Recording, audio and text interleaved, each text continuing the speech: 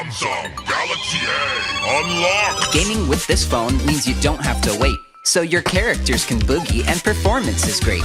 Go Dragon, go Dragon, go, go, go Dragon.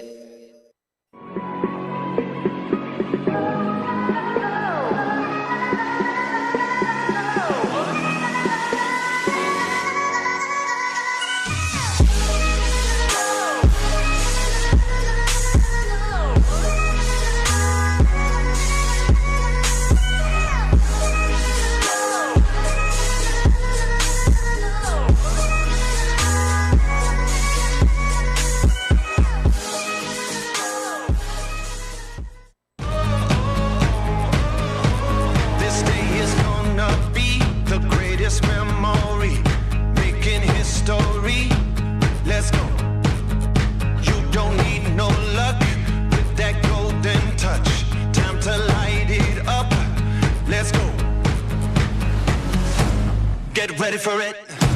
Yeah, this is it. Go! Go! Yeah, this is it. Go!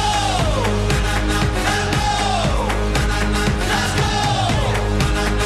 This is it. Visiting Singapore at the SEA Games meet and greet was actually my first time in Singapore. I honestly had no idea there'd be so many fans of the players, and this boot camp was like, I had like an hour and a half to work with like 4 teams, I think 4 different countries, and things about TI and EG and stuff like that. It was a cool experience. It was definitely something I would be interested in doing in the future.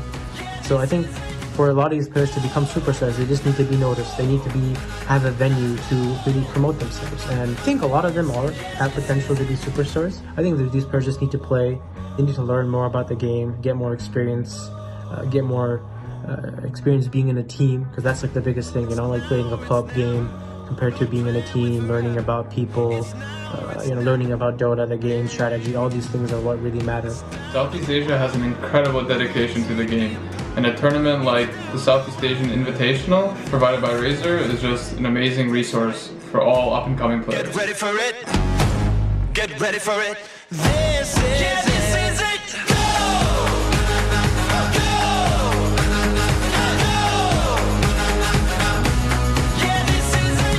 This is a really exciting time for Dota 2. I cannot wait to see which country wins it all at the Razer Southeast Asian Invitational. Good luck to everybody.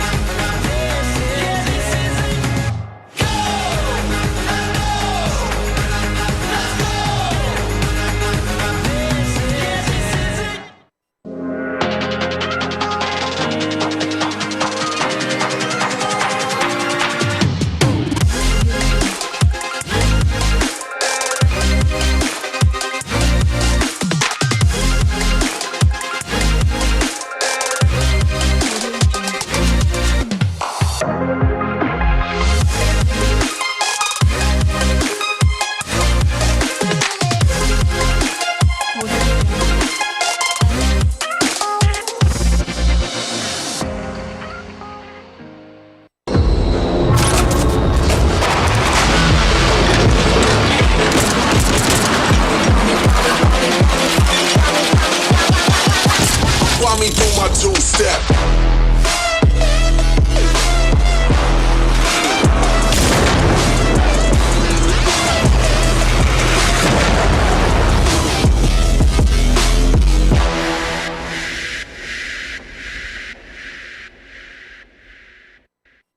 You got the best of me.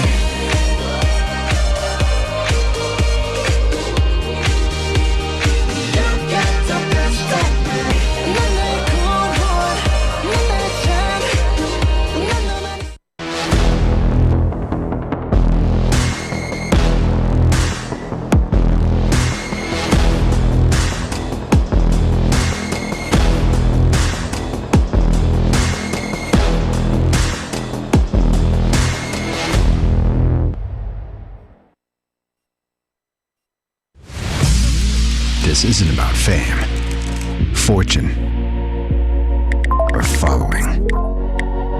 This is a calling. This is desire. This is obsession. This is what it takes to win. The search for more speed, focus, control. This is more than a game. This is esports.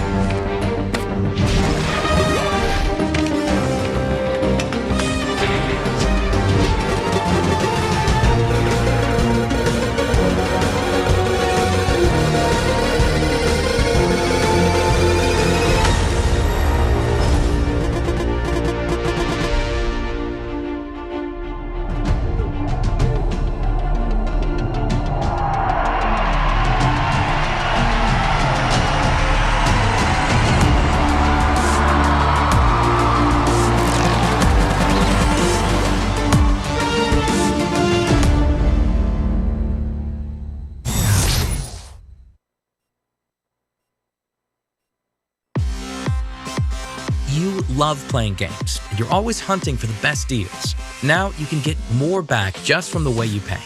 Introducing Razer Gold, the virtual credit for games and entertainment that rewards you back. With Razer Gold, you get to enjoy more savings with exclusive deals. Get access to special bonus gifts and in-game items you can't find anywhere else, like unique weapons and skins. What's more, with every dollar in Razer Gold spent, you'll earn Razer Silver, our rewards program. Just like airline miles, the more you spend, the more you'll earn.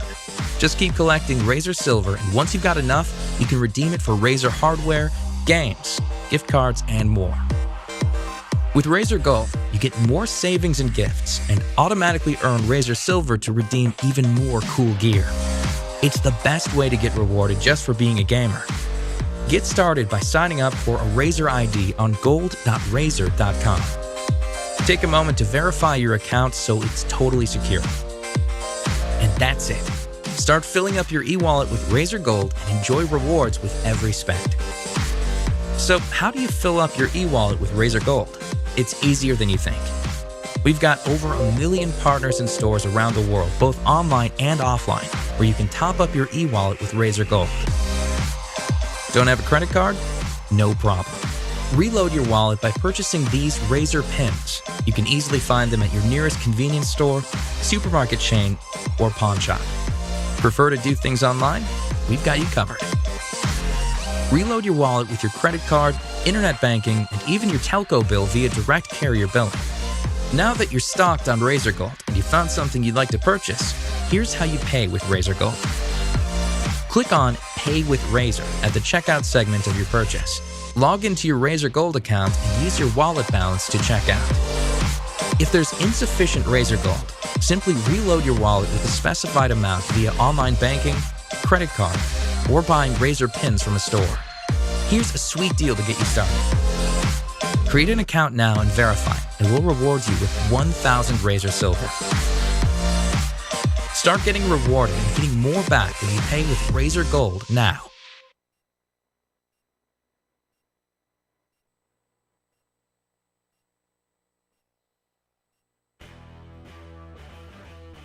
Thousands in attendance and millions watching at home. Welcome to Razer SEA-Invitational 2020 and good evening, ladies and gentlemen. I'm your host for today. It's your boy Archer Perez, and I'm joined here with casters Luna Sky and Sir Cloud. We are so excited to bring you the best games, the best strats, the best plays, and from the best players here in Southeast Asia. This broadcast of the Razer SEA-Invitational is brought to you by Razer. Hashtag This is Esports together with Tier 1 Entertainment and Samsung. Once again, this broadcast is brought to you by Samsung. Experience the awesome performance of their brand new Samsung Galaxy A51 and A71. I just want to give a little background of the SEA-Invitational. Razer has been a leader in the Southeast Asian esports for the longest time, and most recently with the success of the 30th SEA Games, where esports was a medal event for the very first time, and they've taken that momentum and created the SEA-Invitational right now. So the Razer SEA-Invitational is not just any ordinary tournament. This is esports at a very incredibly high level, as 10 nations are involved competing in these games. Over 400 teams across 3,000 athletes battled it out just to make it here at the SEA-Invitationals. That means the guys here in this tournament are the best of the best. At SEA Games 2019, I just want to add, Razer worked with each national esports federation to help bring esports to a larger audience. Now they've done it again with the SEA-Invitational, making it more inclusive event, this time with 10 countries represented. This event will help athletes and organizations prepare for the upcoming and planned SEA Games in Vietnam in 2021.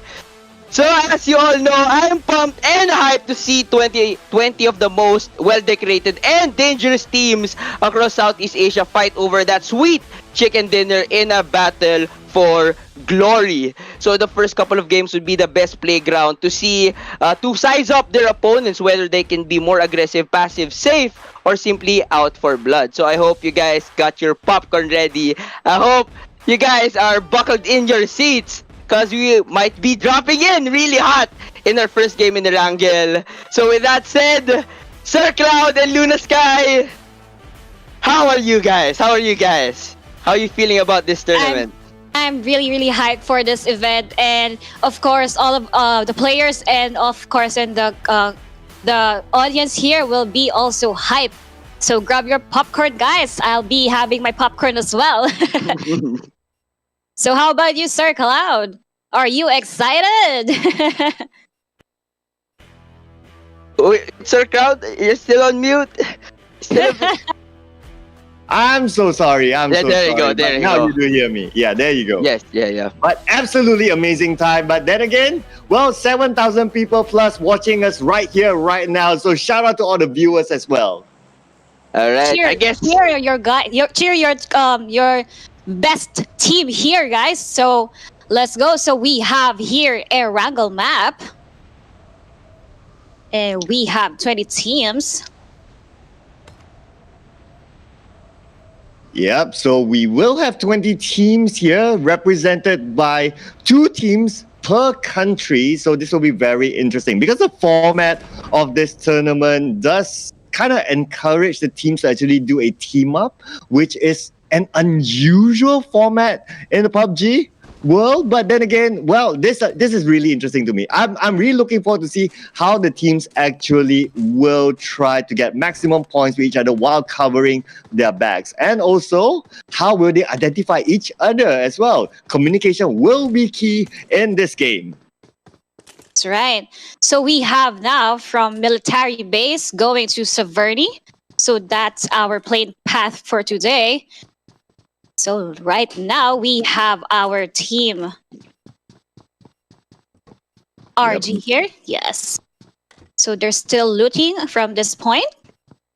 But we can see here, Sir Cloud, that there are many teams actually together. So maybe there's a team will be eliminated for this round.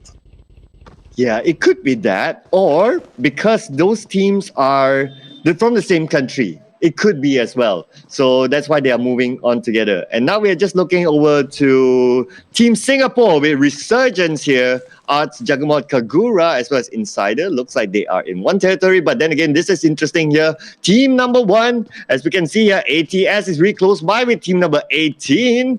which is RRQ Athena from Thailand. They might pick up an RRQ early is fight a with each other. very yes, RRQ is well-known players that are really competitive and very aggressive in their play. Yeah, definitely. And RRQ is also one of the teams that actually favor taking Pochinki a lot as well. So not too much of a surprise that they dropped down Pochinki early for me. But it's going to be interesting that they'll be contested by another team here. So not sure how the outcome will be. We'll just need to wait and see. Here we have ATS Galaxy just proning and waiting for a player to be seen here. So we have G9, Sir Cloud. So G9 is also a well-known player here that is a very competitive and aggressive player, right? Yeah, absolutely. RRQ as a whole, they have been performing fairly well as well, including last year. They got the championship for one of the international tournaments as well. So they do have a good reputation. And for a team to actually challenge RRQ in their kind of like home ground, it's a little bit of a brave move here. But then again, it's also maybe the first time these teams meet up with each other. So lots of different unexpected scenarios may happen. So let's see if our team 1 here will dominate the Pochinki or RRQ will take it once again. Yeah, it's still a big question mark though. We do see here RRQ, they are spreading around Pochinki a little bit more than their opponents. So not too sure. Are they going to close in on them or are they just going to wait until their opponents leave the entire ground? But then again, if they wait too long, the loot may go towards the opponent. So they need to figure out what to do quickly. Here, Sir Cloud, in the kill feed, there's already engagement happening. There you go. We have N9 and IMP here with a shotgun. That's pretty early engagement there that we can see. Impunity from Singapore. Looks like they are losing a couple of team members early on. Not the thing that you want to be in, not the scenario that you want to be in, because you want to get maximum points as much as possible. Being too soon is kind of a bit tough, but although we will play 6 maps today, so game number 1 is more like an introductory map, I can say. So we have here already engagement from RRQ. I think someone is down from team 1. See if who's the player here. Oh, there you go. We have our Philippine rosters here. Iconic Fourth Row, one of the best players as well from our Philippine team. Our Iconic and Blacklist, that's our 2 teams from the Philippines. Here we have Iconic, Edu10 here. And there you go. We have here in the kill feed RRQ. There are still engagement in Pochinki. So I think we have 2 players down from team 1 already. So it looks like RRQ is showing dominance there. And of course, from Team Philippines, Blacklist International, one of the top teams within this region as well, do compete in one of the higher tier tournaments around the region and globally as well. So definitely, I think fans from the Philippines, when they see Blacklist International right now on screen, they'll be like, okay, come on, Team Philippines, because yes, there will be some level of expectation here. And we can see now how they are starting to team up with each other. They're sharing resources, sharing vehicles, and just making that rotation. That's right. So they're finding maybe a place to loot. Since I can see here on other players in Blacklist, they still don't have enough first aid kits and guns. So I think they're just looking for a spot. Yeah, this is the kind of a debate, right? So technically you are an 8-man team, but the amount of loot is still for a 4-man team. So you still need to spread the loot amongst each other. So at some point, you still need to break up. But then again, here we do see a Beer. Looks like the shots go off from Beer. And guess what? Knock down there. And Beer will finish off with another one there. There is one more behind the truck. But then again, it's a knockdown. So do not need to go for the pursuit. But then again, he can still be checking around if anyone is still around there. Because through that knockdown, he knows that team number 1 here, they still have other teammates that are possibly around. But Looking around, 360 view, everything is clear. Free loot for beer. But we have 18 teams left, so I think team number 1 is already wiped out. That's interesting. Because just now I saw that team number one of them, they got knocked. So the meaning that they should be other team number 1 members, I believe. Unless I missed something. A single person. Yeah, okay. So there's a single player left for our team 1. So okay, that's okay, guys. So you can still go to our game 2 and here we have, yes, they can still rank up later on for our game 2. Absolutely. There's still 6 games to play today, and they will play another 6 games tomorrow. So it's total of 12 games. Even if they drop the first game, it's still alright, really. They still can do a comeback at the later games as well. That's right. So we have here Team 20, VGM. Yep, here we do have Tom here. Looks like he's playing all alone. Probably the scouter for his team. And now he is in Gatka. Now this is the worry again, because firstly there are 20 teams. And then these teams, they team up. So you may bump into 2 teams at once who are actually teaming up when you're playing alone. So it could be a scenario where you're 1 against 8. So that's always a big risk there. But here you go, ladies and gentlemen. This is the circle at this point, where we do see here the number that represents the teams. It's on the left, on the right screen. That's right. So we have here till our Vietnam, if I'm not correct, if I'm not mistaken, it's Vietnam. Is this country Vietnam, right? VGM, our V Gaming. Yeah, so VGM, let's see here. So VGM, I believe so. Yeah, I believe so. This is from the country Vietnam. Okay. Yeah, but nevertheless, this is it. This is Icon. Looks like they have another team in front of them in the same area. And Team 6. Team 6, there you go. So we may see a fight here. But then again, just look at behind. There is Team 13 there. But I believe there's a third party here. Oh, yeah, absolutely. That would be a very intense game. I know we all like parties, but not this kind of party. That's for sure. Yes, that's right.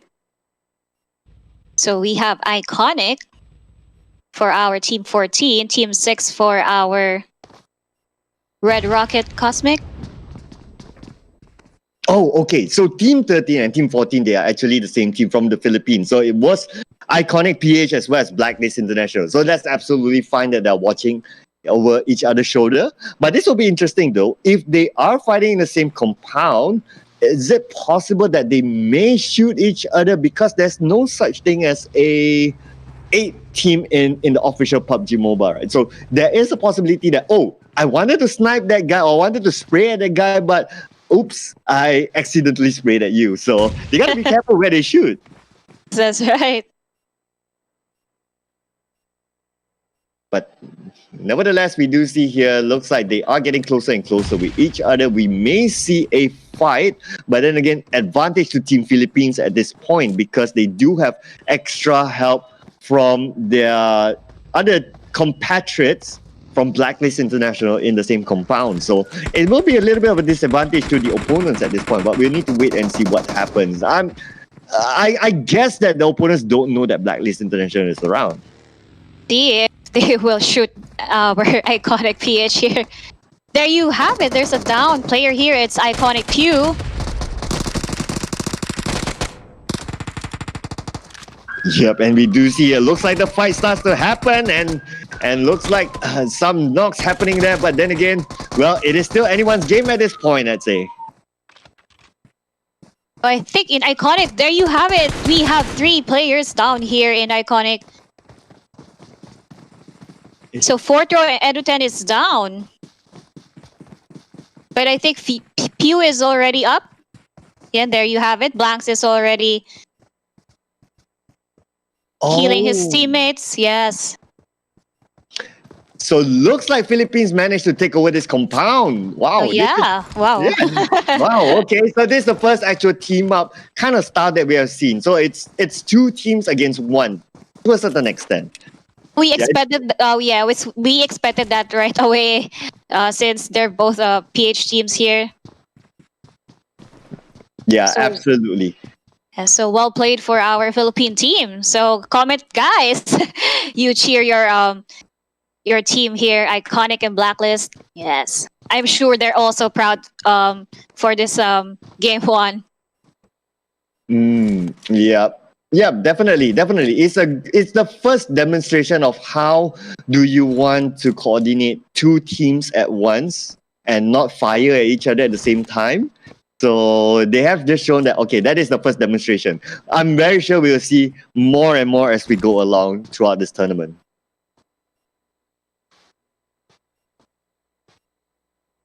Right. And here is the rest of the teams here. Our team 12. Yep. We have our My Galaxy. Yes, this is My Galaxy. Mm-hmm. So they are chilling right now. So looks like they are playing this as a quadra, as a four. Their other teammates are nowhere to be found at this point, but maybe they have a different strategy as compared to the Philippine teams. So we can see here. There are many actually teams are near them. But here you go. We have Team 2 and Team 4. Yep, Team 2 and Team 4. Yeah, so this is a different country, right? So it's Brunei and Cambodia. Yeah, so definitely they want to take out each other at some point. But it looks like probably it's still a bit too early because 16 teams, because placement points also play a big role in terms of gathering those points, right? So you don't want to bow out too early. Plus, there are still 16 teams. It's still not the first half at least. So you don't want to take those risks. Sometimes teams don't want to do that. But it's okay since they still have many games to go. But I see, they're playing safe. Yeah, and here is Orange Esports from Cambodia, and I know. Yes, there are many fans from Cambodia here. I can see in the comments section, they're cheering for our Cambodia team, our Orange Esports.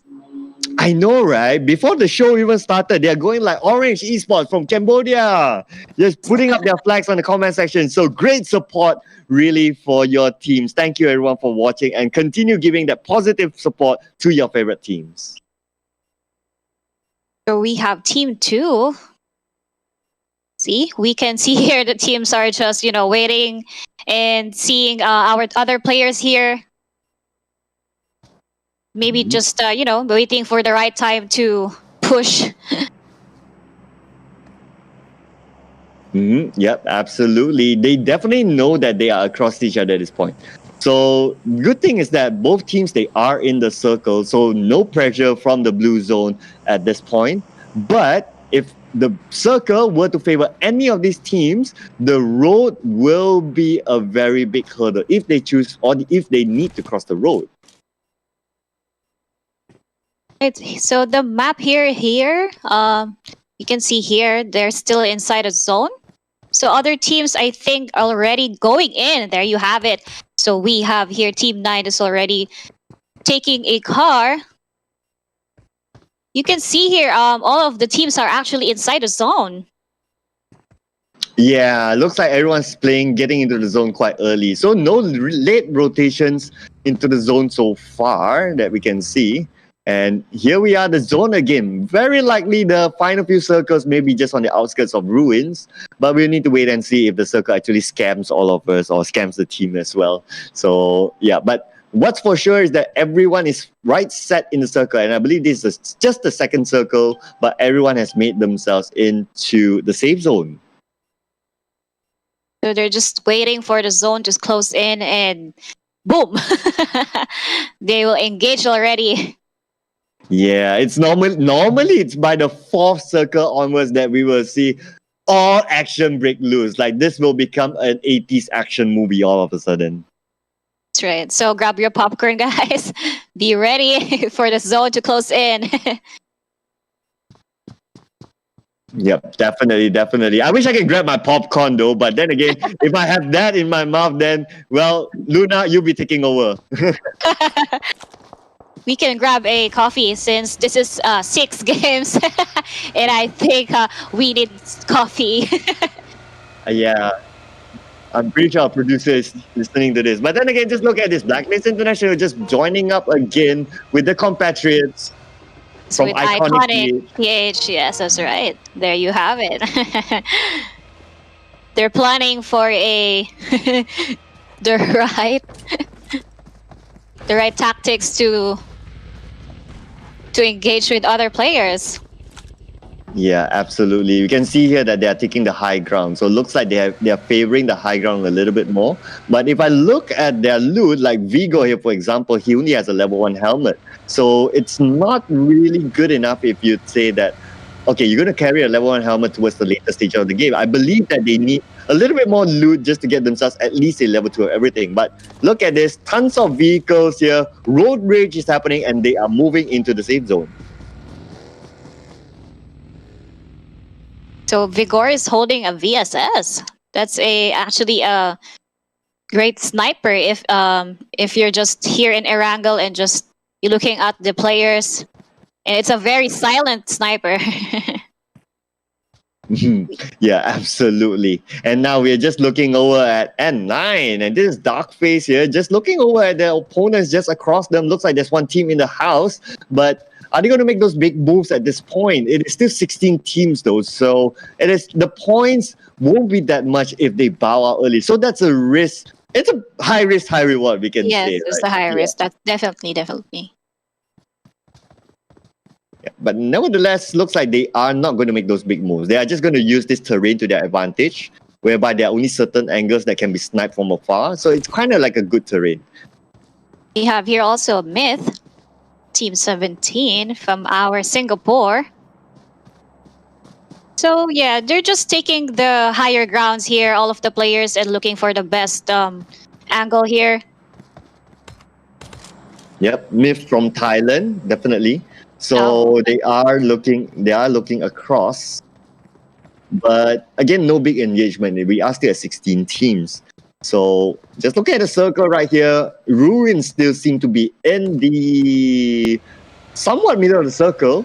So we'll need to wait and see, will they really want to hang on to Ruins? But then again, just looking at this, looks like Vigor has opponents just in front of him, and looks like the fight has started here.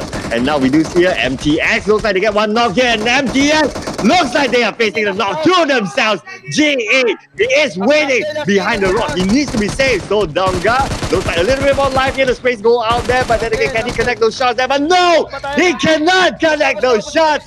And Iconic PH, and there you go. They take them out. Entire squad. This compound is the compound for Iconic PH. Well played. That's really intense. But here we go. Blacklist Aeons here is already eliminated from the team Blacklist. But that's okay. But, 3 teams is still a manpower for our Blacklist International. Although Blacklist International, they lost 2 team members, I believe, earlier. But then again, as a total, you still have 6 teams, six team members. So, well, it's a unique situation to be in, I'd say.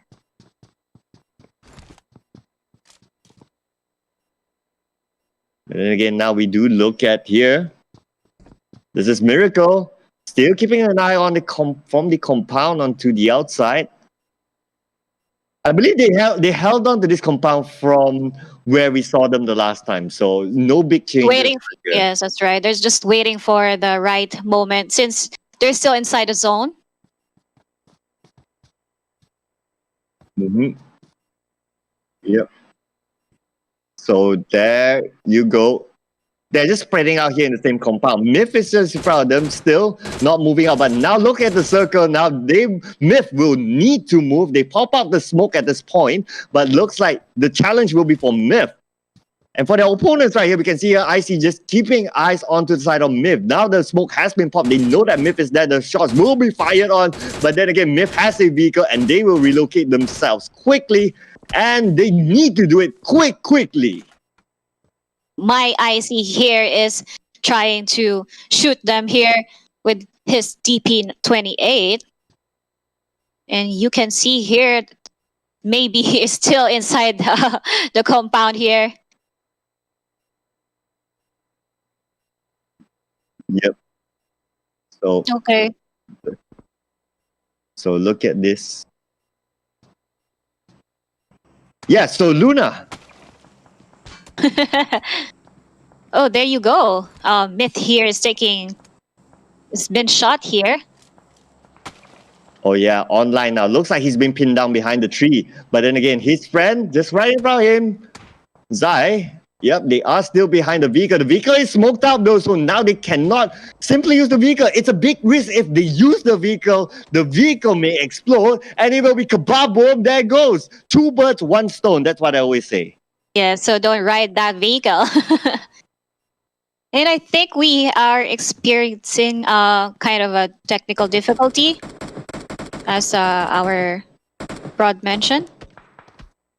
So I think we will relive our game. Right, so this game will be restarted soon, I believe. Yes, that's right. So I do apologize, guys. Okay, but anyway, it was a good taste of what is going to happen here based on this format that we're going to go through here. And of course, ladies and gentlemen, for the viewers out there who's wondering like, okay, how can 2 teams team up with each other? Just to let you know, because of the point systems will be aggregated, the teams are encouraged to team up. Yes, any country can team up within the 2 teams. Of course, they wouldn't want to team up with other teams, but then again, it is encouraged. So then again, this is the unique format that we're going to see throughout the entire Razer SEA-Invitational 2020 tournament. I thought that they're teaming up, but I can see in the comments below. Yeah, so we just wanted to explain that it is as such. Yes, sir.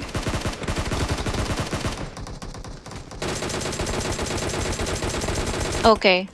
So we have just been informed by our backend team that this game will be restarted due to a parachute bug. So rest assured, we will be watching the real first round very, very soon. But again, like I said, this is really a taste of what's to come in throughout the matches as we will watch 6 games just today.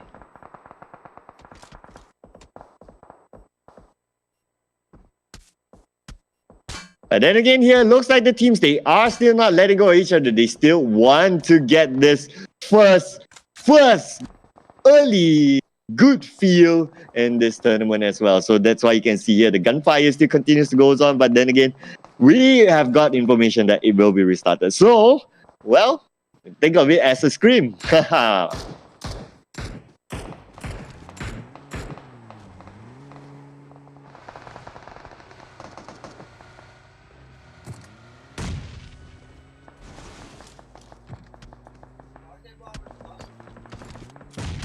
We'll be right back.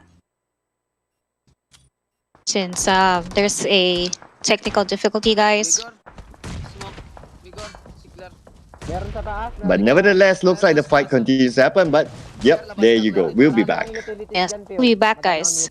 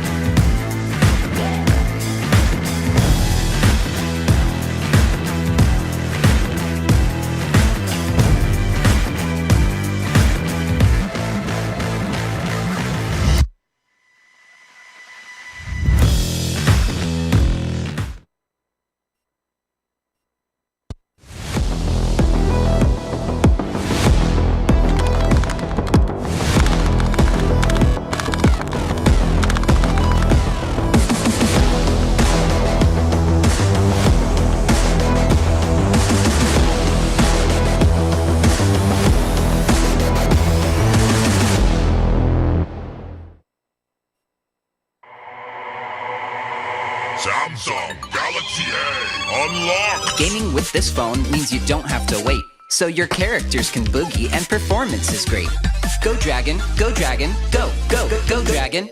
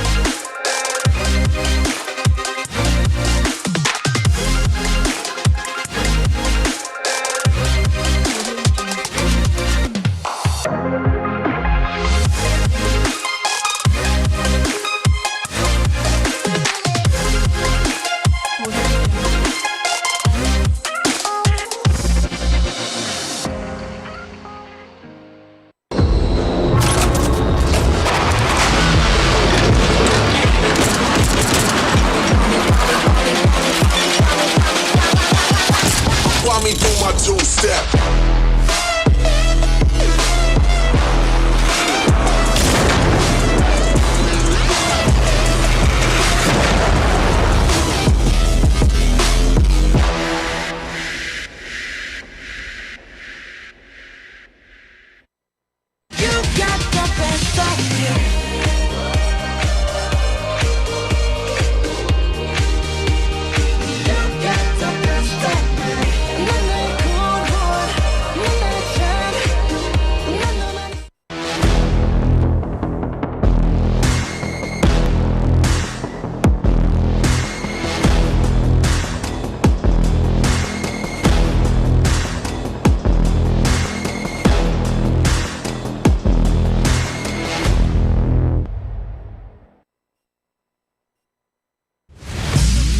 This isn't about fame, fortune, or following.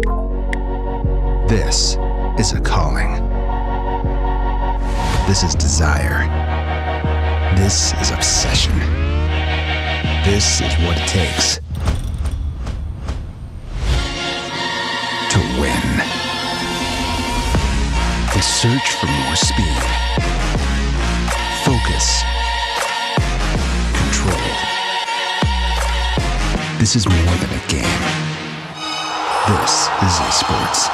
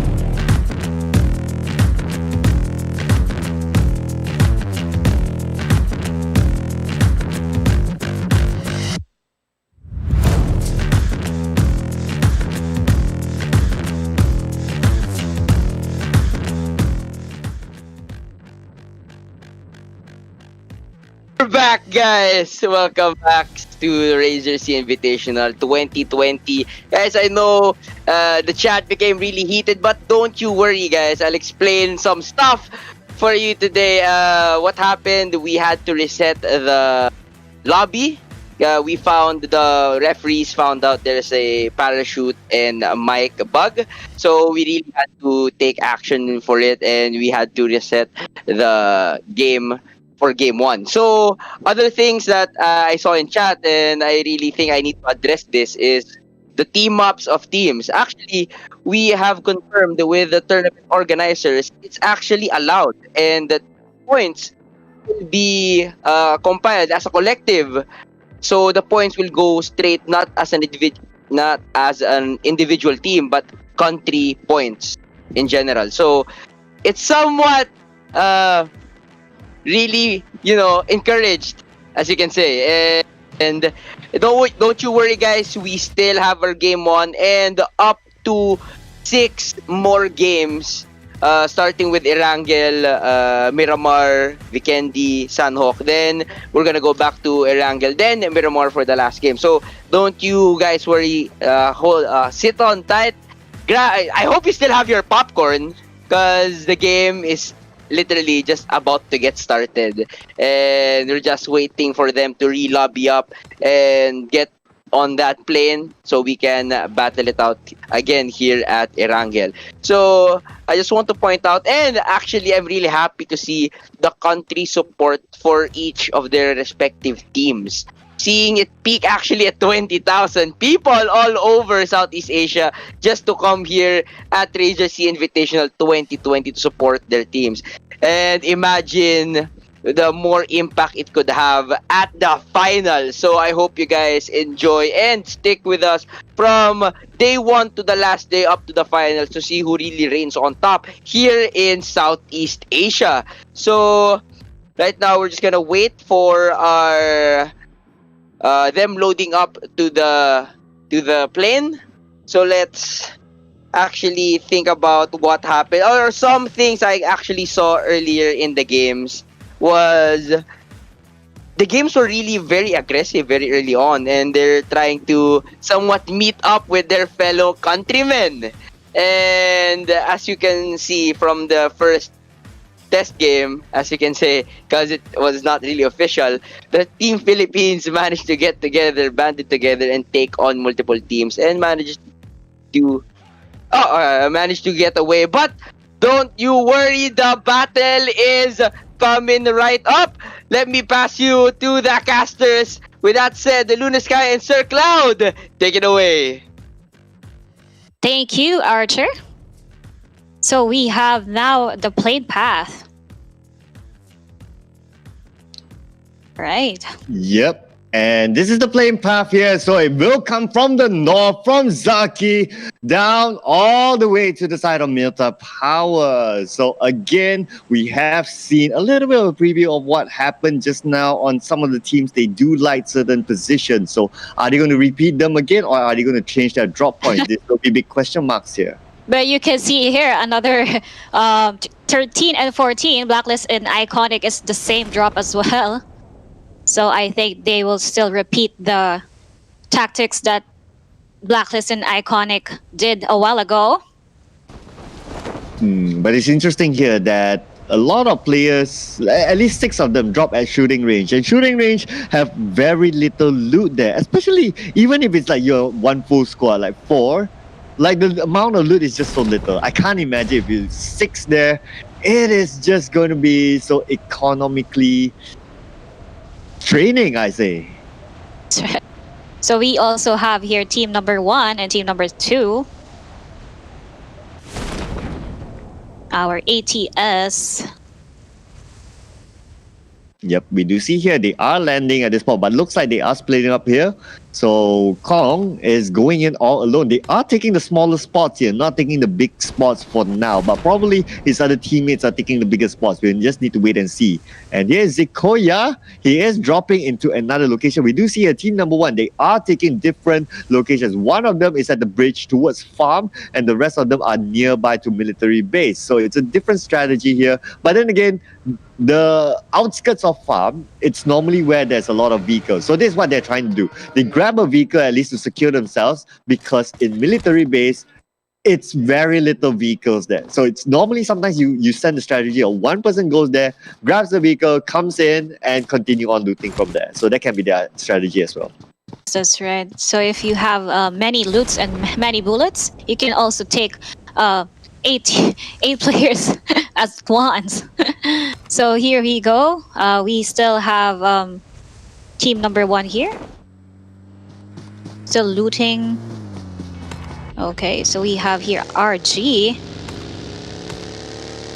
Yep, looks like they're sharing the same compound. I believe they are from the same country as well. That's why they are teaming up there in the area of military base. So not much of a surprise there. So that's pretty much expected from all the teams at this point. Now, what is going to be interesting is that where the circle is at, as we can see earlier, looks like they will need to make it past the bridge. Now, the risk is always that if you pass the bridge, you may be gatekeep there. So you need to keep in mind that, well, this is 8 against 8, so there could probably be 8 teams gatekeeping one team.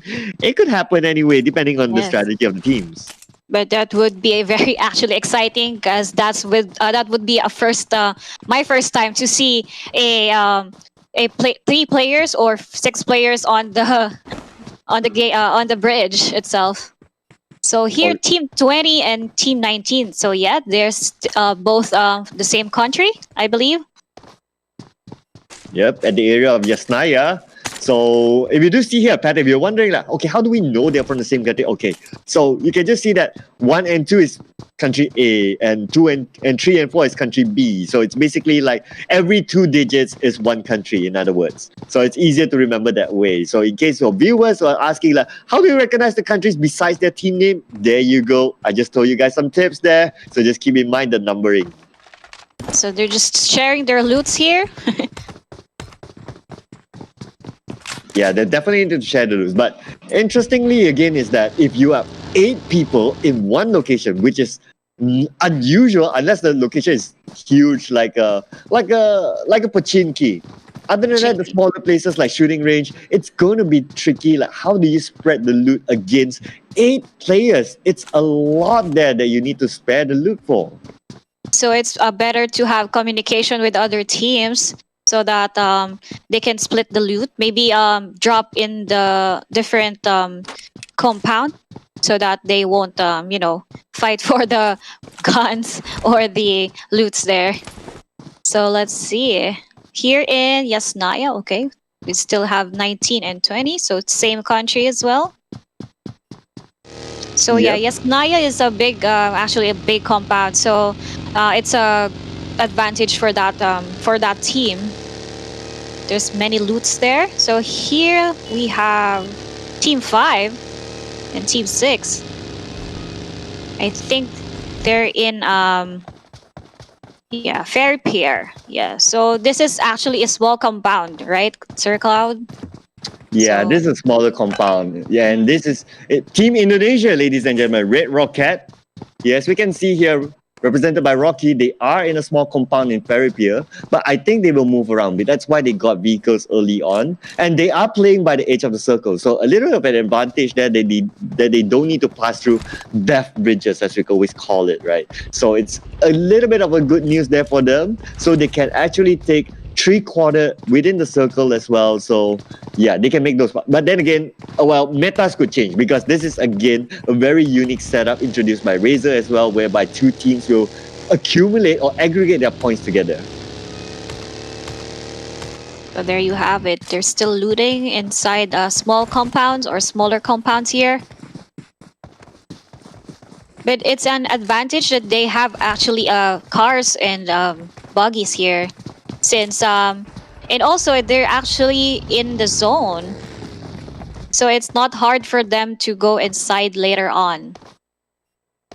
Yeah, absolutely. Definitely won't be difficult at this point. It's still very, very early. Plus, it is the first circle as well. So, a lot of ground that they still can cover, whether they want to take the areas of high ground or they want to take the compound areas, is absolutely up to them. Now, we're looking at the Thai teams, RRQ Athena. Here, as we can see, they are moving as a four-man squad at this point. So this could be a strategy as well. You could move in as an 8-man, 2-team, or you could split up because you want to maximize the loot potential. So those That's are a right. couple of strategies that the teams can do. So our team 19, I don't see the team 19 here. So I think, yeah, they separated. So RRQ is maybe dropped in Pochinki, and then team 19 is maybe just maybe in school, maybe so that they can, they won't share the loots there. And we have here 7 and 8. So yeah, same country as well. So that's their tactics. Yeah, and they have similar vehicles as well. What a coincidence there. Just around the corner of school. They will leave the school compound. School is definitely a very, very good place to loot. Tons of loot there. Whether it's in the main school itself or the apartments outside of school, it's a really great place. If I were to play, I'll be really... I always love dropping in school, personally as well. I see. So when you play, you go to school, huh? Yeah, my teacher will be so proud. That's right. Okay. But it's hard actually. Sometimes when I play and drop in school, sometimes there's no loot in the school area compared to the apartments. So yeah, if I'm in school, I technically go to the apartments. It's better. There's a better loot there compared to the school itself. Yep. And now we do see here the Singapore representative Resurgence as well as Impunity. Kagura, which some of you viewers out there may know that he used to be for another team. Now, Arts and Kagura, they used to be from the same team in Singapore called H2O, but they have made their transfers to Resurgence, as you can see here. So, well, surprise, surprise, if you just found out that, hey, what is Kagura doing here at ISG? There you go. Kagura is now playing for Resurgence. Team 15 and 16. That's actually a great tactics here for Team 16 and Team 15. They're actually taking all the vehicles that they see. Yep, so there's always this strategy as well. It's either you take the vehicles that you want or you need, or you blow them up. So some of them do that as well. So depending on the strategy. And here you go.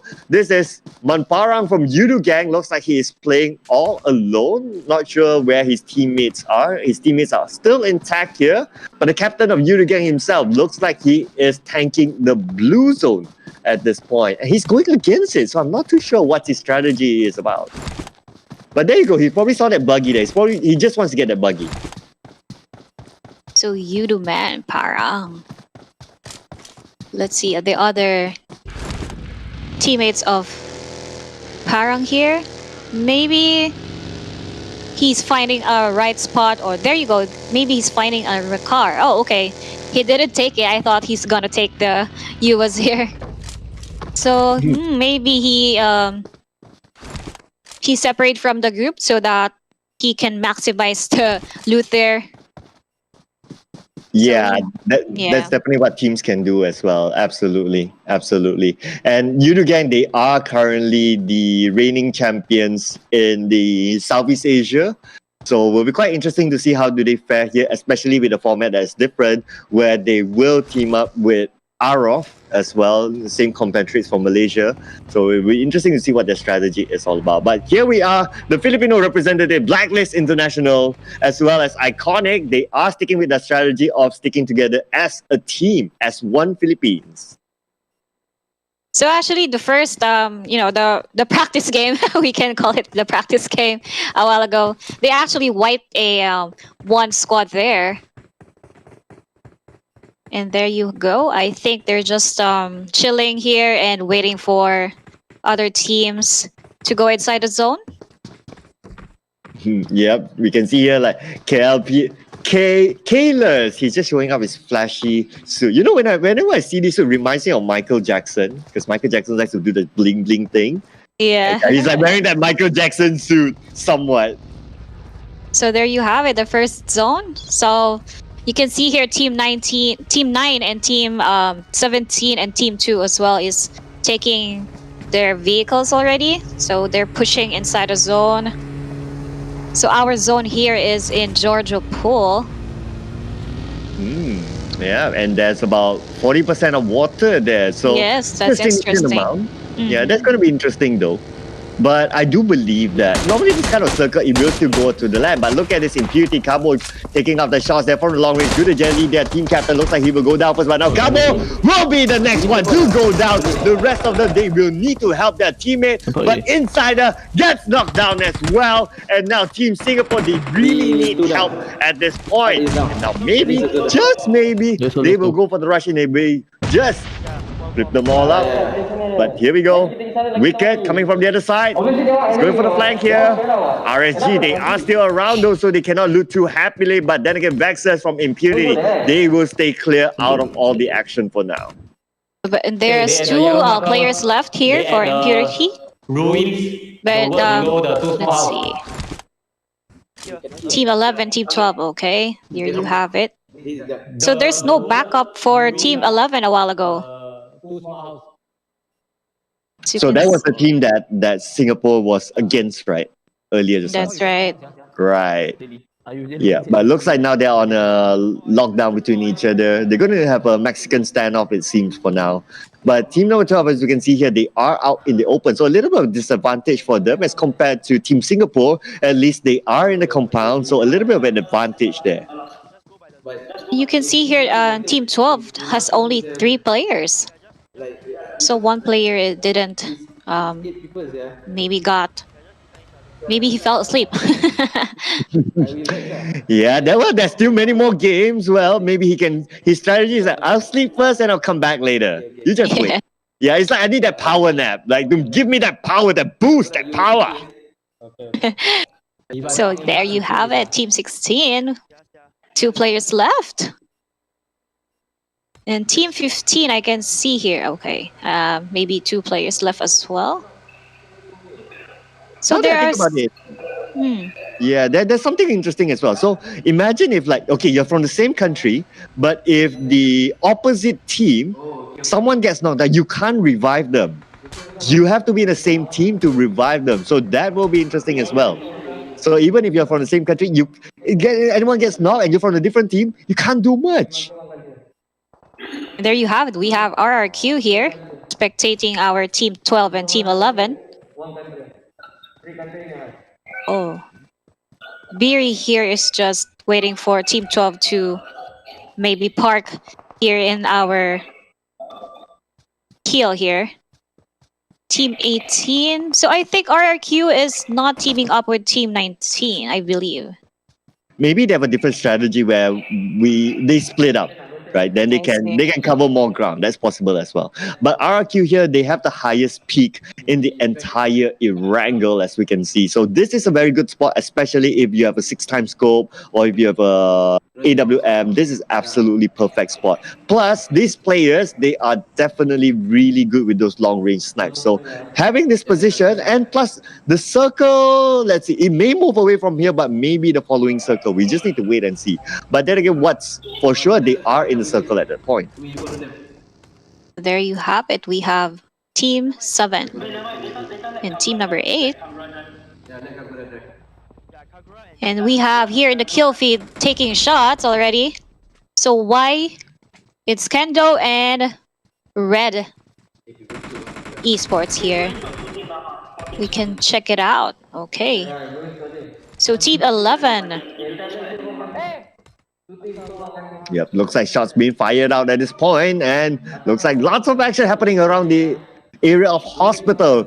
I hope the hospital has enough beds because gunfire is happening right now. Now, team number 11, as we can see here, they are shooting across there, across the hospital. You don't shoot near the hospital, ladies and gentlemen. That is unethical, but then again, nothing is ethical here. Everyone just wants to go for each other, and now we do see here the rush is going in. We do see here lots of teams very close to each other. Team number 6 now looks like we do see here Says now is in trouble now. Immediately uses the bandages. Now, Kryzen looks like he has has no more first aid kits, and the energy drink will be drank up by Mozart, giving him his little bit of boost there. But the siege is coming in, and they need to be prepared. They're versus Team 14, I believe. Our Team 6 and our... Oh, there you go. You have also Team 12 here around here. So Team number 6 and Team number 5 is actually... the loot of Team 6 here is not that good. You can see here, they're just taking bandages. And they're taking shots against Team 12. Not only that, they are coming up to the second floor. As we can see here, looks like Mozart, he will immediately pop out his first aid kit. But then again, just on the other side, they do see it, and Mozart managed to get one knocked down. But the second one, can he do it? No, he cannot. He'll be knocked down instead. The revenge will come in by his teammate Stas, and the revive will go out. But they cannot relax yet because there is more coming. Maybe, just maybe, he will come into the same compound here. He will come out to the second floor. But then again, he has time here. Maybe just throwing out the grenades here. Will it connect out to Mozart? And now maybe just toss it out from the window. And maybe, just maybe, will go out from the stairs here. And yes, he does go out to the second floor. And now maybe, with a micro Uzi, did not manage to get the kill off. He needs help right now. But the cavalry has arrived. Are they going to continue on? Because they are only left 2 team members. But maybe it's crawling for help. There you go. Fortune, he is here, and there. Oh my gosh, Arrow and VGM is already taking shots as well. They're taking shots already. Oh my gosh! So the teams are already engaging since the zone is already closing in. So teams are already aggressive from this moment. So other teams are here as well, Mr. Sir Cloud. Team 18 is around the corner of hospital as well. And there you have it. Blacklist International is also taking shots against our GPY. And we can see a Spider-Man. He definitely needs to be that superhero that everyone needs at this point. So the revolver, oh my goodness, he did not take care of his flags. He got shot down, and we have Spider-Man, we have Batman here. Can they combine to be the superheroes that the team needs at this point? Spider-Man is crawling, and I don't see anyone else in the same room. Batman is nowhere to be found. Where's Batman? He's just standing outside there. So 1 player is left for that team. Oh man, that just absolutely not sure what happens. But that's a big. Just look at this. Batman is not moving. I'm not sure what happened to him. But then again, his team needs him. But oh, Batman, you just need to be the loner that flies around at night, right? Yeah, there you go. You just wait there. Yeah, just watch. I see if Batman will fly, going to Spider-Man here. But I think it's not moving anymore. So we have here my Team 12. You can see here in the kill feed also, Sir Cloud, RRQ and Iconic here is taking shots as well. There you have it, Iconic and N9. So Team 19 and Team 20 here still intact. So they still have the advantage. And they still have the 8-man squad. But here you can see in the kill feed again, Iconic and N9 is taking shots as well. And they're just taking turns.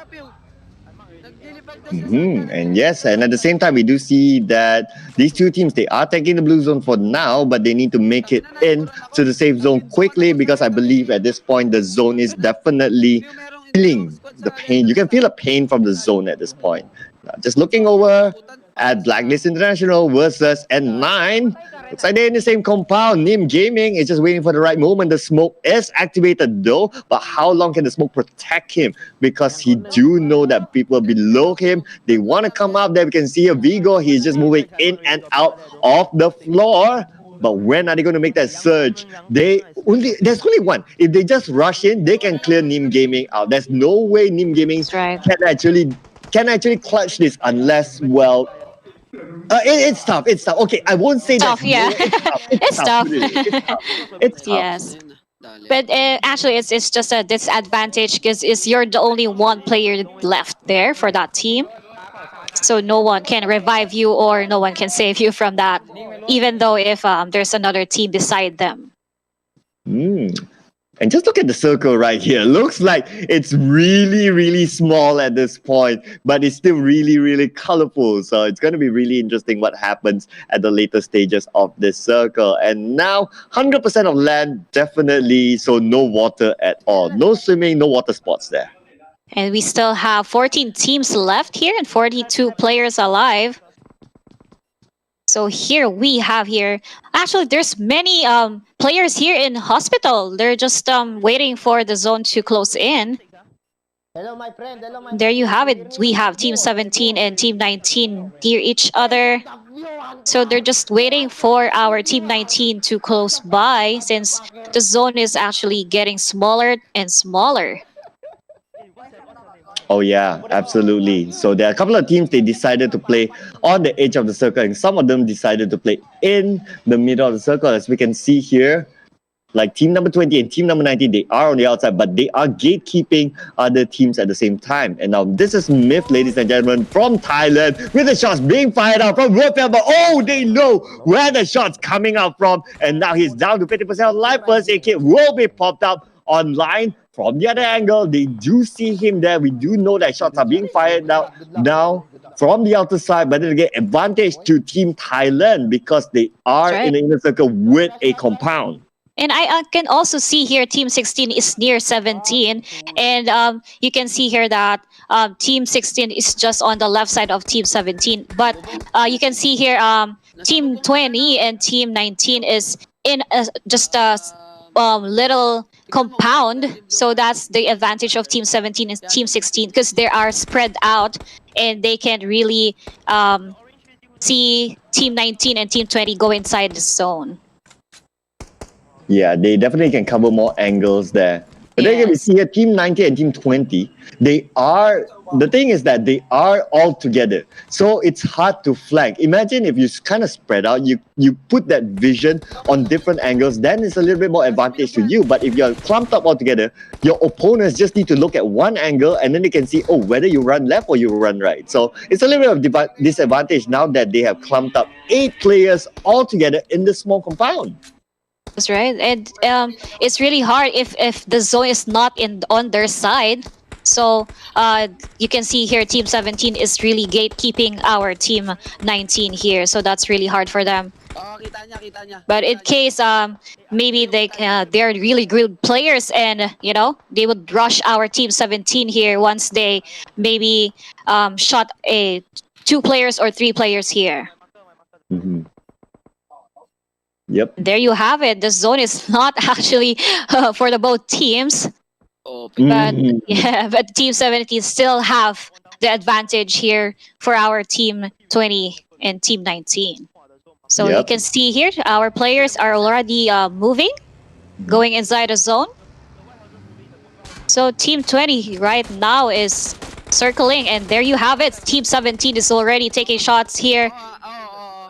Now the tides have turned. Looks like those who were on the outer side, but then again, the shots being fired out by Stone now. Managed to get one knockdown on the Chua. And now Stone will probably go to do the rushing, but then again, they must remember they have a lot more to go that they need to beat. And now looks like an entire squad is being wiped out just outside, just as they make that rotation. And now Myth needs to make that rotation into the zone. They will need to do this almost very difficult task next, but now they will be gatekept by MTX, which is just playing by the edge of the circle at this point. They don't have any vehicles as far as I can see, but the sprays do go out from online. They're trying to get anyone they can find through along the smokes, but not managed to knock down anyone so far. But the sprays will continue to give the pressure onto the opponents. See also here, Orange Esports is taking shots as well between RG, and there you have it. 1 player down in Orange Esports. And I think team number 2 is rushing here in team number 4. Yep, and we do see here Beruang looks like the spray will go out on the side of Orange, and Leon is now 1-on-1, and Beruang being down by Leon. Leon managed to get an advantage, but then again, there's still others that he needs to deal with. They are playing by the edge of the circle at this point. Beruang is now crying out for help. The smoke will be popped out by the side of Orange. At the same time, Beruang is still crying out. His teammates are nowhere to be found at this point, probably taking out a different angle, and now Popov will be saved by his teammate. And there you go, Beruang, Popov immediately pops out the first aid kit because See here, too. 115 bandages. And there you have it. Orange Esports are already up. So 4 players are already up here.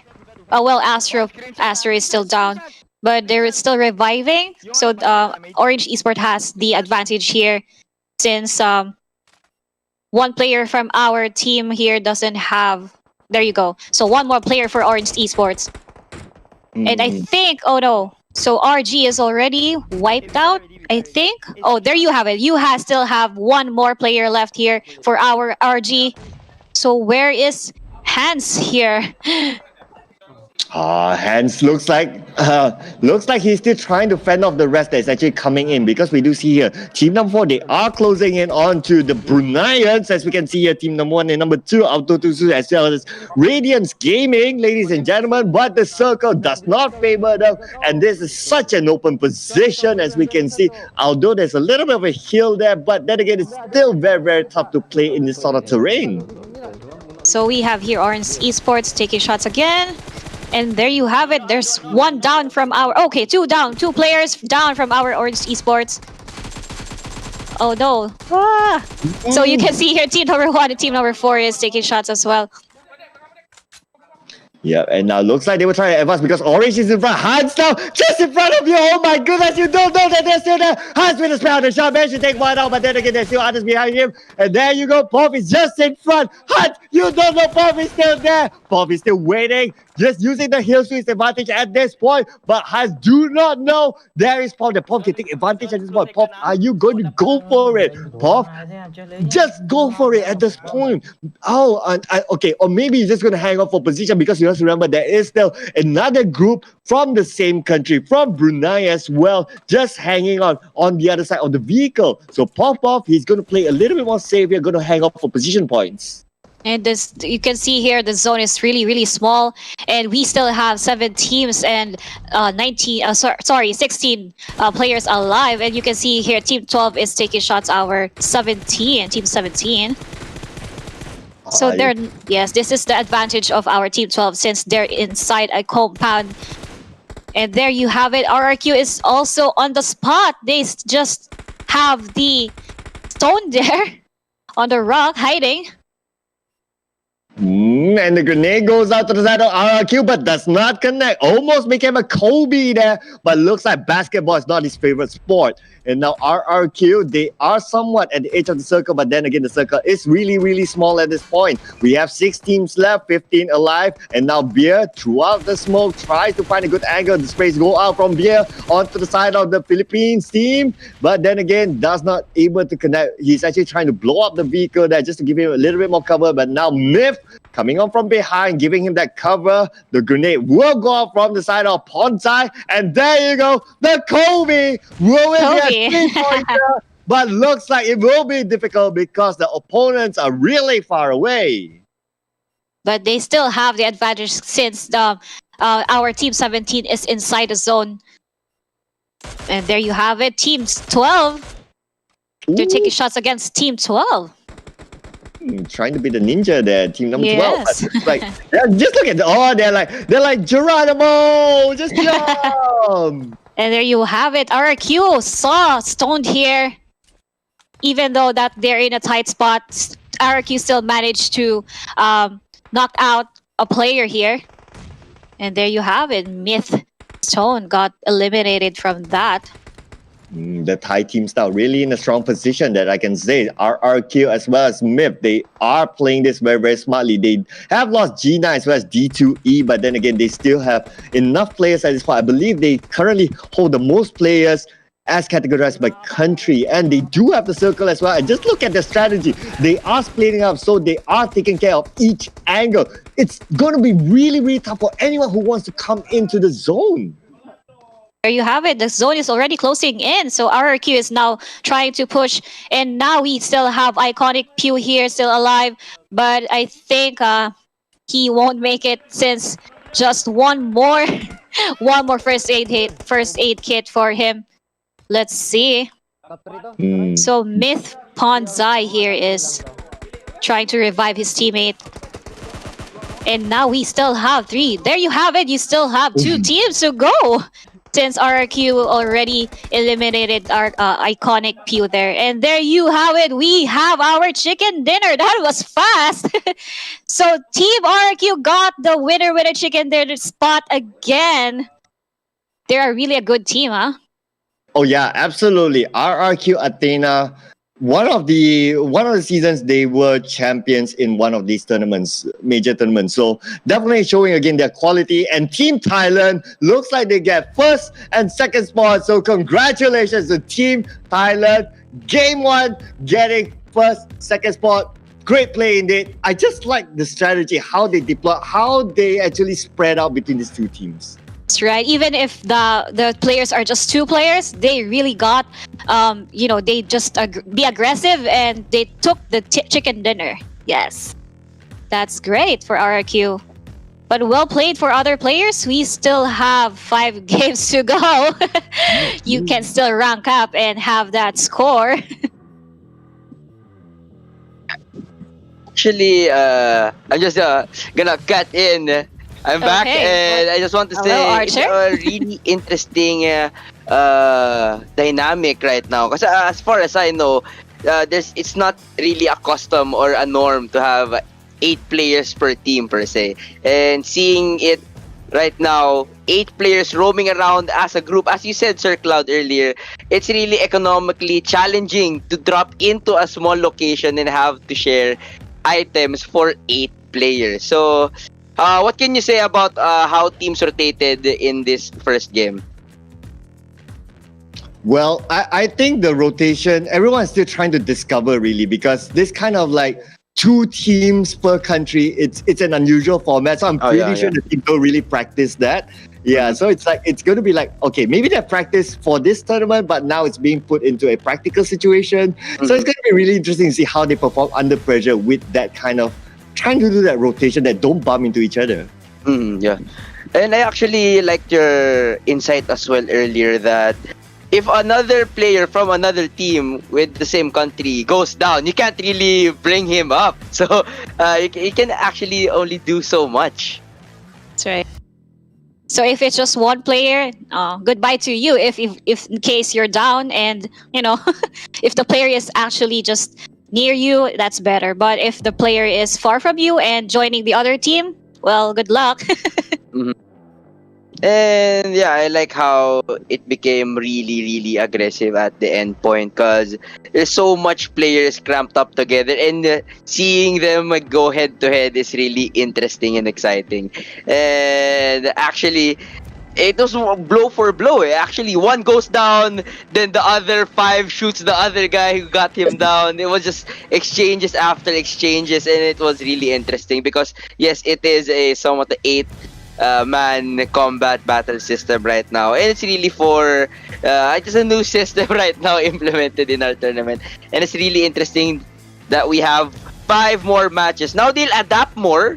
Do you guys agree they'll adapt more to a custom with having 8 players? So what do you think that could happen next game? Will they be more aggressive or more passive?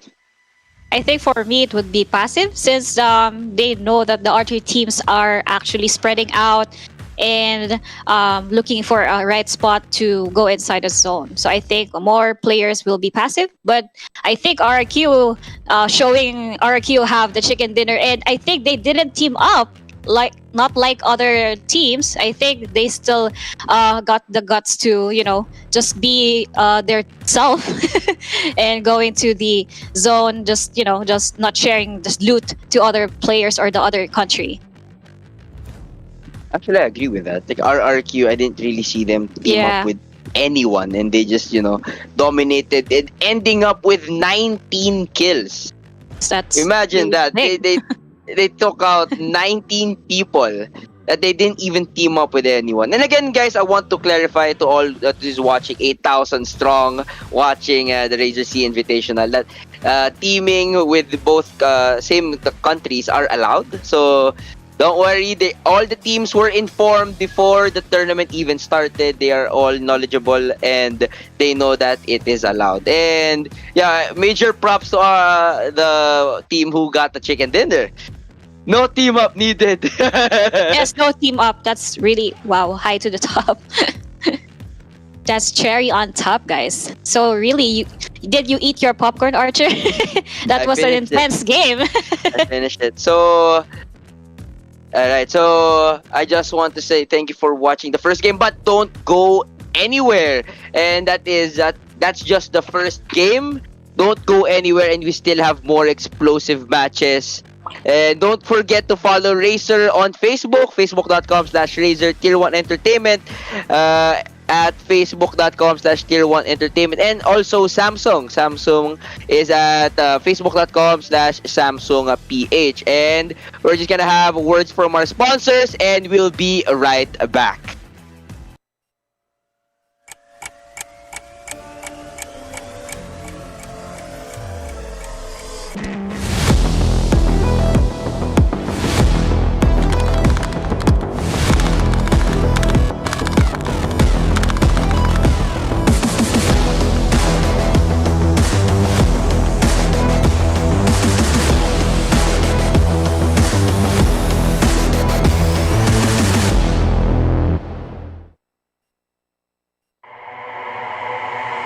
Samsung Galaxy A unlocked. Gaming with this phone means you don't have to wait, so your characters can boogie and performance is great. Go Dragon, go Dragon, go, go, go, go Dragon.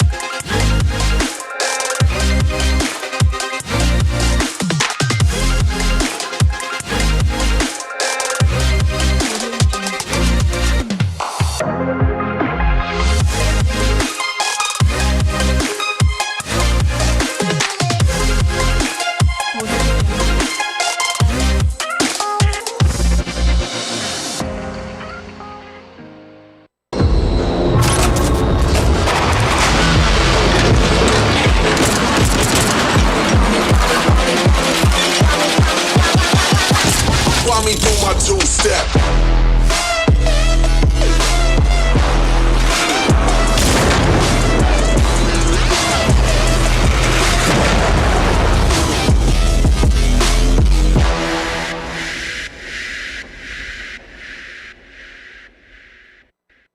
You got the best of me.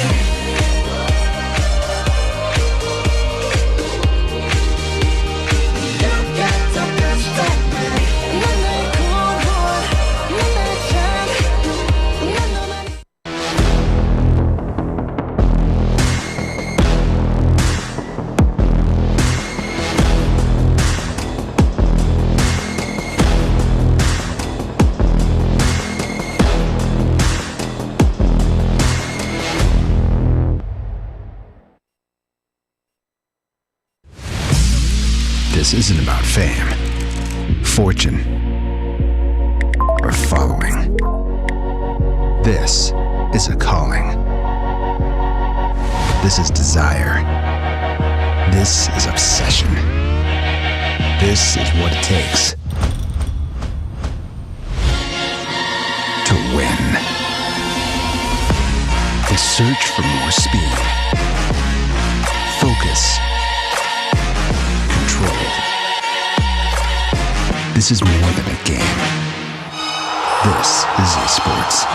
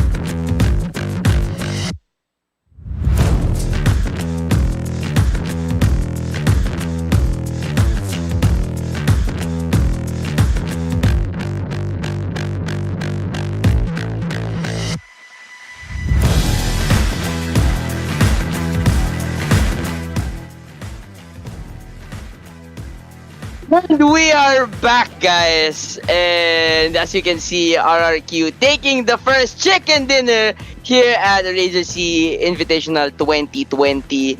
Again, it's a very new battlefield for our pro teams all across 10 countries around Southeast Asia, as teaming is allowed. I am actually new to this as well, and I know you guys are too. But right now, we're gonna enter in a new scenery as we go into the very hot desert of Miramar. And I want to talk to our fellow casters about it, Lunesky and Sir Cloud. I want to ask you something. What do you think the teams will do, or rotations will be when here at Miramar having open fields right now? Unlike Erangel, there's open fields, but there's a majority of more houses. But here in Miramar, high ground is key, open fields. How do you think they'll play this out? Will they move around with more cars, bunker down in some houses? So, what you guys think?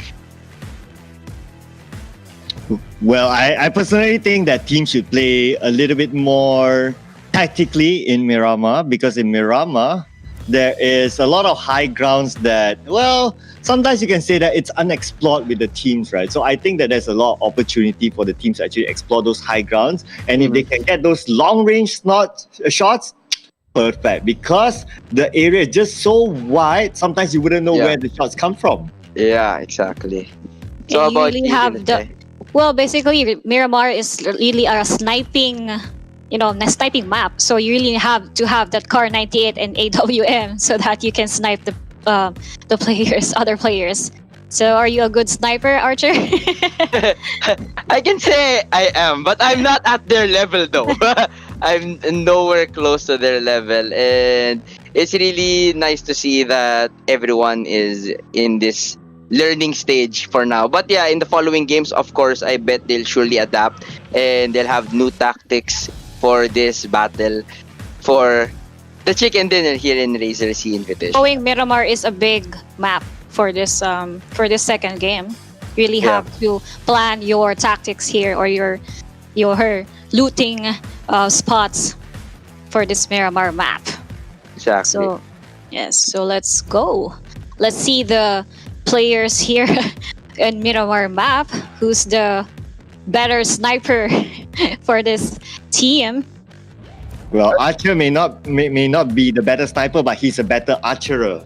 Oh yeah, give me a bow. Give me a bow. Archer. And then crossbow. Yeah, you can use the crossbow. Indeed. Oh yeah, with that said, I also want to cut in with our awesome Razer products as well. Razer Viper is a mouse built for esports, built for absolute control. Control the outcome of any battle with a gaming mouse that combines high precision and cutting-edge lightweight body and the fastest articulation in gaming. Meet the Razer Viper, featuring industry-leading mice technology that is designed and tested by Team Razer athletes. Kaya for everyone there who doesn't have a mice in mind, you know what to get. That's a Razer Viper. So, let's go back into the talks about the game. So, what do you think will happen? Will they drop in really hot right now? Do you think will they go to the mansion? Would you see teams like cramp up right now, or they would just go isolated places? Some of the teams, because there's certain teams here that have a designated drop. Like for example, as I know, our Team Iconic or Team Blacklist goes to Picaro. So that would be maybe a different for them, or maybe it's just the same drop. And I think knowing also RRQ, since they go to Pachinke, so in Miramar, I think they would also go to Picaro. So yeah, so it really depends on the players if they would play a passive game or a aggressive game. Yeah. So how about you, Sir Cloud? Well, I think we'll see a similar pattern like how we see in the first game, whereby there are some teams that actually go to the smaller compounds as well. Not not all the teams will focus on the bigger compounds because there's always a risk that you will bump into other teams. Plus, there is a possibility that these teams have not officially met with each other. Maybe some of the teams they have in other tournaments, but some of them may not.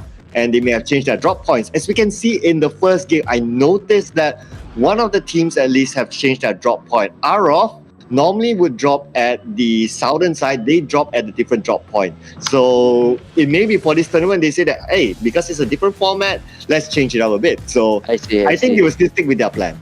So we will know later on. So let's see who will dominate our Pecado, our hot drop in Miramar. See, I guess it's safe to say that everyone's like tipping their toes in the cold water. They're still testing it out if their natural plans or their regular tactics will work in this 8-man format. So, how about you? I want to ask you guys, if you're going down in Miramar, where do you usually go? Maybe go to the smaller compound. I'm not a great player and I'm, just a casual player and, just going with the teammates. And if I play with the guys, if they drop on Pecado, what can I do? You go with them. Yeah. Yes. So what can I do? So let's see. Pecado it is. Let's go for Pecado. Let's go. Let's go. Maybe this question back to Archer. Where will you drop? Yes. Archer, where? we get to ask the host this time. Yes. Actually, let's go to the mansion, man. I like it there. Really heated up. Really, you can really expect some action very early on. You know straight away if you're going back to the lobby or just winning that place. So. Yeah, so I hope we see more intense battles here. And like we mentioned earlier that there's more open area. There's more flanking side, blank sides that you have to look out for. Regardless if you're on top of a hill, there's more areas you have to look out for because you might get shot from wherever. Like Sir Cloud said earlier, you won't actually know where it's coming from due to the size and range of this map. You really have to have a scope in Miramar since it's a long distance map, so you really have to have a scope, and you really have to also have a smoke grenade since it's an open space. True. Yeah. And I guess it's a race for vehicles as well. Yes, that's right. The mobility in this map is crucial, especially when the circle is not in your favor. You can't just really walk out in the open. You're just a sitting target for snipers out there. So I guess it's a race for the circle as well and the vehicle, so you'll have a stronger position in the coming matches with other matchups with other teams. Yeah, correct. No doubt vehicles will definitely be an essential piece in Miramar. But also there's a big risk in Miramar as well, bringing vehicles. If you go off-road, because the roads are bumpy, there's always a risk of flipping. Yeah. That's really True enough. True enough. You might actually bring your whole team down. So for anyone who is assigned drivers, be really careful. We need to have a driver's license for that. So you really have to have a great driver for Miramar. Not unlike other maps like Erangel. It's you can still go to the inside the zone without a vehicle, but it's still risky. Yeah, the foliage is good in Erangel than here in Miramar. So yes. I guess it's safe to say that we're gonna see a lot of long range battles here, and especially vehicle movement amongst the teams. So right now, guys, if you're wondering, we're just waiting for everyone to load up the plane so we can drop in hot in Miramar. Yeah, as hot as where Miramar is, right? It's like the dusty hot place. Again, if everyone's wondering again, I still see comments about the team up. I just want to clear it out. All teams are allowed to team up. Don't worry. Again, the teams were informed with this new and unique format of game style, and the points will be as a collective. regardless, let's say there's this team dominating, it has all the points, and your fellow country team doesn't have that much points, it may still weigh in the scale that they may not end on top because all the points are collective as a country. So I guess teaming up with your country, It's a better option. yeah, it's actually I think it's a encouraged thing to do. If your other team in your country is struggling, you really have to help out for the points. But I guess if they can handle their own, just go on your own. Like RRQ, right? Yeah, RRQ, exactly. Yeah. But my thought about the subject of the team up with RRQ, I think they still did team up. That's why they got first and second place for both the Thai teams. But they team up in a little bit of in a unique situation, whereby if they saw throughout the mini map, I think it was maybe the 5th or 6th circle. They were in a similar location, but one of them was like taking care of the north, and one of them was taking care of the south. And as the circle shrinks, they stood by their northern and southern positions that absolutely gatekeeping. Basically, you gatekeep 360 of the circle. Yeah. They go in. So that is a form of teaming up, but it's not the teaming up of like we're staying in the same position. Oh yeah, true. Yes, that's right. Yeah. They're covering more ground, and actually that's a good plan. If both teams of the same country can end up in top 1 and 2, that's more favorable. Yeah, that's actually good. That's actually good. And I like your insight. I didn't actually notice that earlier. And if that's the case, the other teams must adapt to that as well, because if they have more field range of coverage, they won't be flanked whatsoever with that tactic. It's also based on their communication, right? What was that, Lunaskay?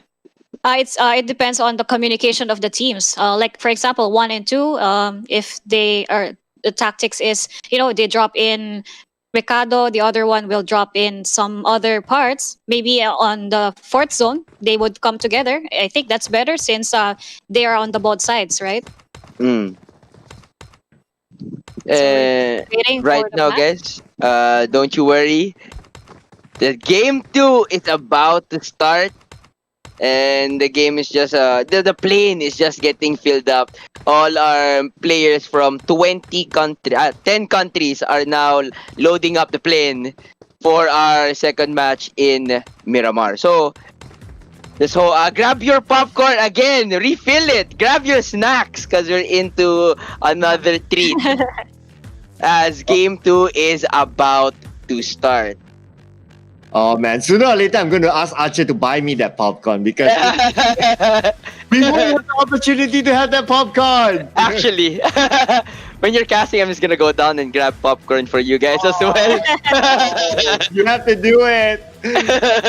Will do, man. Will do. So, I guess there's no more waiting, guys, as there's only 10 more seconds as we fly in to Miramar, and I'll officially pass it to you, my fellow casters, Luna Sky and Sir Cloud. Take it away.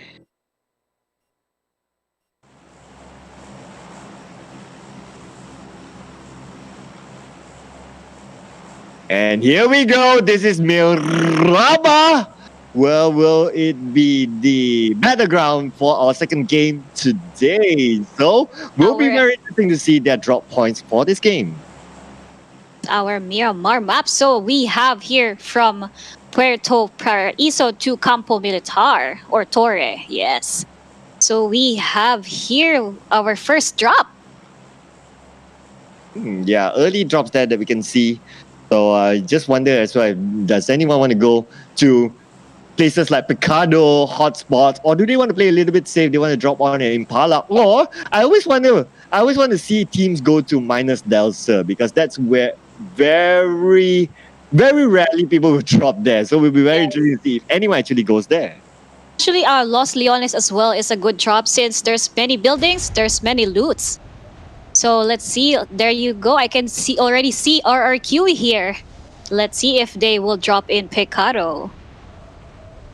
Definitely a lot of eyes will be on RRQ at this point. Yes. After they getting the chicken dinners, the Thai team's getting first and second place. So now all the teams will be like, that's the team to beat if we want to overtake them in terms of the points. So it will be very interesting to see how will they overcome this. Nevertheless, it may be a different drop point. So how are they going to sniff out RRQ is going to be a big question. But I can see it's really colorful in the middle of the map. Going to San Martin as well. And I can see also teams going to Hacienda. And I think, Sir Cloud, maybe some of the teams will also go to El Pozo, so they need to take a vehicle here. There you have it. You have RQ here, D2E, maybe taking the buggy here. Yes, that's right. He's taking the buggy with G9. And where do you think will RQ will go here? Let's see. Will be really interesting here to see where will RRQ go. Plus, this is the first time all of them meet up in this map. So then again, lots of question marks. It's like a Pandora box. You open up and then you kind of guess like what's going to happen next, right? But what we can see here looks like same strategies deployed by some of these teams, like what we can see on screen right now. Team number 1 and team number 2, they are playing closely with each other, but RRQ, the Thai teams, they are spreading out a little bit more. Now, they do have unwanted visitors here. Team number 19 is in the same compound. So let's see if there will be engagement already for Team 19. But yeah, we can also see Team 19 and Team 20 as well. So they have the same drop. So that would be 16 players. Wow, that's totally so many players in a single compound. It's really crazy what's gonna happen here. So that would be a very aggressive play for the teams here. So Team 1 and Team 20. So Team 1 hasn't. There you go. There's there's just only M16 for Galaxy here. Yeah. These are actually two different countries, as we can see here on screen right now, where 19 and 20, they're a batch, and 1 and 2, they are a batch as well. So again, in case, ladies and gentlemen, you're wondering how do we identify, but before that, let's look at this. Galaxy looks like the shots do go out on the Chua. Chua being knocked down from afar. Chua, one of those who actually exited back to the lobby quite early in the first game. Now he is struggling as well, but good news is that this time he's closer to his teammates. He would definitely get revived, but what will they do here? Will they stay or will they fight? I think they're still missing some. There you have it. Chua doesn't still have a vest, so that's a risk for Chua here. There you have it. So it's taking shots already. So they're on a tight spot, really, actually. So Tom here is already down as well. So it's a risky play for our Team 20 here. And I think there you have it. Chua is down as well. Oh man, for the second time we see Chua down. And there you go, Tom being one of the early ones to go out. And Chua is screaming for help. Beruang at the same time. This is Team Brunei, as we can see here. They are losing their teammates, but then again, the shots do go out here from the side of Team Brunei. They do see here opponents just right in front of them, but it's not going to be easy for them to catch them because now they need to focus on the revive. They cannot lose any more teammates. Just reviving their teammates here. And I think they can see already Team 20 here. And one member from Team 20 is actually pushing our Team 1 here. So let's see. There's still no... there you have it. Hans doesn't have a first aid kit. And other teammates as well doesn't have a helmet. So that's risky for our Miramar map. There are many sniper here in a Miramar map. So there you have it. Just RG is just playing safe right now. Maybe still looting and covering up. Yeah, from what I can see from the minimap, it seems that team number 20, they have lesser manpower, so I'm not too sure what do they actually want to achieve here. But then again, now that we can see from the bigger map, the circle is towards the side of Monte Nuevo, and for the teams number 19 and 20, they are quite spread out. So it's quite an interesting strategy here that they can go and that they're doing right now. So they are flanking the teams that are just right in front of them. So it's going to be interesting. Are they going to go for the kill, or are they just going to pressure them and make them leave so that they can take over the compound? see running. there, I think there's just still looting and just creating more. They still have to wait and see since team number 1 is and team number 2 is spread out right now and still looting for their favorite guns. But I can see other teams here, like team number 2. There's a player riding a buggy, so I don't know if that player will go to other compounds to loot, or maybe finding a right spot for the zone. And now we look at Team X-Force here from Cambodia, ladies and gentlemen. Together with Team Orange in the same car. You don't see this all the time, but you gotta enjoy this moment where 2 players from different teams, they are in the same car at this point. So this is very interesting indeed. So this X-Force here, Ace, together with SDK, they are making rotations right now. I believe that their teammates are just tailing behind them. So these 2 are playing as a scout just to see if the places that they want to go, they are clear so they can land in and they can get the loot there. And that's actually great for our team. For that team, they have many vehicles to explore our Miramar map. Here you go, team number 5 as well. They have 2 cars. Actually, that's a great advantage, right, Sir Cloud? Oh, absolutely. Yes, if you have the right vehicles here and the right sniper or the right scope, you may get the chicken dinner.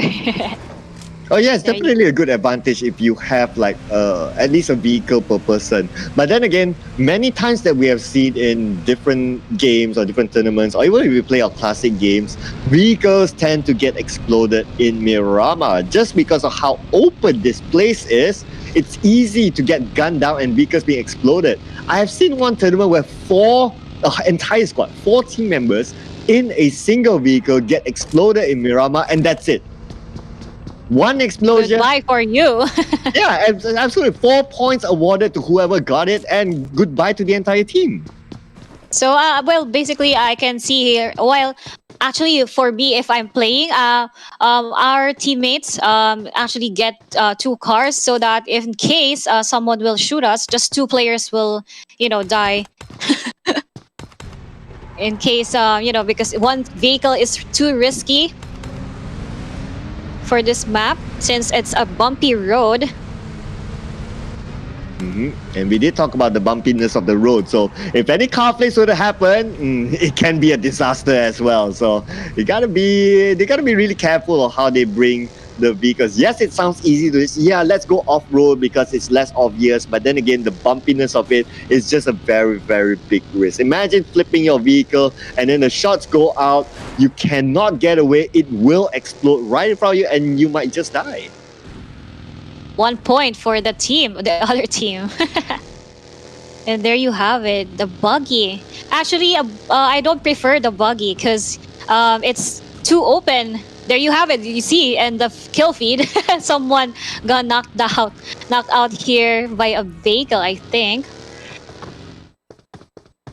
Yeah, it was a vehicle knocked down there, as we can see earlier. But then again, now we just look at, probably that was just one incident. Not too sure about it. I think he jumped out of the vehicle or something. It almost looked maybe it's like just that. yeah. Maybe it's an accident. Yeah, maybe. So we have here in Pecado, Team 7. So I guess RRQ didn't go to Pecado.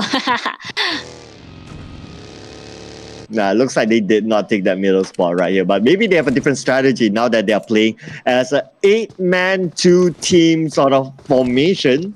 But it'll be interesting to see if they can get the chicken dinner again. Definitely, lots of eyes will be on the Thai teams right now. Now that they have managed to get the first and second spot, wow.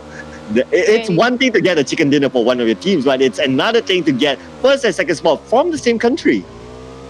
There you have it. I can see here on the map. You can see, yeah, there you go. RRQ is in El Pozo. So again, they are just one team. So they didn't team up again with our team 17. Yeah, they are spreading out this time, but looks like it's Yep. similar to how they did it earlier. They meet up later at the later stages of the game, and then when they meet up, it's not like they stay together at one compound. They spread out like the north and the south, something like that. So they cover lots of ground. But look at this. This is Yudu Gang, ladies and gentlemen, and I know a lot of fans of Yudu Gang there really want to watch their team. And Drax looks like will bow out quite early here, unfortunately. And Haha Goose is actually the coach for Yudu Gang. He's actually stepping in for, let's see here, Jumper. Fredo is not playing. So Fredo is not playing, ladies and gentlemen. Haha Goose, the coach of Yudu Gang, is stepping in as the sub player for the team. Jumper is actually AFK right now. So maybe he took his power nap as well. He jumped to his power nap. Yes. So let's see. We have here Red and VGM is already taking shots on the kill feed. So let's check them out. And this is Arov, another team from Malaysia. Basically, they're taking the high ground now. And Arov, they are known for taking those long-range shots. Definitely.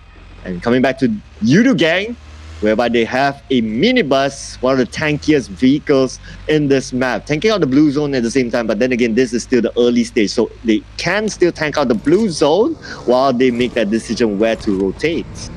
It's a disadvantage for the Yudu Gang since they are just 2 players. Well, in case they team up with the other team, well, that's an advantage. But if they're not, there's just 2 players, so that's a disadvantage for the Yudu Gang. But right now, let's see, Team 6, I can see here, there's also Team 19 around them. So I think they would engage already for that. Let's check it out. I don't know about that. It feels like Team 19 playing as a solo. Yes, now we do see his solo, perspective. okay. Solo game. Oh, but there you go. You don't see that straight. Go out. Oh my goodness. Kings, your reaction. You managed to get a kill out, and that's another point for your team. Wow. Look at his turn, and he managed to get a long range shot. Amazing reflex indeed. He has already 1 kill for that. And we have now Team 10. So Team X-Force I can see also on the near them. Let's see if they would engage already.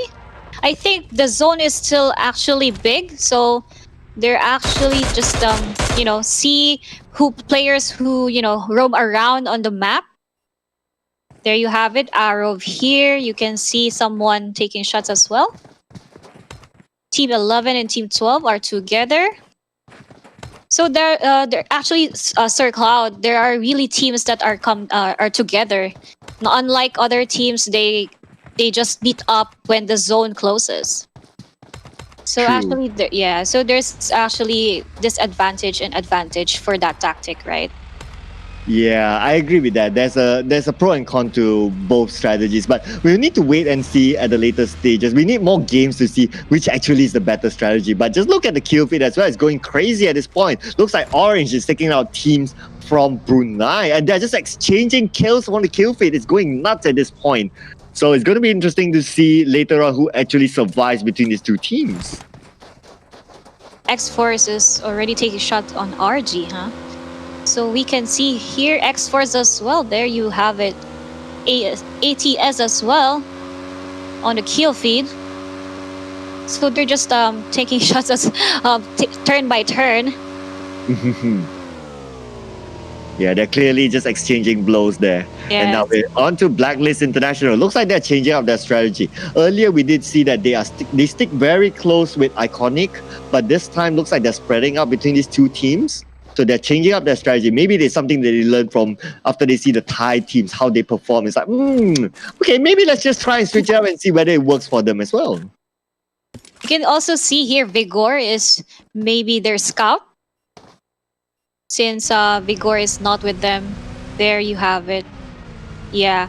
I think Vigor is the scout and maybe finding a right spot on the zone here. And where is Iconic? Maybe they would meet up later on. Yep, cover more grounds, definitely. Plus, Miramar is a really, really big map. So to cover more grounds, well, at least this time you have the manpower. You have like 8 people. But talking about Iconic, there you go. They are in a different location and they are sticking 4-man, just playing up from Blacklist International. So it's a different strategy that they're using. But then again, now they are. There you have it. Yeah. Yeah, But are they going to would stick meet together up. here? We'll wait and see. Let's see. There you have it on the kill feed again. Orange Esports against N9. Mm-hmm. And now just look at this. They are still taking up the high ground. But now we just move on to another team. Team Singapore, Resurgence, as well as Impunity. They are taking the high ground as well. Looks like they are going for the strategy of we're going to stick together. We're going to hold each other's hands. And we're going to give each other the power that we need. Power it is. Yep, and Impunity looks like they really want to explore this higher grounds. It's not the highest peaks, but it's kind of like a high ground here. But oh, just look at this. On the minimap, we can see another team really close by. So we'll be very interesting to see if they actually if they actually meet up with each other. But looks like the scouts doing their job right now. Oh, okay, they definitely sent someone there. Okay, those dots definitely show up on the screen right now that someone is in the house. Team number 8. So let's see if they will snipe their heads off. And now looks like the shots being fired out here by the side of Impunity and Team Singapore. But looks like they're not gonna. Are they gonna engage here? Because they're getting into their vehicles. Let's just see. Are they gonna play safe? Are they gonna turn around, go to another location, or are they gonna engage straight up? Okay, looks like they're gonna play this really safe. They are aware that there are still 18 teams. So, well, doesn't look like they're gonna go for it at this point. We still have actually 61 players.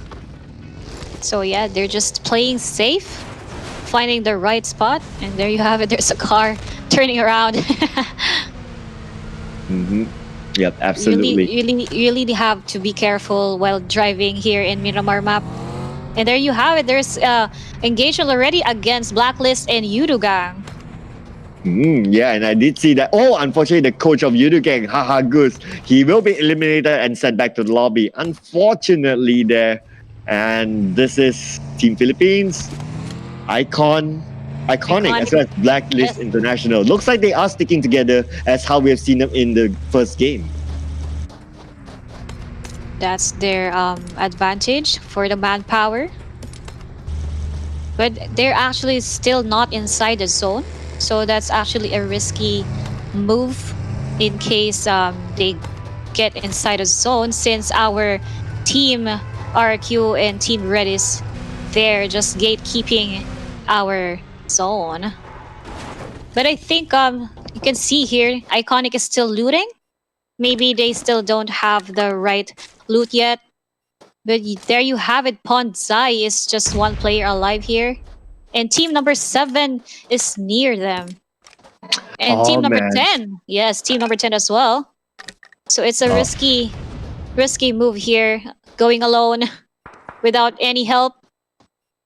Oh, but he'll definitely stay quiet right here. Second place earlier, you don't want to bow out early this round. You don't want to get that curse, right? Now D2, it looks like he will throw out the grenade, and now he's been spotted out. That's why he's taking a couple of shots there, down to 30% of life. His teammates will need to help him, but they are surrounded, as we can see in the minimap. Another team just right in front of them. Beer. Looks like he does know where the enemies are. And oh my goodness, there's like 2 squads there. And there you go, the shots fired out from Beer. Didn't manage to connect enough, but then again, he does know the position of his opponent just in front of him. He is flanking from the behind as compared to his other teammates who is taking up the high ground. So now they're covered both back and also front. So you cannot be too focused on one individual. Still also have 2 teams on below them, actually. You can see in the map. So that's actually also risky for them, since they're separated from each other. It's hard for them to revive. And there you have it. D2E is down by a grenade. Let's see if Ernie will revive his teammate. Oh man, Ernie better do. If not, somebody have to buy drinks for someone else. So now looks like D2E will get the revive off of Ernie. But now they have to fend off so many people. Just look at this. RRQ, they are just one squad. And their compatriots from NIF only left one person. And it's in an entirely different location. So, oh man, it's the numbers just doesn't look good for them at this point. So this will be really interesting. How are they going to get out of this? Team 1, you still have 2 players alive. And trying to snipe here, our Team 4 and Team 3. You can see here also Team number 6 is engaging with RRQ here right now. Yeah, looks like engagement is happening there, but well, from afar. And now we're just moving on to the Bruneians here. Looks like they have company in the different compound here. Radiance Gaming, they are in the same compound together with a couple of other teams there. And now Beruang, looks like he will find the comfort among his other compatriots in the same compound, but yep, still hanging on. They are in the safe zone at this point though. So team number 4 is actually have the advantage as well here, since other teammates of 4, our team 4 is up inside on top of the hill.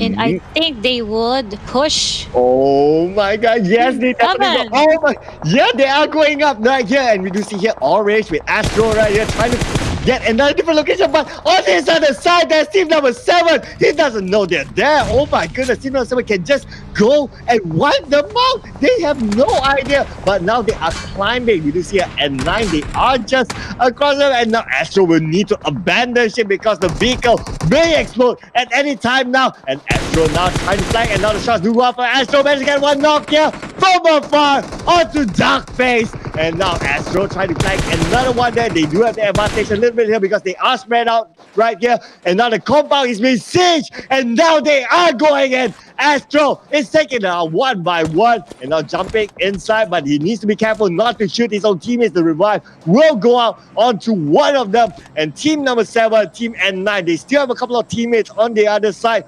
Darkface using the first aid kit. They need to recover quickly. Nim Gaming has been taken out and it's now 3 men left. Go into kill feud as well. X-Force versus Orange Esports. Oh, there you have it. N9 Parzival is low HP right now. He needs to heal up before engaging. There you have it. Oh man, Team 7. Yes, first aid first. First aid first. Yes, first aid first before engaging. Let's see, team number 7 here as well. And X-Force here is throwing a grenade, trying to knock out team number 7 here. And I think there you have it. Oh. Oh, no. Oh man, so X-Force managed to wipe out an entire house, but then again, outside there are others. Just look at their right side. There are 2 other teams there just overlooking the action. I'm sure they did hear the commotion that happened, but then again, commotion's one thing. The blue zone needs to be managed and they need to make a move in right now. Parzival is just playing by the edge, and there you go. The blue zone will pressure him, but he is crawling inside the blue zone, so it's going against the tide. Interesting indeed. And 1 down is Camper. Yes, 1 down for our X-Force here. And 2 players alive. Oh, 1 player more. Okay, 1 player for Parzival. It's N9. Oh, and there you have it. Play zone. Our Onyx. I think they don't have the enough first aid kit since the zone is already closing in. And look at all the colors on the map. This map is too small for the 13 teams here. Oh man, but Well, yes, it is really, really small at this point, but just look at the number of teams playing by the edge of the zone as well. Blacklist International with a smoked up car. You don't get it exploded. Vigo, you better be careful here, but Vigo looks like he will leave the vehicle. He managed to play by the edge of the circle. And oh, you scoped out your teammate there. Don't accidentally press the shoot button. You don't want accidents to happen and someone else have to buy drinks for each other. So that will be very, very... that will be a very, very awkward Unfortunate, situation. yeah. That would be unfortunate if you kill your teammate there. Oh, that's a good spot for our team 8. They're in the middle of the zone. Oh, wow. Yeah, Superman. As you can see, did they change up? Earlier was Batman, Spider-Man. Now it's Superman. Superman. Okay. So that's the entire superhero lineup here. Yes. So we have Superman, Spider-Man, Assassin, if I'm not can't see right the name, but you can see here. Oh, okay, Iconic and team number 12. You can see number 12 here. Yes. Let's see if they would engage already or go inside the zone, because the zone is very small, so you really need to find the right spot for the zone here for our Miramar map. Yeah, absolutely. But just look at the number of teams played by the edge of the zone, so close to each other. Oh my goodness. I just worry at this point that they will shoot their own compatriots. That's what I'm going to be worried about. But then again, look at these blanks. Will try to revive up his teammate. The shot do go up for Grim and manage to get one knocked down there. And the blue zone will eat them up. And Team Singapore looks like it's in front of Impunity. Grim now getting shot back. And now the blue zone is just too much. First aid kit. Can you make it? You probably Did not. You cannot make it. Being He sacrificed did to the not. blue zone god. Oh no. So we have 10 teams left. Oh my gosh. Oh, 9 teams left already. That was quick. So we have here many players throwing grenades and going inside the zone here. I can see here from afar also, they're throwing smoke grenades going inside the zone. And I think some of the players are having a hard time here since the zone is very small. And now you can see here Iconic Editen taking shots as well. But Pew is already, there you have it. Pew is already eliminated from this round. So you still have Blanks and Editen for our Iconic PH. And right now we are spectating team number 8 with the right spot in the middle of the zone. So that's their advantage there. They can see the players coming in and coming out. Not only do they have the zone, they also have a compound, which is absolutely great. And just look at how they spread out there. One is across the road, and they spread out across the road. Gatekeeping right here is so strong. The force it's like the force is strong within team number 8 right here, as we can see. The other teams just struggling to get in just because of how tough the terrains are at the same time. That's right. And I think some of them are already missing some first aid kit right now. You can see here 2 down players here in RSG. So Kagura is, oh no, so they already wiped out. That was fast. So we only have 4 teams to go. Oh man, 4 teams to go right here. And now we do see here GP1. They are still hanging on to this compound though, but will the next circle be kind to them? This will be the big question, but looks like it's somewhat kind as we can see here. It's still split between the rows. And now RRQ, Chicken Dinner winners from the first game. D2 with the first AK will pop out, but he is tanking the blue zone. He is so far away from the same zone. Can he make it? D2 pops out the second first aid kit. He has 2 more first aid kits, but can he make it? It's going to be really tough. I think he will just go for the healing game here, and he may sacrifice himself to the blue zone rather than giving away the points. But D2 pops out. Oh, managed to loot out a bunch of first aid kits. Still that was lucky for him. There's still, but there you go. You still have 3 first aid kit and a laptop. So RQ has still the chance to go inside the zone here. There. So RQ D2E. I think someone already, there you go. Claire already found D2 here, and RQ was already eliminated for this round. And we have 3 teams to go and 8 players alive. So we have PPUI and Blacklist and of course our MY. So MY, yes, MY is the actually the 4 teams, 4 players more. Yeah, so they have the advantage here. Yep, I believe these 3 teams, but they are 2 different countries. So Philippines have 2 teams, as we can see here. Blacklist International as well as Iconic, they are still in it. GPY is the team they need to beat right now. GPY from Laos, ladies and gentlemen, they do have prime position at this point, but can they hang on to 2 teams trying to take them over? And this is their disadvantage because they still have 3 players against our Philippine team who has, well, a whole team and 1 more team as well, since I think Blacklist and Iconic will team up for this one again. So they still have the advantage here. Yeah, they stand a really, really big chance right now to get that chicken dinner and possibly as well getting first and second place for Philippines. So this will be very interesting to see. Can they? But the chances are really high for them at this point. GPY, God Player, they only have 3 team members and they need to fend off against 5 others. So it's going to be really, really tricky. How are they going to get out of this mess? They just have to really trust their skills here. There you have it. You can see here Aeon's flanking to the right already. And there you have it, flanks. It's already... Oh, here, Spider-Man is down. Or Superman. Okay, Superman. Yep, he can't fly now. His kryptonite has arrived, but Aeon looks like he will shoot onto the assassin. Assassin now being pinned down behind the wall, but then again, the wall still protects him. But just look at this, the flank still will go out. Alas, is now being knocked down, but he is far away from the action. The blue zone will give pressure to all these teams. Neng, right here is the last man standing. Neng is the last man standing right here, and he may need to try and clutch this out, try to get as many points as possible. But then again, blue zone is pushing in, but looks like that long range shot taking out Neng. My goodness, and there you go. Team Philippines getting first and second place officially. Intense game for our Miramar map. So congratulations for our Blacklist and Iconic Team Philippines for getting that winner chicken dinner.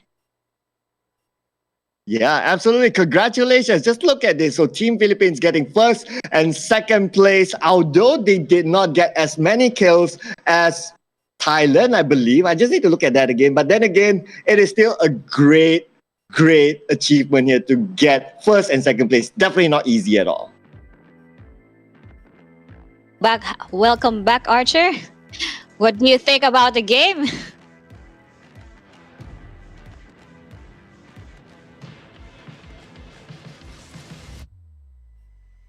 Oh yeah, there you go. I'm back. I'm sorry about that. Actually, that game was pretty intense, especially mid to late game. That everyone actually somewhat survived the earlier parts of the game. Everyone kind of played passive, having their own areas, moving around with vehicles. But when it actually reached to the mid game, where the circle is actually crunching them all together, the action was non-stop. Oh my god. And the team play was really strong at this match. Like from the first match, comparing it to our latest match, the team up was stronger, much more communication, I guess, and they got a sync for it. They had the feel for it. It was really, really amazing, and I want to congrats, no bias, but yeah, congrats Team Philippines for bagging the second chicken dinner. You can see also the other teams did their best as well, because you can see on the feed they have many kills. Indeed. So earlier, what Sir Cloud also pointed out as well, Team 8 holded down the fort so much. That's like 4 to 6 teams weren't able to go into the circle. That's how hard they hold the ground. And everyone, including the past winner from the first match, had a really hard time going in. They were in the middle and they're holding 360 degrees and gave the other teams a hard time. And actually awesome. And the thing is, they lost their other teammates, and I guess the 2 versus 1 team up got the best of them. So yeah, well, what do you guys expect on the next map? Especially we're going to Sanhok. What are your thoughts? Well, now it's going to be really interesting. So I do see here that like Team Philippines, we do see here that style of play is that they stick together from early on towards the end, and for the most part at least. But for Team Thailand, they still use that spread out strategy. But now we got one chicken dinner for each strategy. So which will be the trend moving forward? As we can see later on in our Sanhok map. But right now, Sanhok map is a very small map. So we can really see the aggressiveness for this map. So I'm very excited to see the Sanhok map right now, since Sanhok map is really long. The long grass, you can see players proning, throwing grenades. So I think that it will be a better aggressive match for this Sanhok. Actually, it's a pretty interesting insight for both of our casters, and expect a lot more. Don't go anywhere. Again, follow all our socials, Facebook, Team Razer, Tier 1 Entertainment, and Samsung PH, all in Facebook. But don't go anywhere. We have more action coming, as the third match is coming right up after these messages from our partners and sponsors. See you guys in a bit.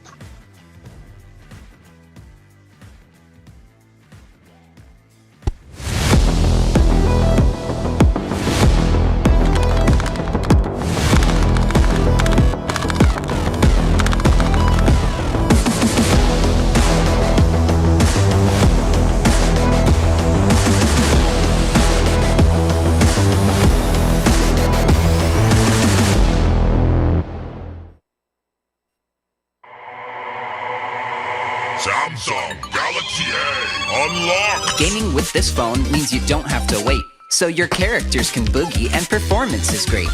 Go Dragon, go Dragon, go, go, go, go Dragon.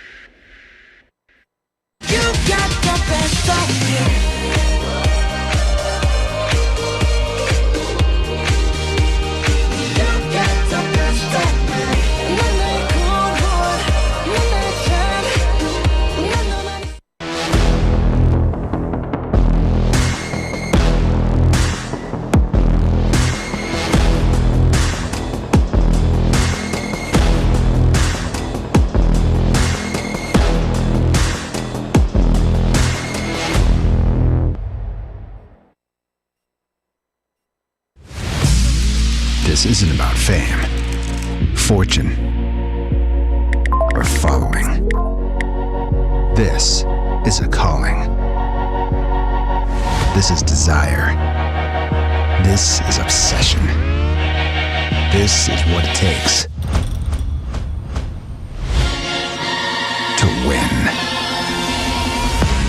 and search for more speed, focus, control. This is more than a game. This is esports.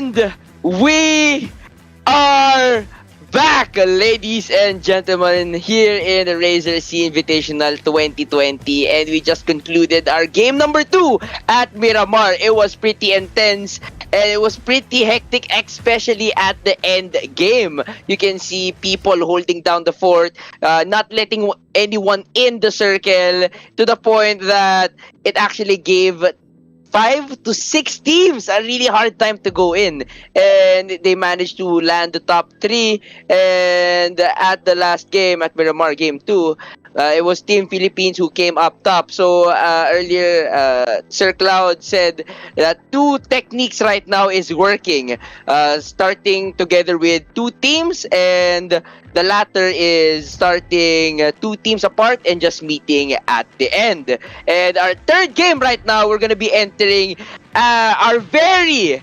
exciting, and I think this is gonna be the most heated map all throughout the tournament, is we're going to our tropical island of Sanhok. Gonna be the smallest island out there, and having 80 players from 10 countries. It would be so heated up. But yeah, before we go back with our fellow casters, I just want to share you guys Razer Huntsman Tournament Edition. This keyboard was built with absolute speed in mind. When a split second can mean the difference between victory and defeat, the absolute speed of Razer Huntsman Tournament Edition is what separates the champions from everyone else. Designed and tested by Team Razer athletes, this keyboard is armed with the fastest Razer switches to give you the edge that you need to win competitions. So guys, let's go and meet up with our casters. Hello there, Luna Sky and Sir Cloud. How was game number 2? Game number 2, that was actually intense for me, since the zone is actually closing in a while ago, and our team MY is actually holding the fort. But there you have it, Philippines dominated for that map, since their communication with the teams is actually good. Yep, they actually went against the odds because they were outside of the zone, that's one thing. And then they needed to get into the zone where Team GPY, they had, not only they had the zone, they had a compound as well. So it's absolute prime position. Yeah. And actually, I like how it turned out that team play is actually key. Because at the very end, you saw Team Philippines really used it as their advantage, having 2 teams from the same country at the very end. Regardless that Team 8 held their ground so hard, but they can't really face up with the numbers, and they got surrounded, and that cost them the chicken dinner. So what do you guys think will happen in our very exciting map of Sanhok of Game 3? Sanhok map is a very small map, and the zone is actually fast for our Sanhok map. When I play in Sanhok, I immediately go to inside the lobby. when I play Sanhok map, I'm a noob in playing Sanhok map.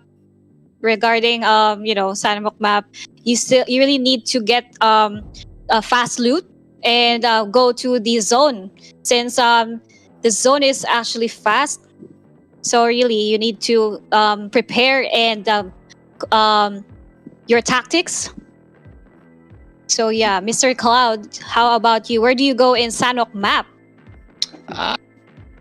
Let's just go straight to boot camp, right? Let's not waste any time. Let's not waste any time. Boot camp it is. Yes. Wow. No more Very detours strong. and whatnot. We go straight to boot camp. Very strong. I'm actually interested and curious on which teams will go to boot camp or Paradise Resort, because we all know when we play PUBG, that's the very It's a hot drop. Yeah, that's the hottest drops here in Sanhok, and it would be amazing if like 2 or 3 more teams drop there to give us an amazing heated up show very early on. So guys, who do you think, as you can see from the teams how they play out, which teams do you think has the advantage in terms of play style, because we in 2 games we saw teams that play really passively, we saw teams team up very early, and we see teams just teaming up at the very end. Who do you think favors in this type of game style at Sanhok?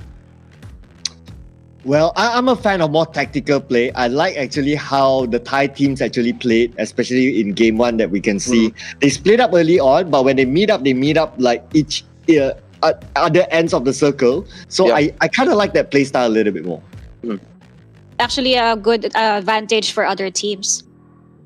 Yeah, I agree. And also, I like the fact that if you do get cornered, you still have more members still in the game.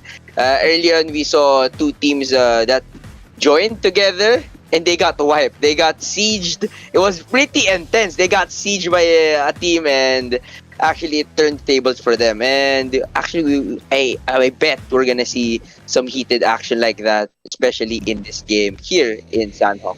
So, yeah, like Sir Cloud a while ago told us that there's pros and cons when it comes to teaming and separating. Yeah. So we really don't know that if this will be the tactics for our other teams again. True.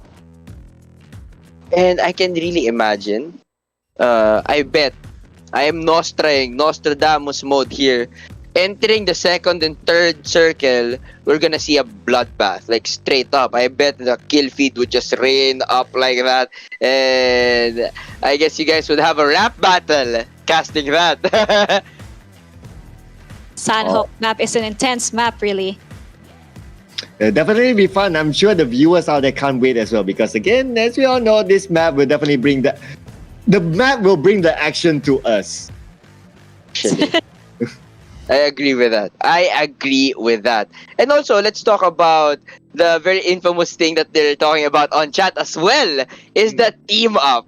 So, team up again. Yeah, it's the team up again. Before we continue the discussion, I just want to inform everyone that it is allowed in this tournament. Me, Sir Cloud, and Luna Sky are pretty new to it as well. It's a pretty new and unique dynamic that there's 2 teams from one country that could team up for this battle. Guys, so far, what are your thoughts from seeing Game 1 and Game 2? Well, I think, like you say, it's really unique. It also tests the level of communication between these couple of teams and how they actually adapt to this scenario. So it won't be like another tournament that you see that, oh, you know what you expect. Now, because of this tournament format, you don't know what to expect, and we all love surprises, right? True. How about you, Luna Sky? What are your thoughts so far about the teaming situation from Game 1 and Game 2? Yeah. Well, we still don't know, since we still have 3 games left, right? So we have also another map again for our 4th game. We still have Miramar. So I think they would change their play style regarding the map, since the tactics of the players is to get the chicken dinner. So maybe they would change their tactics right now for our Sanhok, or maybe next game. So let's see. True. So we really don't know yet. So, but yeah, I guess it still favors if you do team up with your fellow country team. Yes.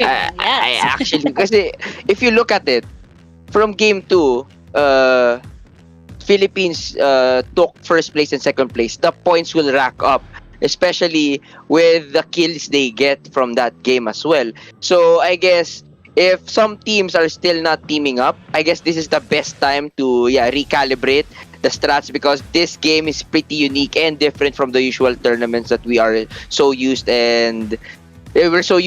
and this is a pretty different ball game, as you can say. So I guess we're just waiting for the lobby, guys. So I don't have no popcorn anymore. Okay, I grab some new snacks, I guess, and I hope you don't go anywhere, because we're about to drop in our favorite heated island of Sanhok in just a minute. So before I go and pass it on officially to our casters, you guys have any last words before we start our 3rd game? What are you guys expecting? Who's going to be the king of boot camp? Oh my god. And Paradise Resort as well, of course. Exactly. With all the foliage, tree, the high grounds, low grounds, it's so much to think about in Sanhok. Especially, Also, yeah, go on. and also, who's the better snake? Yeah, Since who San- is the yes. better snake? Yes. Since Sanhok is a very long grass. Mm-hmm. And I like it that you can still roam around without a vehicle because the map isn't that big. But yeah, with that said, let's strap on our seats in our plane Go. because we're dropping hot in our favorite island of Sanhok. With that said, Luna Sky and Sir Cloud, take it away. And here you go, game number 3 in the smallest map. This is Sanhok, ladies and gentlemen. Who will get the third chicken dinner for today? Will it be the same team? Will it be a different team? We'll find out soon in this map. And now the flight starts off from the left side of the map to the right side of the map, cutting straight across in the middle. Everywhere is reachable from one single jump. Where will these players land? Will they land in hotspots? We will see There together. you have it. You can see here, Sir Cloud. Somebody is dropping on Pecado in our bootcamp. Let's see. So iconic. Normally, actually, in iconic, I know that they drop in bootcamp when they have tournaments, but right now, I think they changed their tactics right now. So let's see. Yeah, it's going to be interesting here. I So wonder we how many have teams are in here bootcamp. Yes, we have here X-Force and Orange Esports. Okay, so that's the two teams here in our bootcamp. Oh, no other teams in bootcamp. That's interesting. Wow, okay. A little bit of a surprise for me. I thought like at least other teams would drop there and maybe try to challenge bootcamp. But, well, looks like it is Team Cambodia going to take over bootcamp. But let's see. Here in Camp Bravo, we have two teams, Team 1 and Team 12. There you have it. Team number 1 is taking shots already. They're already engaging. Wow, this is really a fast map for this one. And I think Zikovia is already pushing. Let's see. Galaxy here has M16 as well and an AK. And I think their tactics here is to be aggressive. Yeah, definitely. But are they aggressive enough? Now this is the question mark here because they are like drawing this invisible line. As we can see here, team number 1, they are taking one side of the compound and team number 12, they are taking the other side. It's almost like 50-50 at this point. So who's going to go at it? Yeah. Yeah, let's see who will dominate Camp Bravo there. And we have now Team 2 with Team 11. Wow, that's new. Yeah, looks like they are close with each other, but they are still outside the compound. So let's just see here. So Hans, he is all alone outside the compound, not sure where his teammates are. Probably he's doing the scouting work right here. But it's going to be pretty obvious that the location right in front of him, there's definitely going to be other people. Oh, are you going to take the snipe here? No, because you're all alone. Please don't do it. You are all alone with Beruang. That's all. But the rest of them, they're not there to give you backup. So it's big risk there. On the kill feed, we have already a player down. And, there's somebody AFK here. Okay, so Team Hans, RG Hans, is just spectating teams here and waiting for a player to be open. And on the kill feed as well, we have Yudu.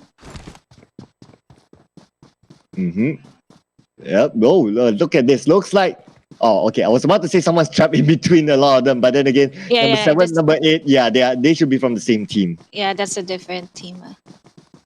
Yeah, so no big engagement so far, although we did expect kind of like big engagement. But then again, just look at the circle right here. It still covers 3 islands. So it's going to be really tricky to guess which island actually will be the final few circles and how are they going to decide whether, okay, should we move first? Should we move later? Should we wait for the circle? This is the thing about Sanhok. It's always very tricky. If you end up in the wrong circle, getting to the right circle, it's going to be so tough. You may need to swim across.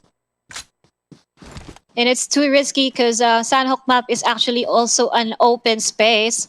The only thing is the long grass and the trees.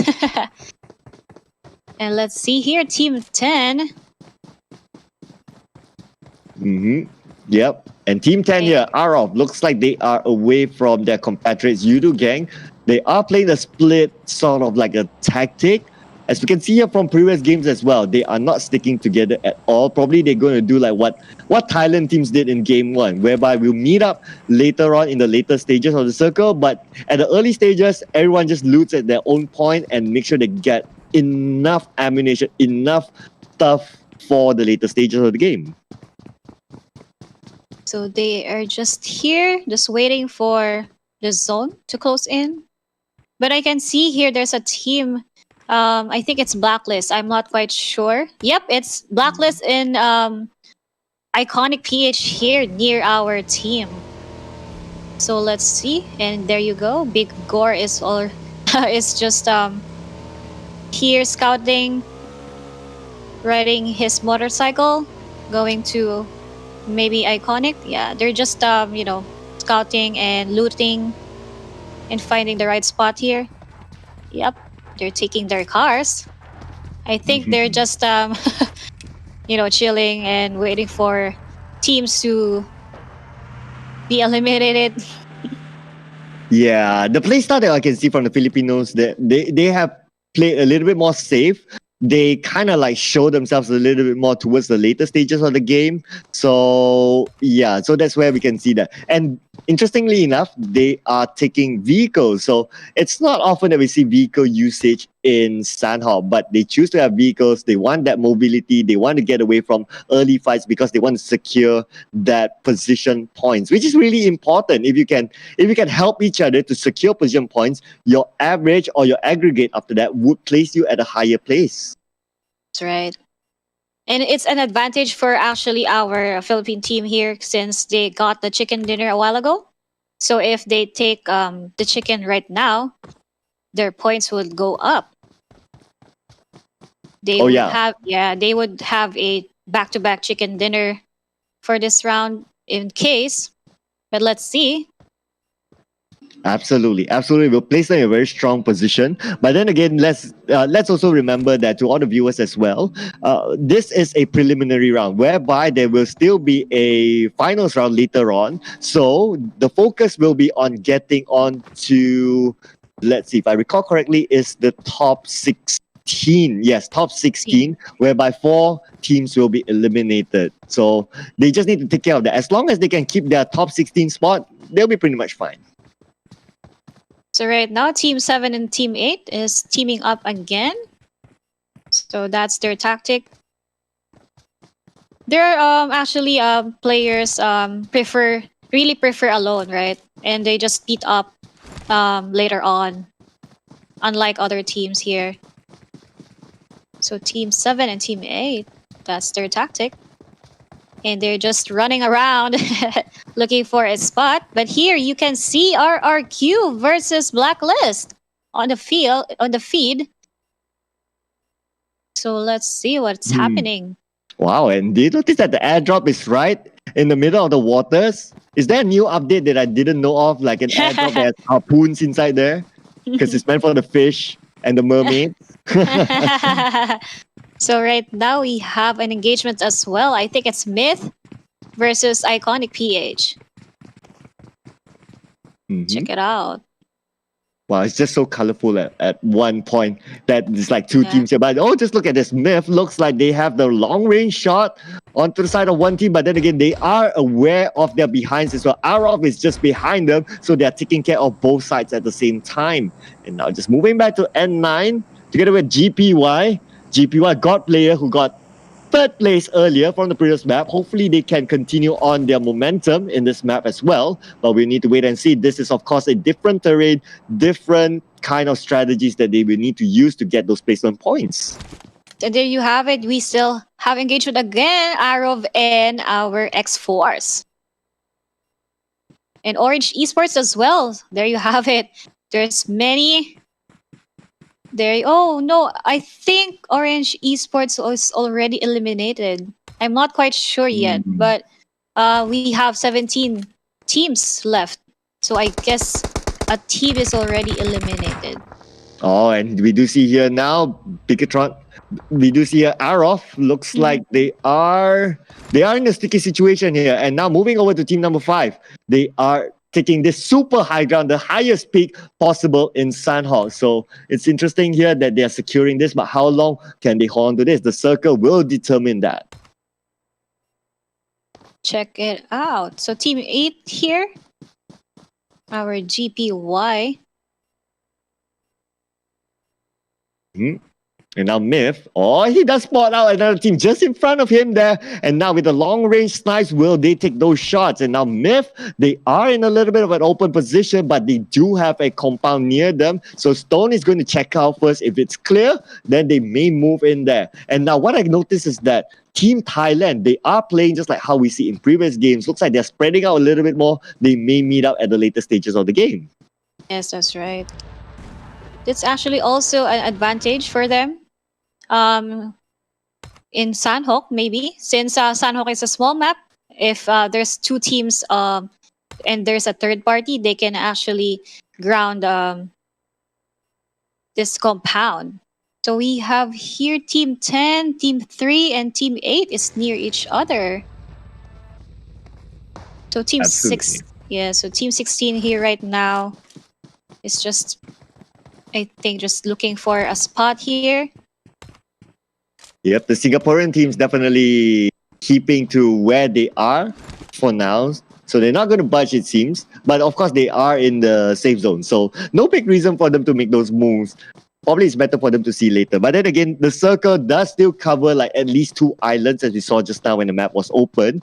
So it is still possible that the circle may go to either side. Now, if you are on the wrong side of the island, you will face a big, big problem. But they're crossing the bridge right now. Since actually they're not inside the zone already. So RG is moving up inside the zone. And yeah, we do see here, looks like teams from Laos, they are really sticking with each other at this point. Looks like, it feels like it's a little bit different strategy as compared to their previous game in Miramar, whereby we only see GPY is the only team from Laos to fend off towards the later stages of the game. Not too sure where was 9 Esports at that time, but looks like they're just going to be careful, a little bit more careful, and take care of each other. Keep eyes on each other, as they say. So team number 1 here and team number 2 is together as well. But we can see here in the feed, team number 11 is near them. Yep, we do see here the Bruneians.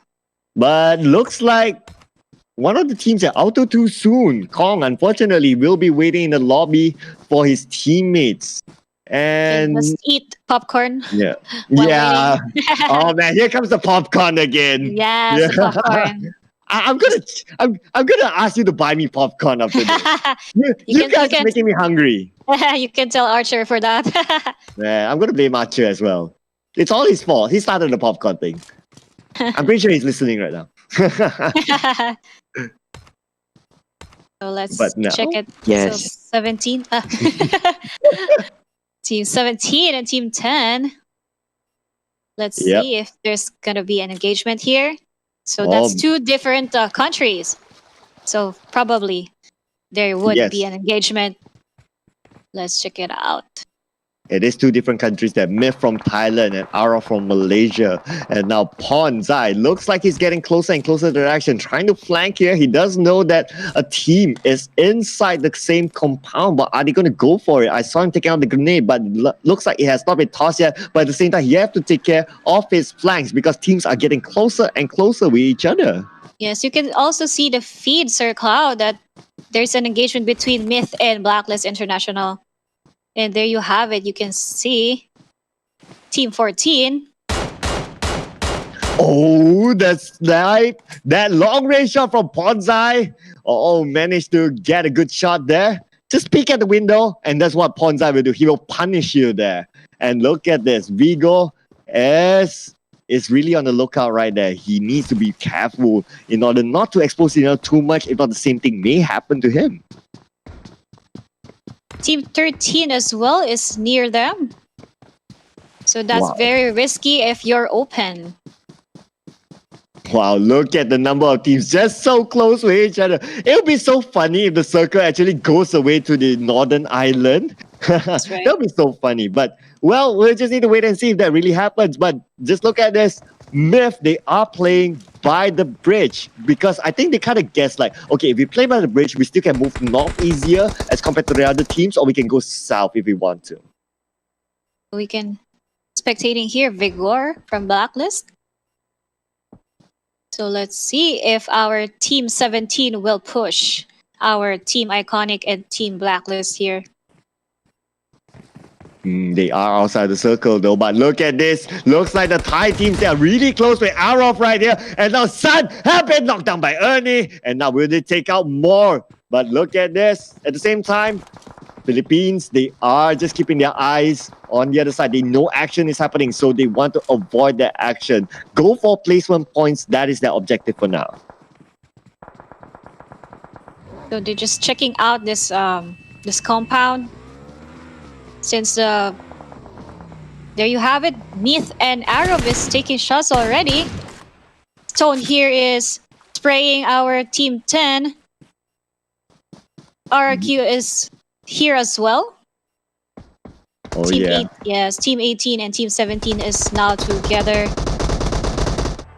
He's definitely not stoned there. He's definitely so alert that he knows that someone is just right in front of him.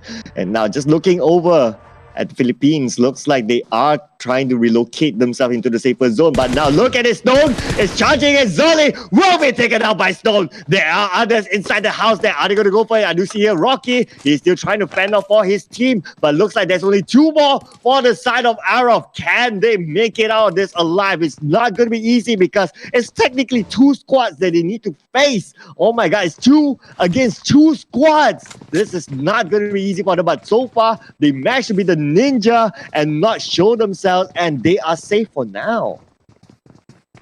So RRQ is now actually teaming up, unlike a while ago.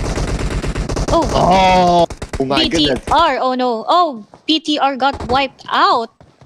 Oh, that's unlucky for them. RRQ is now also engaging with other teams. So let's see. I think it's team... Well, the part where Arof held on to that location, it's really difficult. It's almost like caster in stone that they can't get away from that. So unfortunately, they have to bow out at 15th place, which is pretty early on this tournament. And now moving on to the next team, we do see here Rocky hiding behind the rock. Riding quicker, yeah, riding. Yeah, still has the rock as a shield. Yes, that's her. There you go. He's taking shots and seeing Myth here, holding his M16. And here RRQ D2E. I think he saw Rocky and the Kings here. D2E trying to snipe out the other side, but can he get a good clear shot here? They do have a compound and they are in the circle at the same time, so it's all good for them at this point. But how long can this last? The circle will determine that next. But we do see here that most of the circle, it's towards the southern side of the island. So probably those who actually held on to that part of the circle will get lucky next. So there are 3 players left for our RRQ. So I think RQ can still manage to wipe out a entire squad based on their skills. So let's see what will happen later on. And here right now, team number 5 is actually near another team. Let's check it out. So IMP here. There you have it on the kill feed. You can see RSG is taking shots as well. And Kings is down. 2 players left for our team Red. Can Kings make it? Yeah, he can crawl and make it, and he will get the revive here, but by he needs to do Rocky. it fast. Yes. Yeah, by Rocky. Oh my goodness, no. where did I come from? Oh my goodness. Oh my goodness, just when the saving grace, but unfortunately, Rocky had been taken out as well. No, Kagura is in trouble for Resurgence. Didn't And will be taken survive. out. Team Singapore loses Kagura. RSG is down to 2 players right now. So they're trying to snipe here, team number 5. And team number 15 is just around the corner. So that's a great tactics for our team, team 16. Yeah. Let's check Wow. other teams here. So we have here, oh, there you go. There's a prone player here. There's a snake just hiding, waiting to crouch in. Wow, yeah, he's using his ninja skills here. Just look at this. Yes. Yeah, and he's now going to just throw out a grenade because he knows someone is in front of him, but the grenade does not connect enough. But then again, just look at this. There's an airdrop in front there. That's like a suite where the ants will come. So do you want to go for the bait there? That's a really risky play. It's a risky, Airdrop is yes, that's falling. risky. That's right, that's very risky. Since, you know, this competition, there's a team up, it's really hard for you to get some loot there. Well open, yep.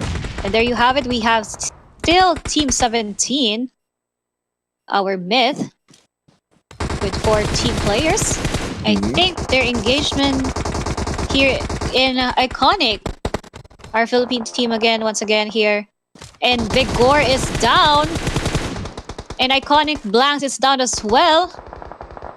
There you have it. They're trying to heal up Vigor here.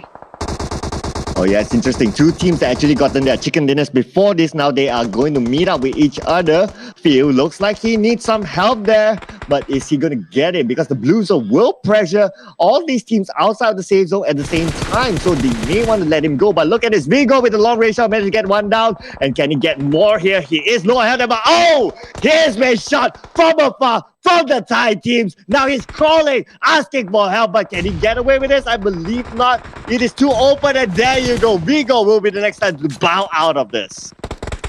I think Iconic PH is already eliminated from this round. And Myth Ponzai is actually throwing a grenade right now, finishing off Iconic Blanks here.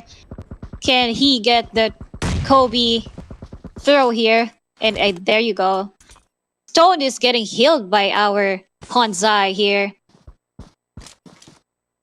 So let's see. Iconic, I think Blacklist is already 1 player left. Let's check it out.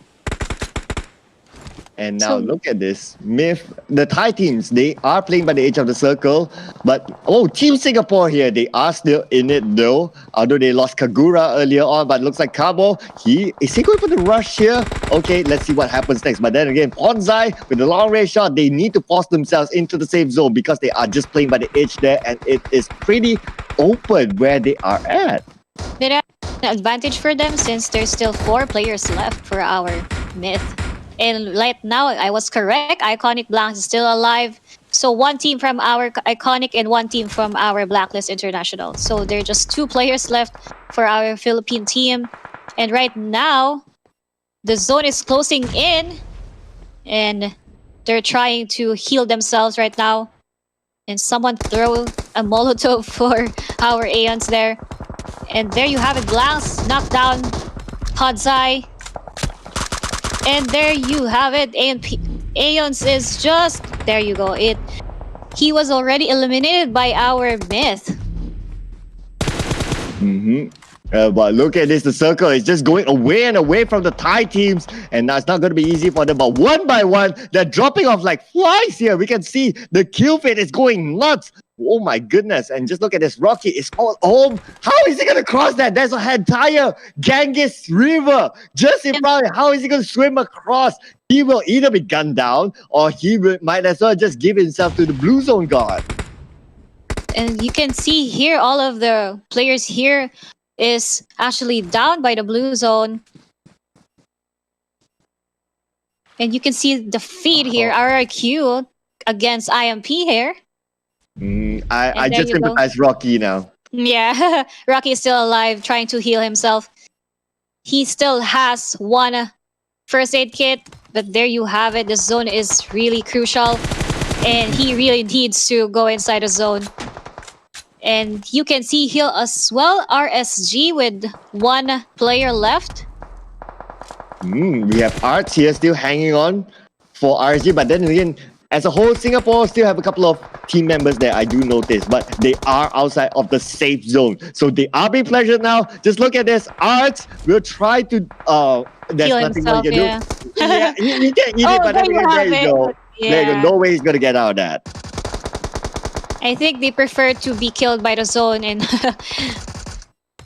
there you have it. We still have engagement, and all of the teams are actually down by the zone, and they're just waiting for the zone to kill them. Here, Kabo is taking shots. Oh no. So Myth already saw Kabo here, and one team for Myth. It's Podsai holding his MK14. That's a great gun. That's my favorite gun. So let's see him. Yes, now, MK14. Now we know your favorite gun. What's your favorite gun? M4. There you go. M4. Now M4. you all know. Okay. Yep. But then again, we are now down to the top 4 teams. We do see here the Thai teams, Myth as well as RRQ. They are still in it though.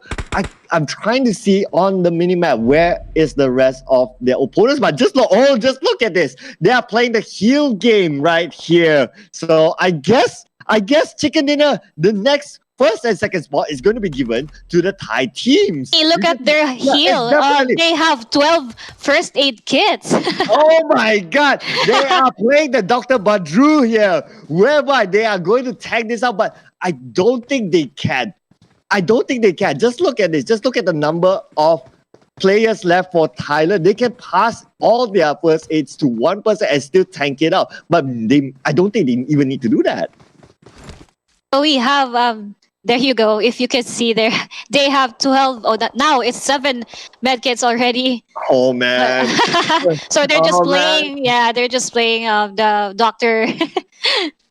Yeah, they're doing the Dr. Badru here, ladies and gentlemen. So yeah, that's where the two other teams are. Now look at this. The Thai teams, they are wondering, where are these people? Just look at them. They were circling around and around and around the compound, but they're getting nervous now. Like the clock is running down. Yes, RQ is really. There you go. They're just taking shots. They can't see that Team 19 and Team 20. They're just healing there. Oh man, but looks like I think they're at the edge. But I do think that Thailand. Oh, there you go. One more left, and Thailand. I believe that they're going to get this chicken dinner again. This is probably the last one. Just look at it. Bensu is letting it go right now. Yeah, he's just shooting away, and definitely winner, chicken dinner goes to Team Thailand. That's great. That's a healing game. That was fun to see. Well, absolute nerve-wracking, I can tell you, especially if you're Team Thailand. But then again, they breathe a sign of relief now. Like, whoo! Luckily, I don't know how, but at least the kill feed shows that we're clear. The winner chicken dinner for our team. Oh, team from Thailand. That's Team Myth. Yeah, Myth. Okay. It's swapping out with RRQ, but then again, it's still accumulated and, well, they still get maximum points in terms of placement for their teams. Yes, well played for our RRQ and Myth. They got the chicken dinner. That was interesting game, actually. Absolutely. First time I saw 12 medkits in one player. Actually, hello guys, I'm back. Actually, my expectation was actually wrong. I was expecting a very early on aggression for all teams, but we really saw how they slowed down the pace, and we saw a new tactic now. Myth and RRQ, very dominant teams, teaming up for game 3, and they showed their stuff. No one got near their compound, no one got near them. Everyone who tried got destroyed, and they ended up on top in this game number 3. Again, guys, so what are your thoughts again for this game number 3 before we wrap up to set up for game number 4? Well, it's unusual for B to see a player with 12 medkits. That's the first time. But since you can see also the aggression to other players, well played for RRQ and Myth. That's a slow clap for them. How about you, Sir Cloud? Yeah, absolutely well played. I think the tactics deployed by RRQ as well as Myth, the way that they don't move together at the start, but they converge from different angles towards the end. I think that's a really interesting strategy. I'm interested to see if this will be consistent through the later stages of the game.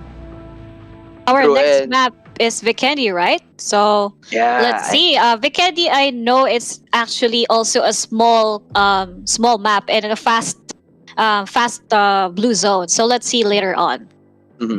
And actually, I was really fascinated by the last game. You can see in the map, you can see the preview of the POVs that Myth and RRQ was so confused that why are there still 4 teams and they can't see anyone. They were just scrambling around like, where are these 2 guys? And it was funny. It was amazing as well. At least they landed the top 3 spot for their country. But yeah, right now, it's safe to say that Team Thailand is pretty dominant with their points right now. And yeah, I guess with that pala, I remembered something. Let's see if that would be consistent, as Sir Cloud said. And I guess the teams are waking up to the point that this is a team fight. That you need to fight for your country's name. You need to set aside differences, and you need to fight for your country's flag. So on team one game. Yeah, dude. Yeah. And I guess don't go anywhere. We're gonna have more matches. That's just game number 3. We have 3 more games. So don't go anywhere, and also follow Razer Tier 1 and Samsung on Facebook with facebook.com/Razer, facebook.com/Tier 1 Entertainment, and facebook.com Samsung PH. So don't go anywhere. We'll be right back. And thank you, Luna Sky.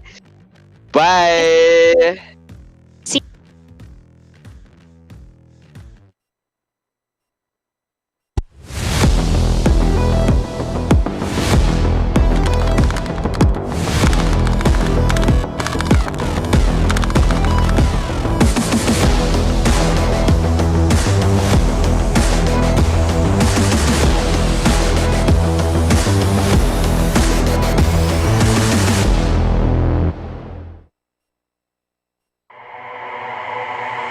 Samsung Galaxy A unlocked. Gaming with this phone means you don't have to wait, so your characters can boogie and performance is great.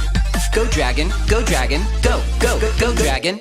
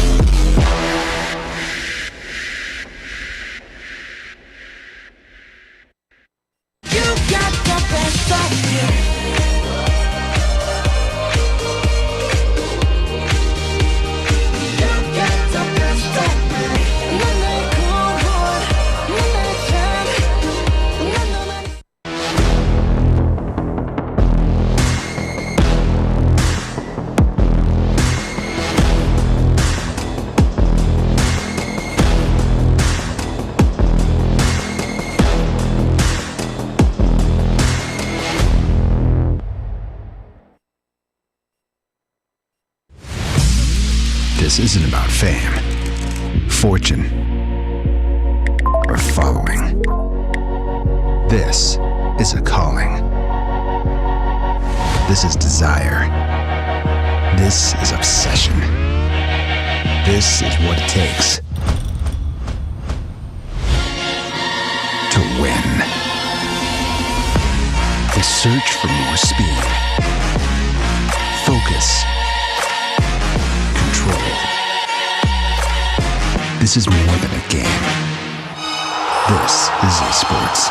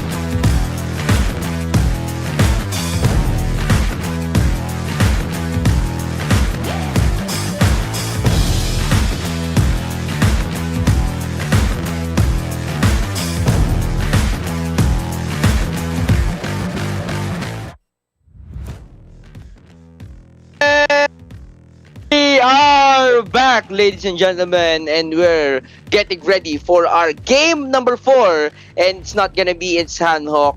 We're gonna go straight to Vikendi. Earlier, we're in the hottest place, the desert, the tropical, but now we're headed to the cold lands of Vikendi. And it's really interesting what happened on the third game. Again, I want to stress and point out that teaming up with your fellow country team is encouraged, as the points are as a collective for a country. So, if your teams, your teams you support, encourage them, or I bet they know already that they should team up in this type of tournament. This is a very unique and very adventurous for Razer, and we want to thank you for this unique opportunity and experience for everyone, for us, and also the viewers all around Southeast Asia. So, I won't make it any longer, but let me just do one more spill. Again, this broadcast of Razer SEA-Invitational 2020 is also brought to you by Samsung. Experience the awesome performance of their brand new Samsung Galaxy A51 and A71. So, let's go straight to our casters. Whoa!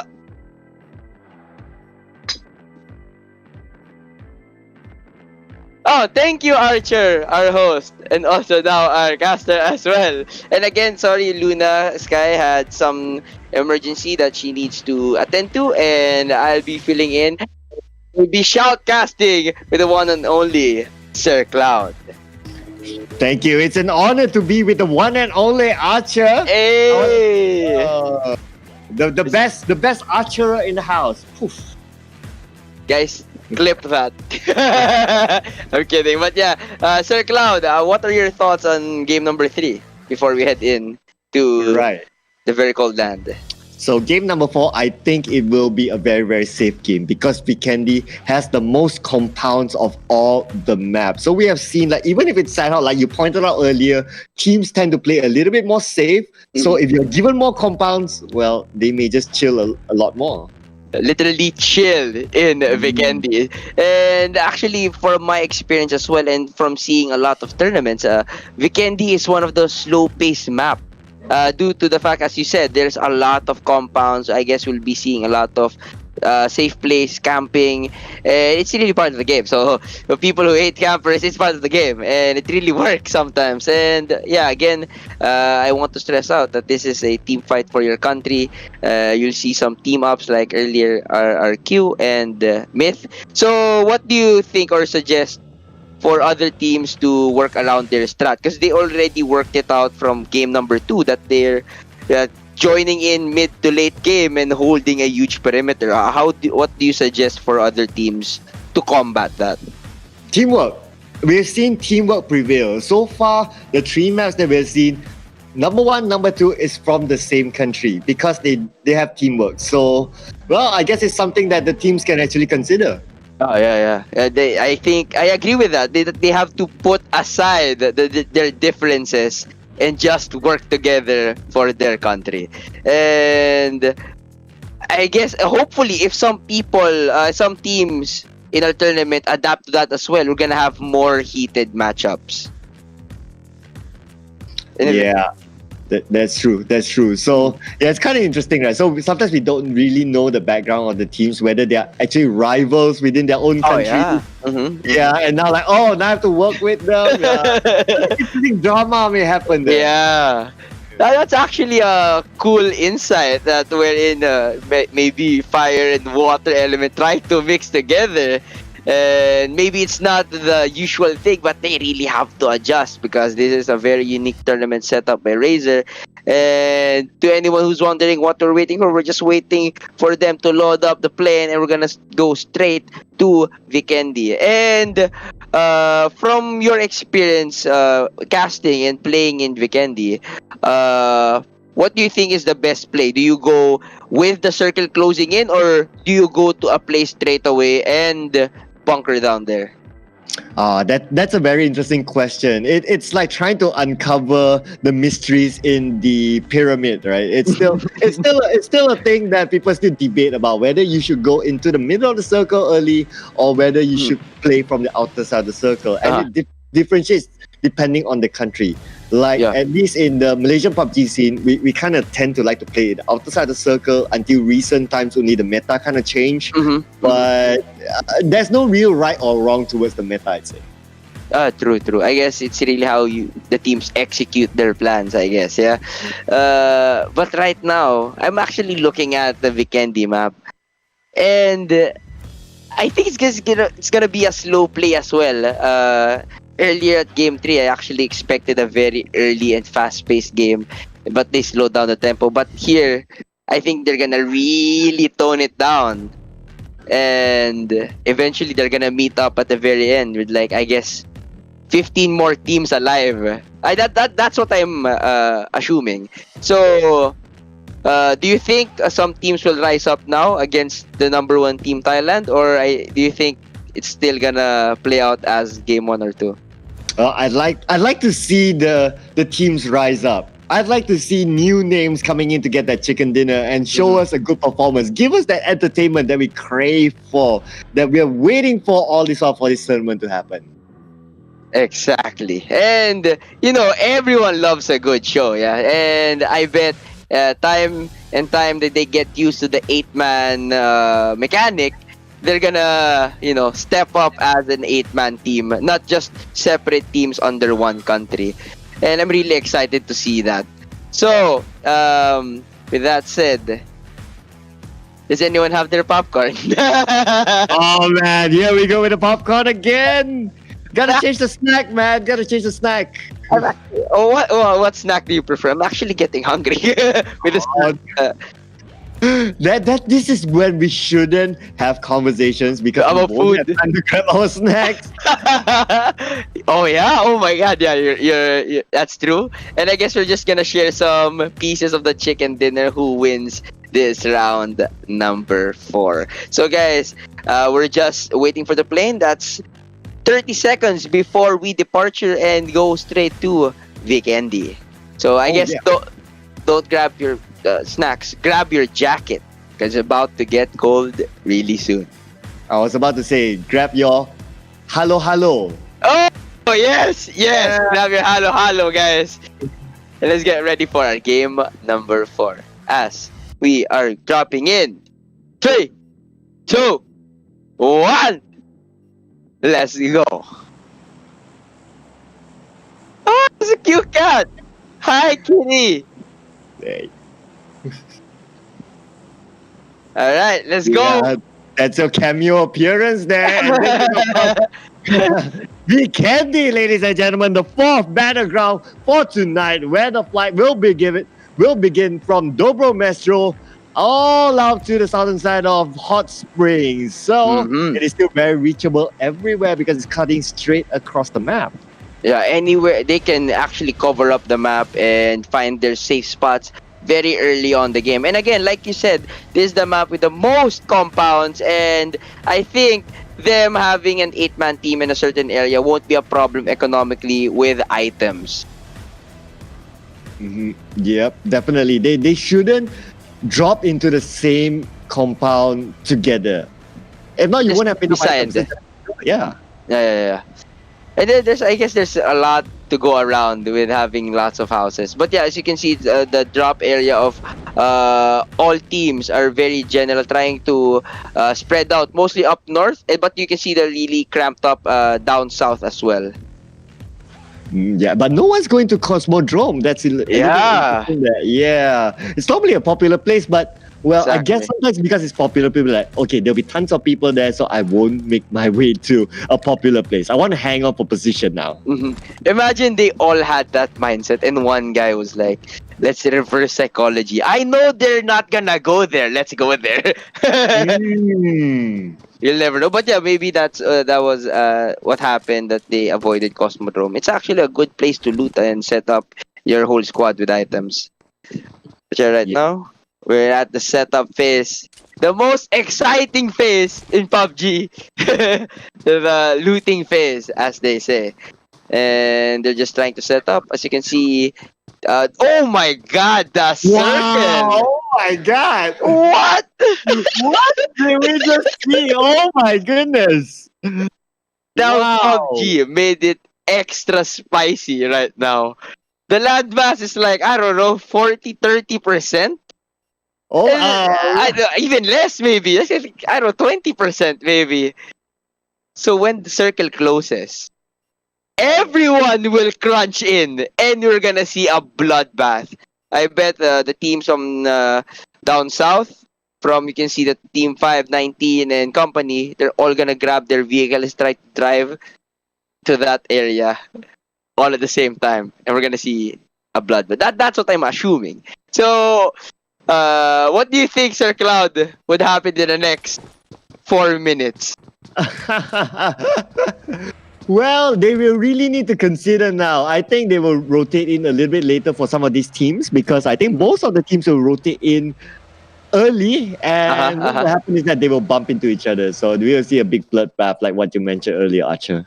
Oh, and it's gonna be exciting actually. Like PUBG, I was expecting a very slow matchup in Vikendi, but PUBG was like, nope, it's time for excitement. We're gonna see some epic fireworks this coming 3 minutes. As again, you saw from the map, the circle was situated at the west side and just having 20% of land from the original map land area. Woo! Oh man. It will be even more amazing if the circle actually ends up in the water. Oh my god. Yeah. That would be amazing though. That would be really amazing. Everyone's just gonna punch through water, and hopefully some can land some shots at that place. But yeah, that's gonna be exciting and fun at the same time. And I forgot which team. There's like a country of 2 teams already situated at the circle. There you go. As you can see, Team 4, Team 12, they're actually really prepared now. And once everyone converges in, it's gonna be insane. It's gonna be really insane. But they are smiling from ear to ear right now. I bet. Yeah. It's like what are the odds that the circle will be in the middle of where Noble Retro is, right? It's just amazing. Exactly. Yeah, soon the plane went over that place, they dropped down and they doubled down, and you can see here, Kings will go down to the hands of Rocky. I see we're seeing early engagements here. But yeah, everyone's trying to loot up, preparing for the worst as the circle will close down. Yeah, he got an early kill there. Immediately it triggers that soundtrack, you know, that Eye of the Tiger? Yeah. Immediately go to fight mode, man. Immediately. But talking about fight mode, looks like GPY has company in the same compound. Yeah. With RRQ. Oh my goodness, the team that you don't want to bump into early on. But they have N9 backing them up. This would be interesting matchup right here. But you can see here, Myth, as you said earlier and pointed out earlier, Myth and RRQ have this strat that they will just converge and unite at mid and late game, which is astonishingly working. It's amazing. As you can see here, Team 3 and Team 4 is having a pickle right now. We can't see who downed them, or was that a friendly? And you can see here healing it up. Okay, yeah, they are clearly from the same country, Cambodia here. So not too sure what happened earlier. Probably a long-range snipe or something, but yeah. I see N9 here, and Team 7, Team 8, they're actually near RRQ. It's going to be interesting. And now they're converging in. As you said, some teams might come in early and some teams might come in late. And we actually can't really say on which is actually favorable in terms of the circle right now, because if you come in too early, you might bump into some teams that coming too early as well. But if you come too late, some might be camping you out already before you come in. Yeah, that's why it's always an interesting debate, right? Like, what do you actually do? And plus, with this scenario, you have only like 40% amount of land. Half of the land is taken up by water. So just look at this again. Oh my goodness! Yeah, we are reminded of what the agony seems to go through. It's gonna be insane. I'm actually excited. And as correct me if I'm wrong, the circle is now starting to close. There you go, restricting the play area. Now it's about to get exciting. As you can see here, we have Team 1 and Team 15 eyeing each other out. You have so many open lands as well here in Vikendi. Oh, he's getting flanked here! Oh my Oh, he goodness. got surrounded by Team 1. He was left alone by the rock there. He got surrounded. He didn't know there's some team in that compound. And he's getting rushed right now. And there's no teammate inside. That's going to be an early drop off there. Oh, my heart goes out to Good Jelly. Unfortunately, he was all alone. Not too sure what was he trying to do. Probably he was trying to scout, but he got caught out, and now, unfortunately, he will be sent back to the play zone. And Zikoika, with the grenade, will get 1 point for their country.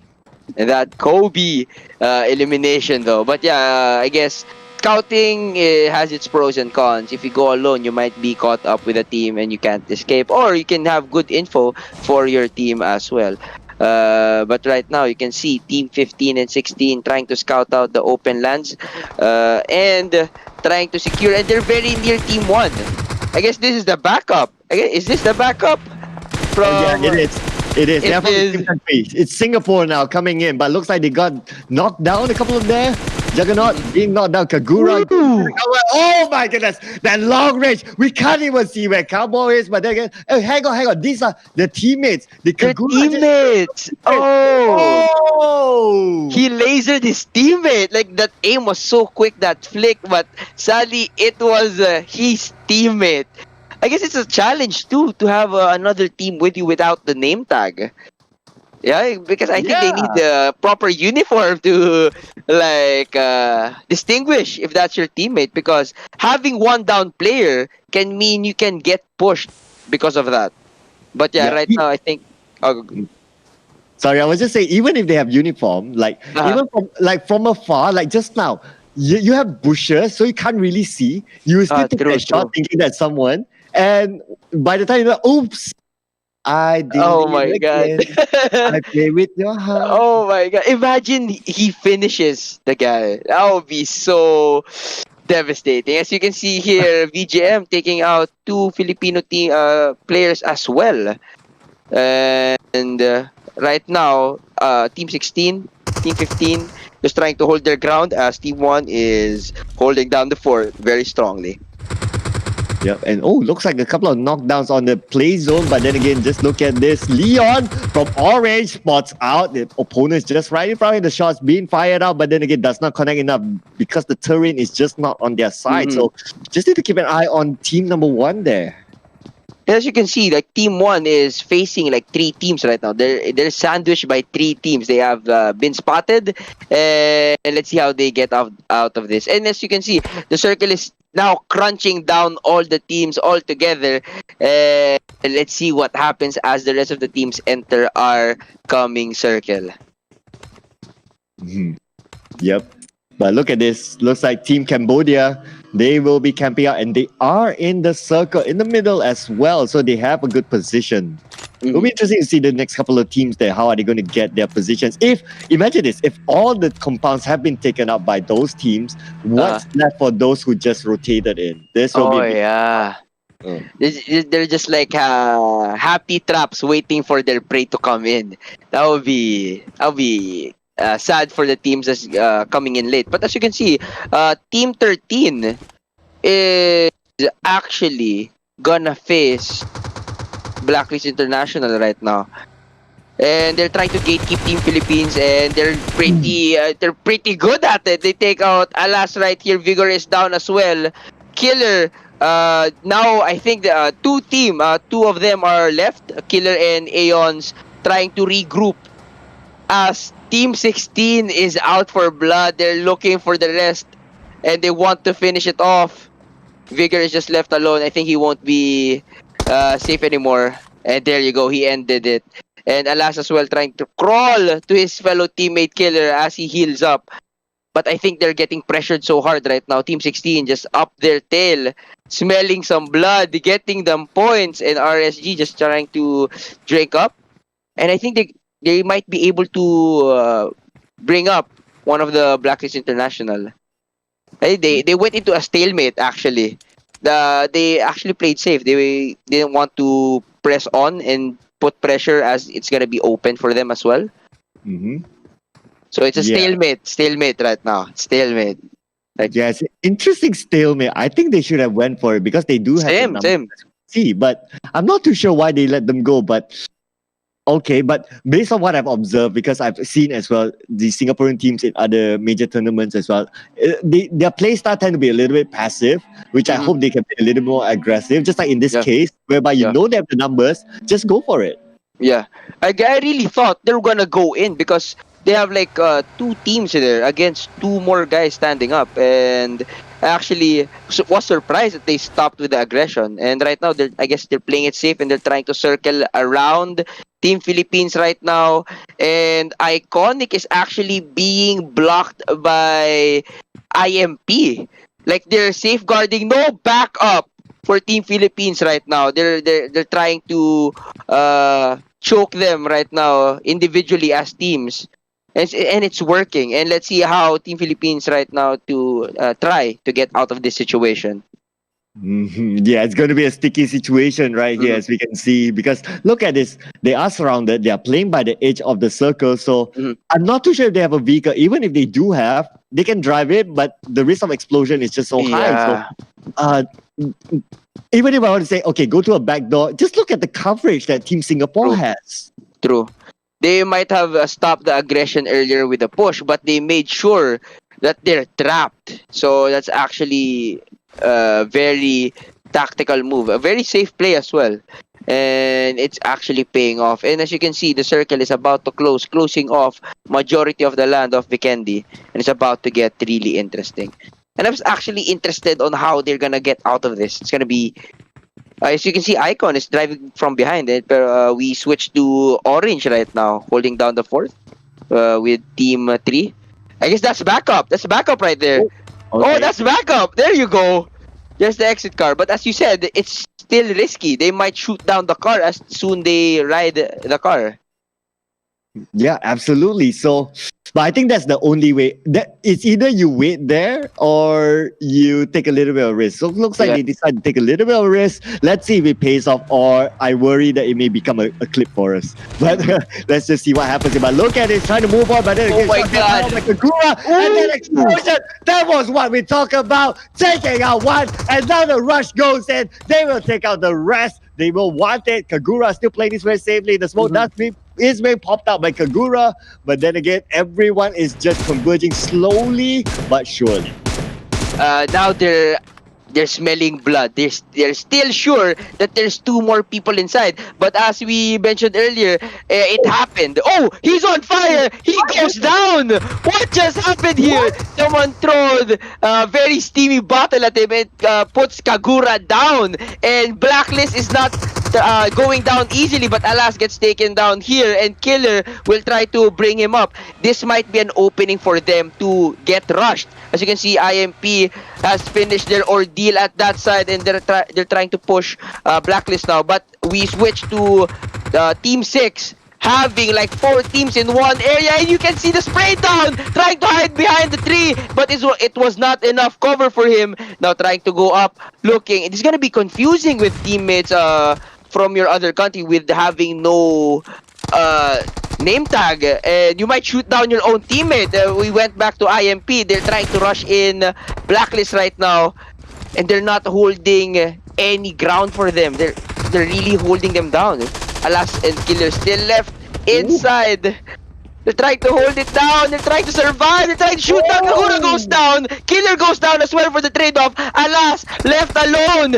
I don't know if it's wise for him to get his teammate up because they might be rushing now. And there you go. The rush comes in. Alas takes one more guy out, and he's very low. I bet his teammate is crying for help. His one hit, and he's still holding the ground really well. They're coming in the stairs. 2 of them trying to find, and there goes Alas. That was a good standoff though, taking out 2 more guys with him. Oh man, that was a fight. There was a siege there. The moment you mentioned he's on fire, not the fire that he want to be on. Yeah. Exactly. The wrong fire you want to be on. Oh my God. Oh man, that was just exhilarating, I can say that. And now we're just moving over to another team here. Looks like Siege is going to happen very, very soon. We can see a team number 6 and team number 19. They are right in front of each other. 2 different countries. One has a high ground, one has a compound. The smoke being popped out by YouTube. Now, trying to snipe out anyone he can see. The smoke is distracting him though, but no one is actually at the smoke, and they decide to bail out. And as you can see, we are seeing multiple disengagements. They're not really committing to that aggressive push. They actually really want to make sure that they have the 90% win advantage on every encounter. And actually really interesting to see than just going in blindly and you might go down just like that. And as you can see here, Team 12 and Team 11 is just right about in RRQ's alley. They're trying to circle around the RRQ, and it's gonna be interesting. Oh, RRQ took down one myth player. Okay, again, another accident. Sure, that wasn't on purpose. After this, they might each other seasick or something. I bet again. You owe me seasick, dude. You took me down. As you can see here, RRQ trying to hold a large perimeter. They're not letting anyone near them. With them is Smith. And right now, Team 6 just trying to scout the high ground. And we're back with RRQ trying to hold down the couple of houses with their side. Yep, they are holding on to compounds right here. And we do see here Team Cambodia, represented by Orange. They are playing with 3 team members at this point. But just look at the number of colors here. And even the Bruneians just passing by. Wow, the shots onto the side of Bruneians. I hope that their vehicles don't get exploded as we saw earlier. But looks like they managed to get away with it. Ooh, Team 2 getting sprayed down by Team 12 and 11 as well. And look at this. Just look at this. 17 and 18 against 11 and 12. The team plays are coming up. The teams are adapting, and this is getting interesting. Who will win this bout against 4 teams for this area?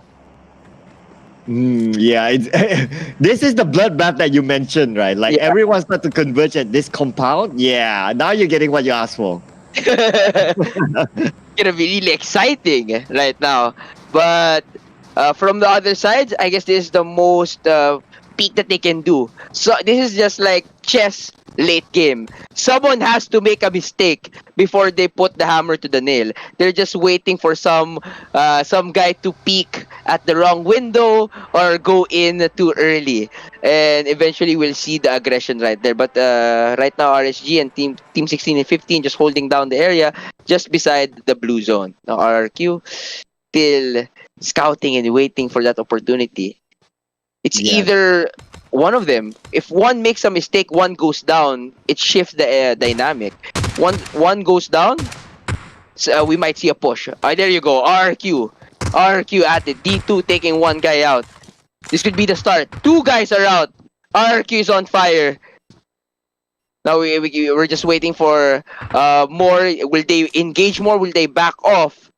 And they're just trying to heal up. Just a bit of a pause for their battle right now. As you can see, Team 17 trying to shoot some bullets through the other side of the road. They're trying to like somewhat not letting them cross. Don't cross, we'll shoot. But eventually they have to fight. Someone has to make a mistake. And one RRQ is actually behind them. 2 of them, 17 and 18. They're trying to converge on this guy.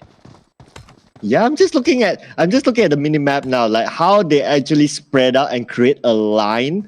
Just look at the lines that are created by the Thai teams. They have covered their ground really, really well. So if only their opponents show themselves outside the compound, they could be gunned down from any angle. Just look at this. Every angle is covered. It's really risky. Like if you pop out, it might see you and you're gone. And right now they're just playing the waiting game. The moment a team makes a big mistake, it's gonna be their downfall, and it's actually exciting. I'm on the edge of my seat right now, just waiting for something to happen with this. Someone has to make a mistake eventually. Absolutely, eventually. If not, the blue zone will force them to make a mistake. It's either what? It's either you succumb to the blue zone or you go and do something yourself. True. And right now, Kagura and company just holding this area, being peaceful. Actually, as you mentioned earlier, having the placement point is more important. But hold that thought. RG trying to shoot down Team 6 from the lower ground, taking out their vehicles, having one man down. and they're putting on the pressure. They might throw some troubles here, holding down the area, making them think what to do next, because this 1 versus 2 teams right now, and they're very courageous of this. They're not backing out. Like, you guys have 8 players there. We can handle it. We're gonna start the fight with you. As you can see now, they're trying to respond. Red, Team 6 and Team 5 will try to respond from that firefight. And it's interesting to see that the team with 8 people, they actually can't push. Wow, Yeah. just look at that. It's like David versus Goliath. Yeah, actually they're backing off. Like, okay, we can't handle this, guys. We think we have to back off. And it's really interesting that the game is playing out like this. Oh, there you go. You can see Red right now. Their Team 6 is trying to take out close by enemies. But we're seeing some team kills here. We're really seeing team kills here. And I see. Let's see how this fares out. Oh, but look at this. Yes, Team Singapore, they are in the same compound. So many teams in the same compound right here. He's just trying to find a good angle here, but then again, the building is just either helping him or not helping him. It depends what he wants to do. But now he's trying to score. But just that little bit of ping, he goes down to 50% of life. This is the level of players that we're talking about. Just like a speck, just a pixel of you just pop out that corner, one will send you a bullet. That's insane. And we're at that level, as you said, here at the Razer SEA-Invitational. These are absolutely top teams representing their countries, flying their national flags in this tournament today. So expect lots of good quality here, as we can see. That one little bit of peak, and there you go, 50% of life. Another one more peak, and you're down. It's just as simple as that. And earlier I saw the minimap. There you go. So there's more teams in that area. RRQ is now in the dead center of it. They might actually be cornered here. So you see here, Team 10 try to siege this building. They'll try to hold up the Team 8. They're trying to peek the window, and he goes down. There's not much to see. There's so much smoke in the area. So much gunshots happening. Another from Team 10 goes down. Team 8 coming from the smoke. Smoke criminal here, people. They try to use that advantage and be aggressive. Assassin being the real assassin from that encounter. Oh man. So it looks like, I think there was only one team there holding this compound, and they had to fend off 2 teams, so it's a little bit unfortunate to them. Numbers were definitely not on their side. But nevertheless, for these teams, congratulations, they got the compound, but they need to make a move. Yeah, and right now the circle again got really small, and it's gonna force all the teams to fight now. It's gonna be intense. Just look at the next circle, just like a speck of land, and there's so much teams. I bet you can cover up the whole minimap of land with all the players still alive. Oh man, I put my pinky just in front of my monitor, and it's just at the edge of my pinky. That's how big the land is. You know? It's just crazy for these teams.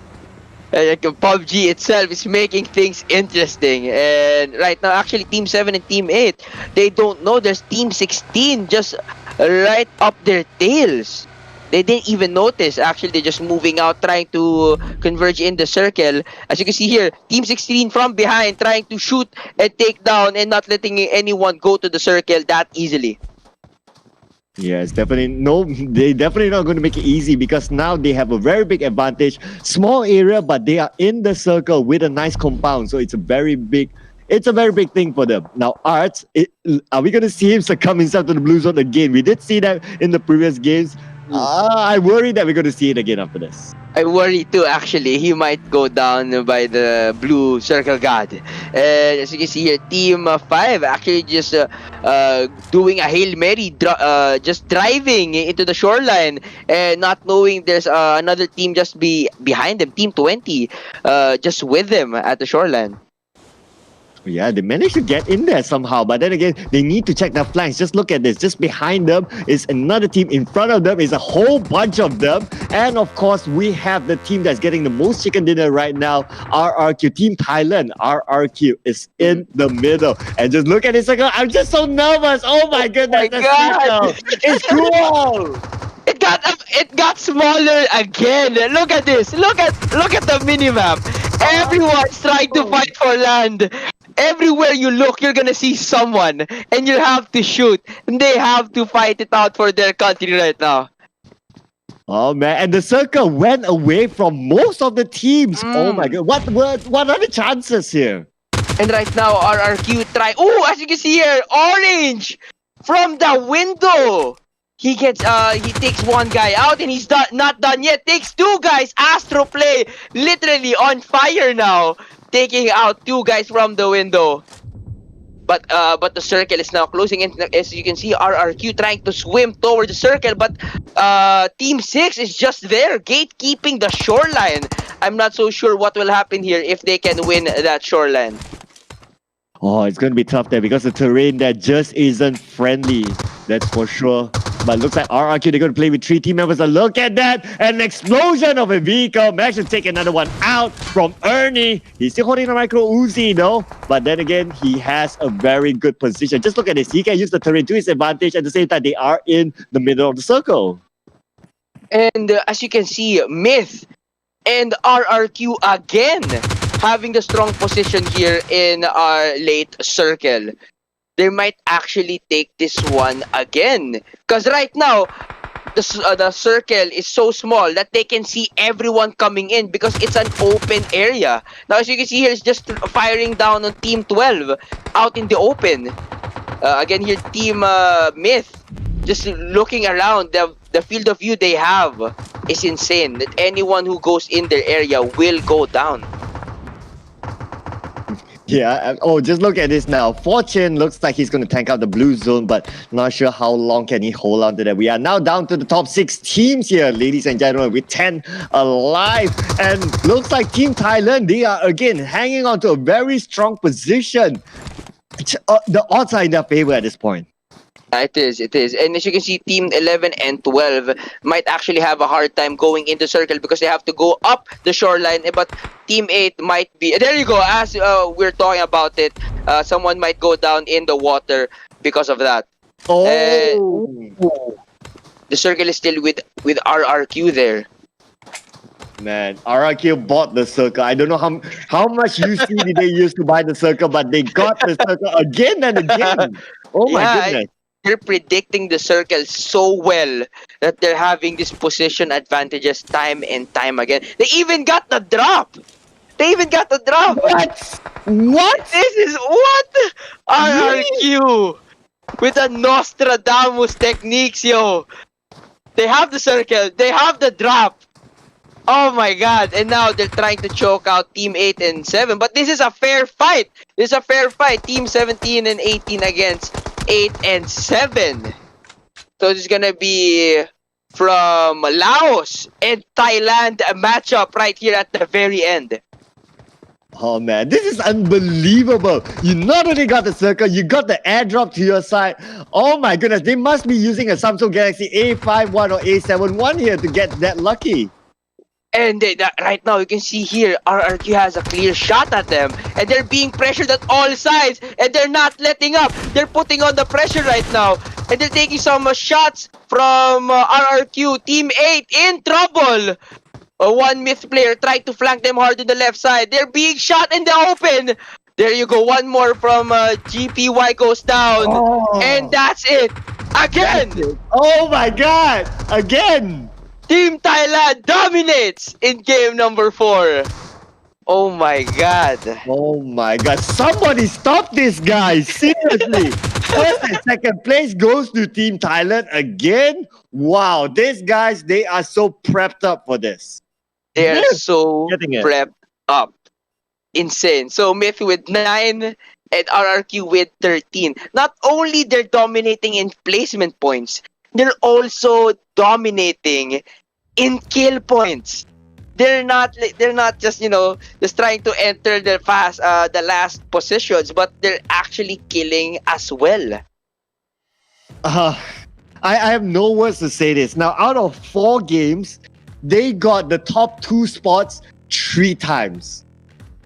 Somebody stop these guys, really. Yeah. Why? Oh wow.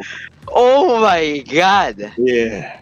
That team up should be illegal, man. There's no way. It's still damn good. And actually, I don't know how they do it, but they just go to the circle and they dominate the perimeter. Like, how are they doing it? Oh my god.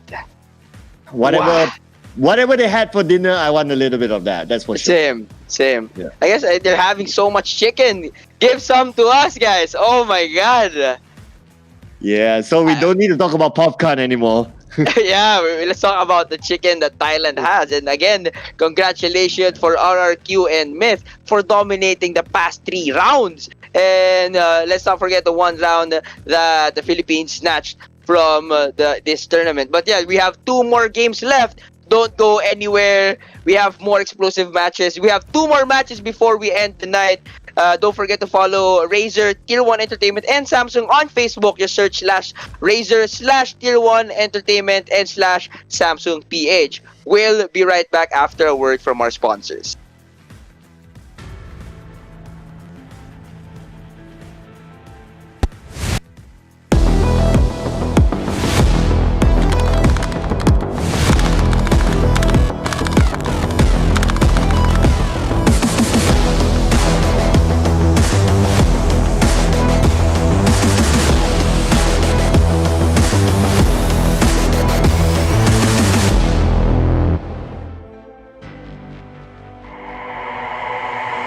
Samsung Galaxy A unlocked. Gaming with this phone means you don't have to wait, so your characters can boogie and performance is great. Go Dragon, go Dragon, go, go, go, go Dragon.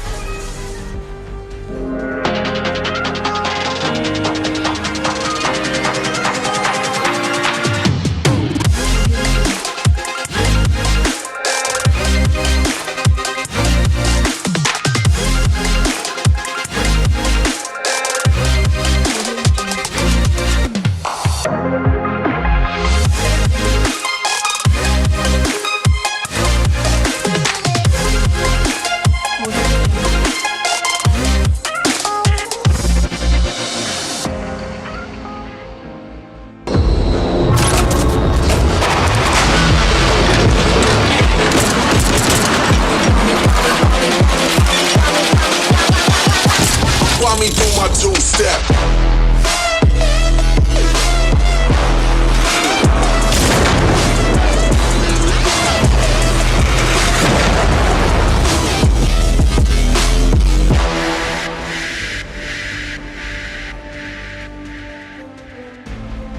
You got the best of me.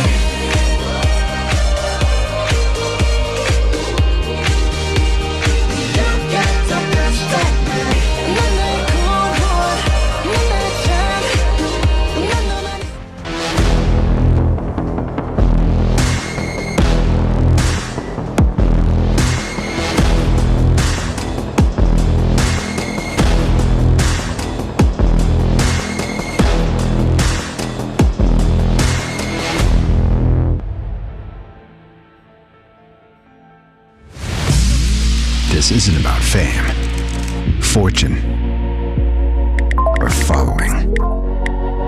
This is a calling. This is desire. This is obsession. This is what it takes to win. They search for more speed, focus, control. This is more than a game. This is esports.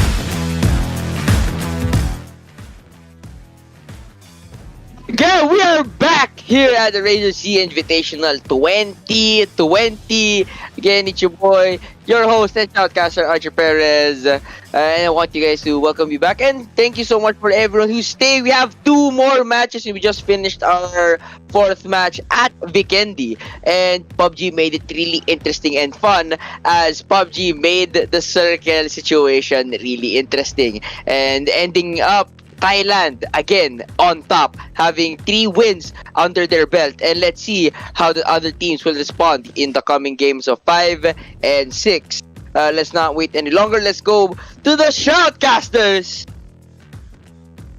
Let's go. Thank you, Archer. You handsome host. Thank you so much. I'm here again with Sir Cloud.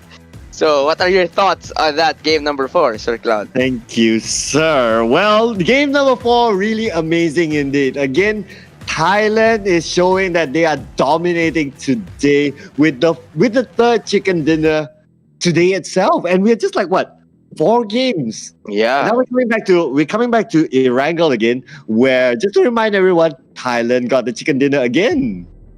It might happen.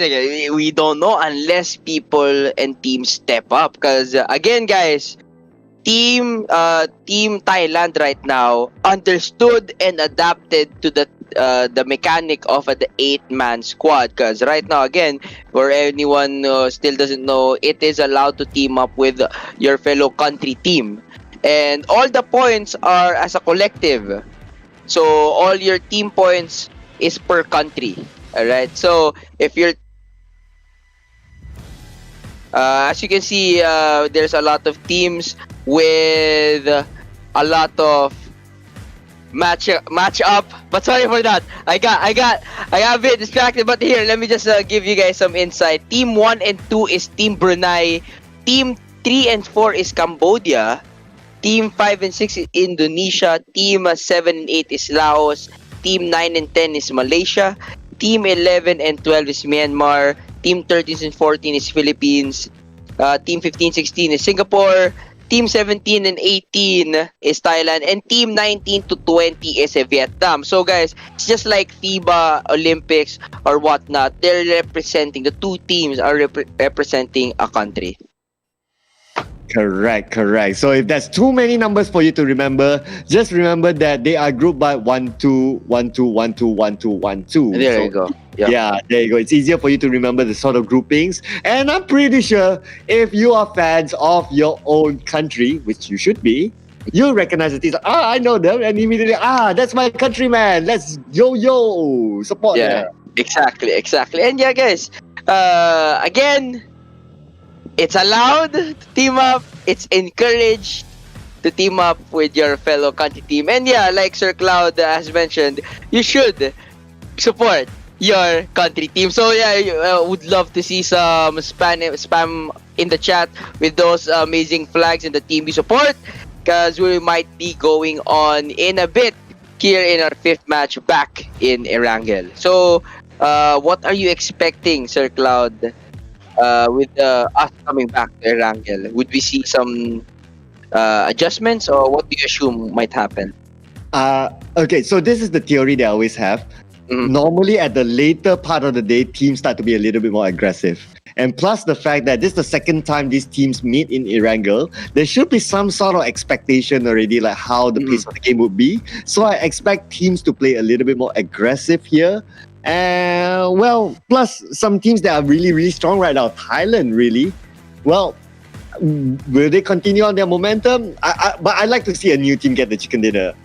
Yeah, just, change of scenery. Because right now, we all love an underdog to rise above, And of course, if they still wear the crown, we can't really change anything about that because they're really good. Imagine the last game. Not only they got all the final 4 circles, they also got the final drop. Like, how? Right? Like, how? But yeah, it's really amazing to see Thailand showing a very dominant playthrough for us. But yeah, it would be amazing to see another team at top.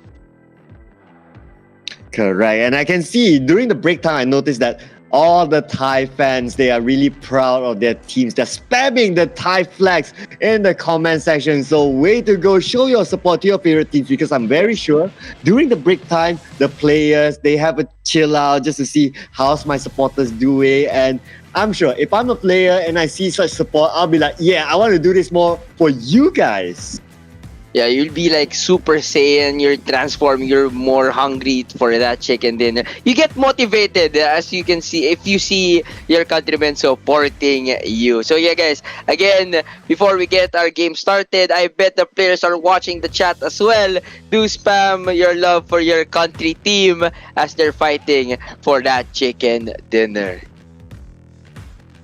Yep, so now we are down to the last 2 maps. In fact, if you're wondering how many more maps are there, well, we're down to the last 2 maps, which is the next one is going to be Erangel, and the following one, we have to wrap it up with the largest map, of course, because we don't want this action to end. It will be in Miramar. So again, teams, they have done their round robins. They will have some expectation of what's to come. So it will be interesting to see, will they change up their tactics as well?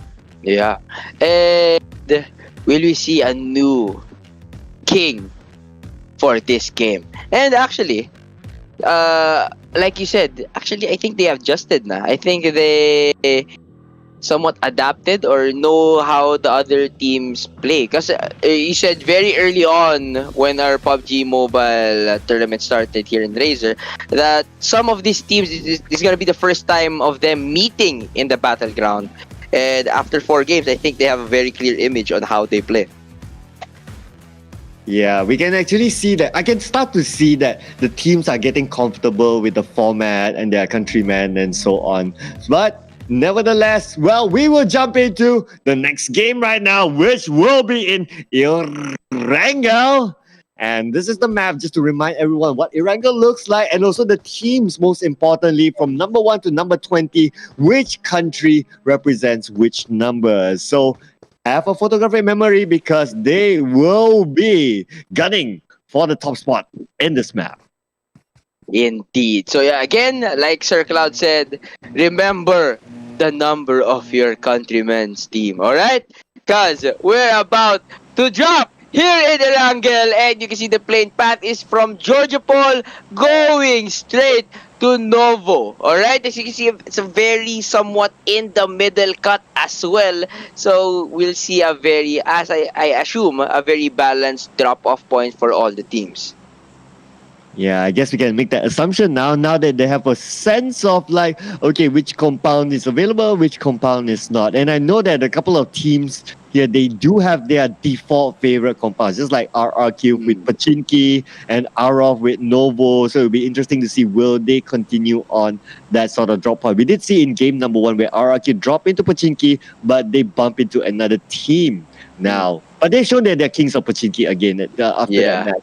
Yeah. And they're actually dropping in hot. They want to claim that place.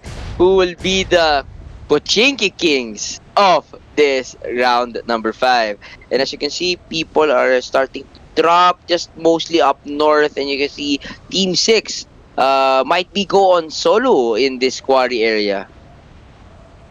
Oh yeah, interesting. Okay, so they will not be challenger based on the drop points so far. But then again, looks like we will jump into the ground action at this point. And let's see which teams get which area. Impunity, they do love their Jogopul, so they will drop at Jogopul together with their countryman Resurgence in the same compound. Big area, 8 people, and that's okay. Loot segregation should be fine. Yeah. And right now, I think at the early start of the game, it's going to be really slow. But once they start mid, as you said, I agree. This game would be much more aggressive. As you can see, there's an engagement already between 2 teams.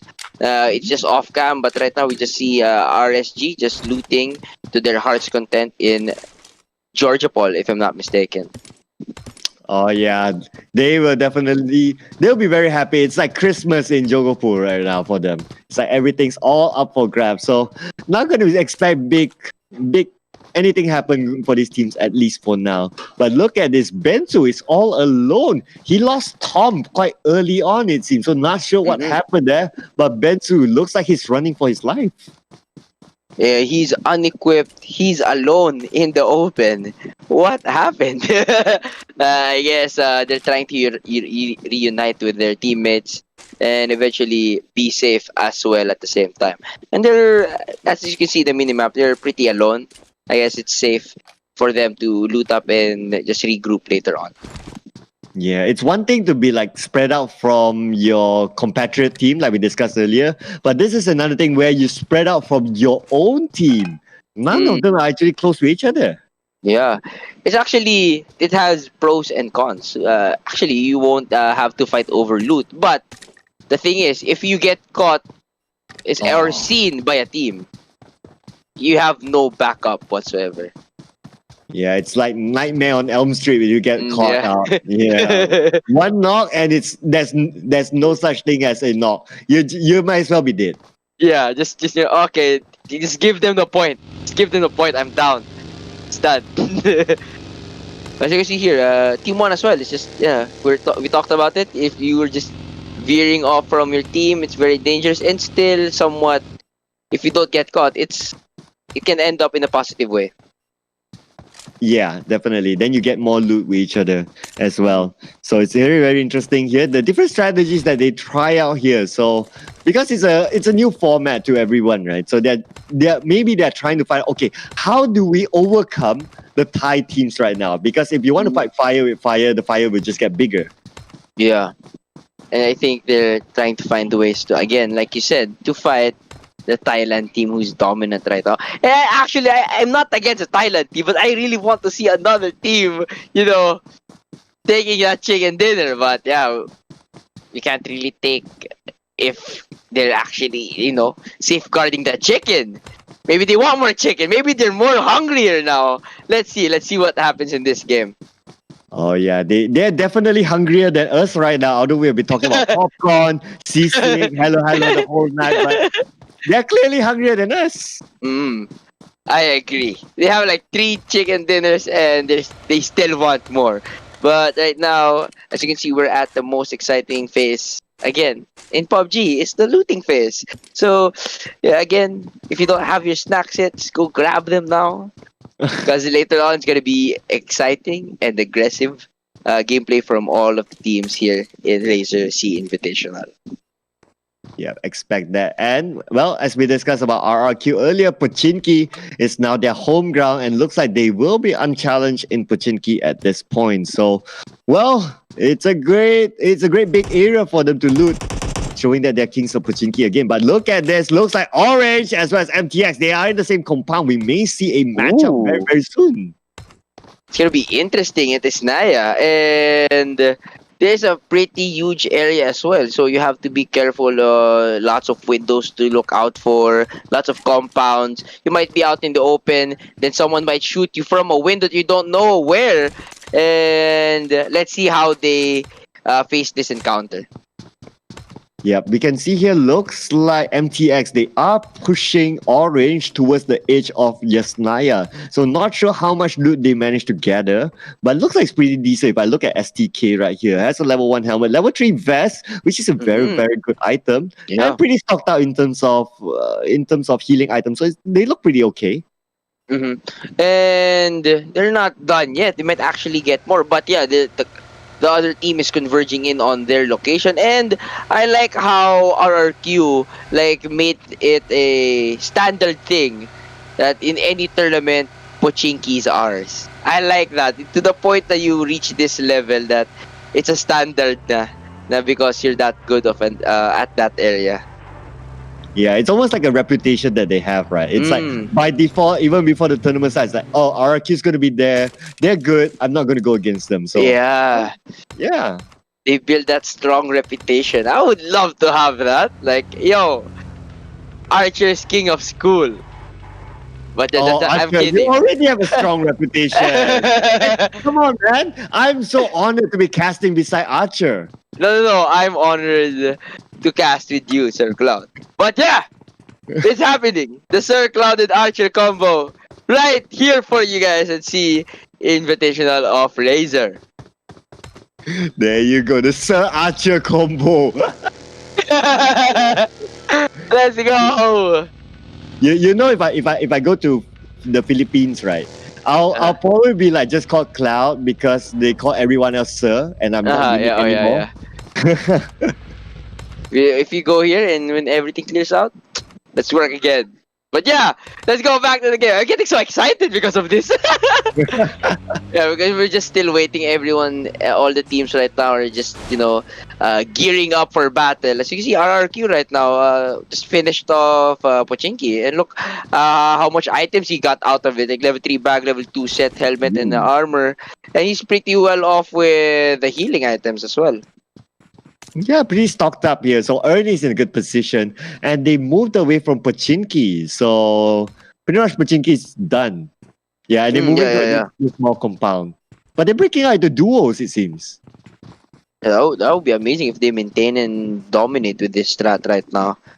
The Myth is nowhere near their area as well. So right now they're playing it somewhat solo between Team Thailand. And let's see how it plays out.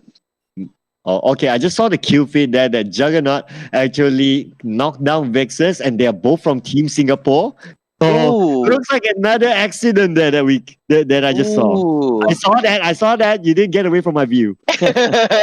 Actually, I guess it's really hard to avoid that.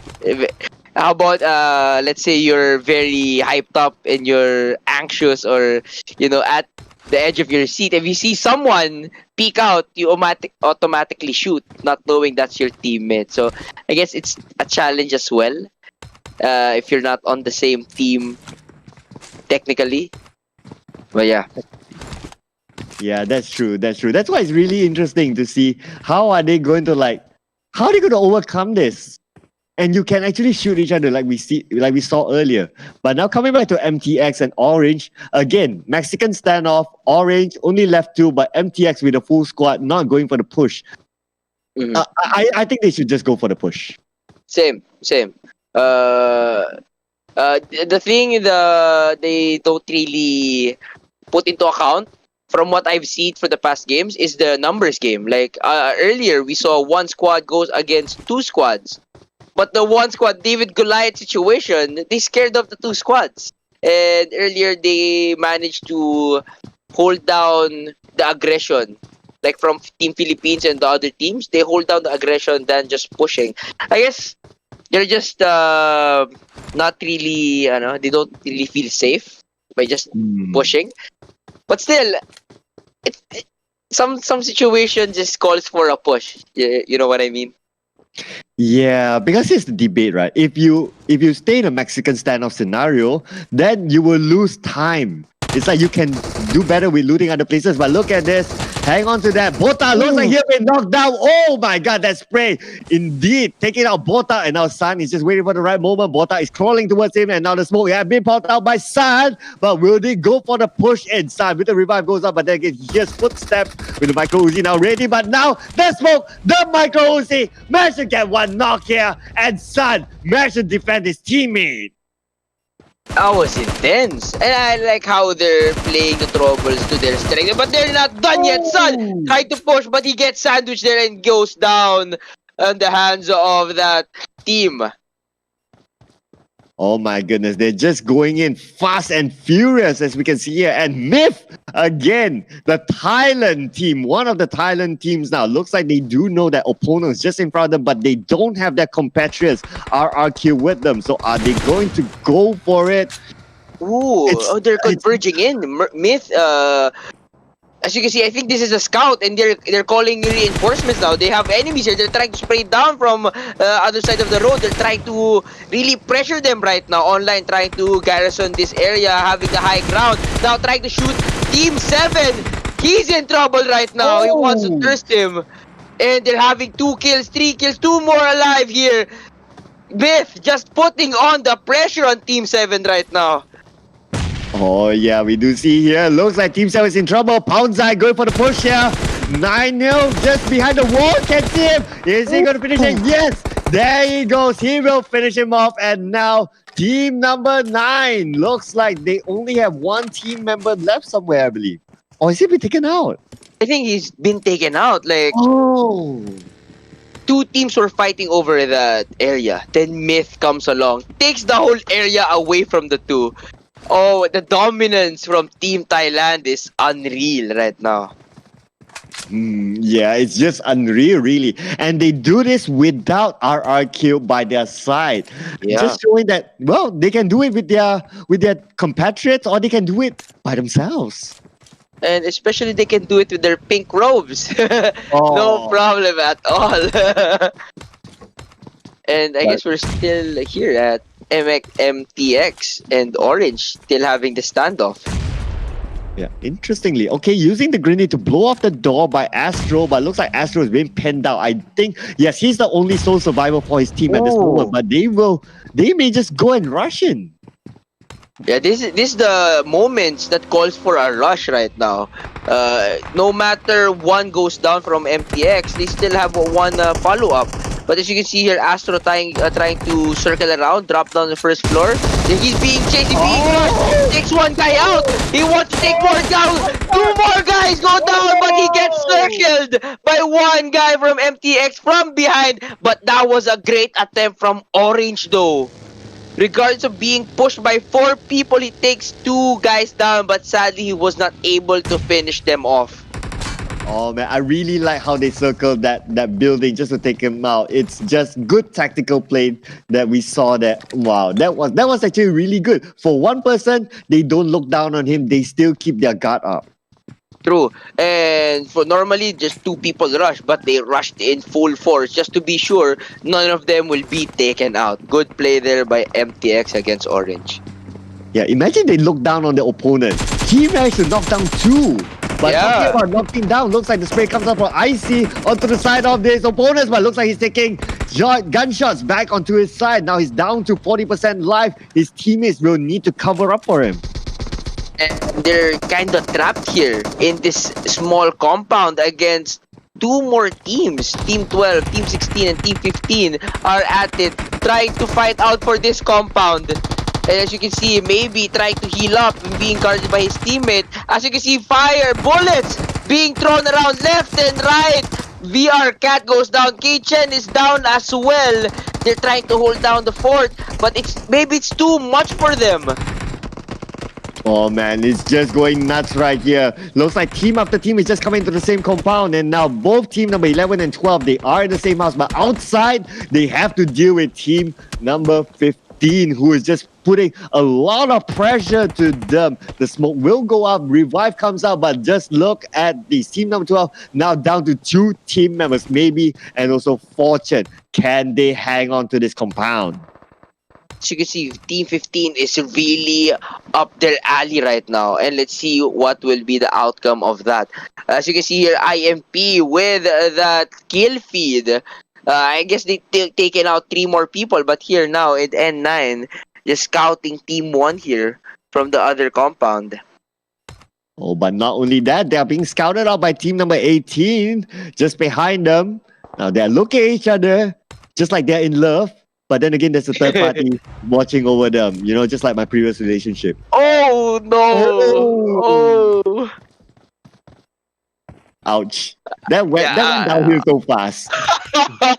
Oh my god. But yeah, as long as the Sir Cloud will prevail, that's the fight we want to see. And right now, Team 7 actually is sandwiched by RRQ and Team 1. It's very dangerous for him to go out right now. Yeah. It is. They better be careful there. But look at this. 2 teams, they are in the same compound. Blacklist International as well as Iconic. They are playing the same strategy from how they did from the earlier game. And they got a 1 chicken dinner out of it. So, it's given them success. And it might actually pay out again this game. But we'll see. And they're just holding out this compound just east of our school. It's actually pretty open. If they see anyone coming in at their direction, they would have an open, clear shot at them. Yeah, absolutely. Plus, he was standing at the rooftop, so it's always very open to be there. But then again, it's a high risk, high reward thing, whereby you can scout a little bit more. But you can actually get shot as well easily.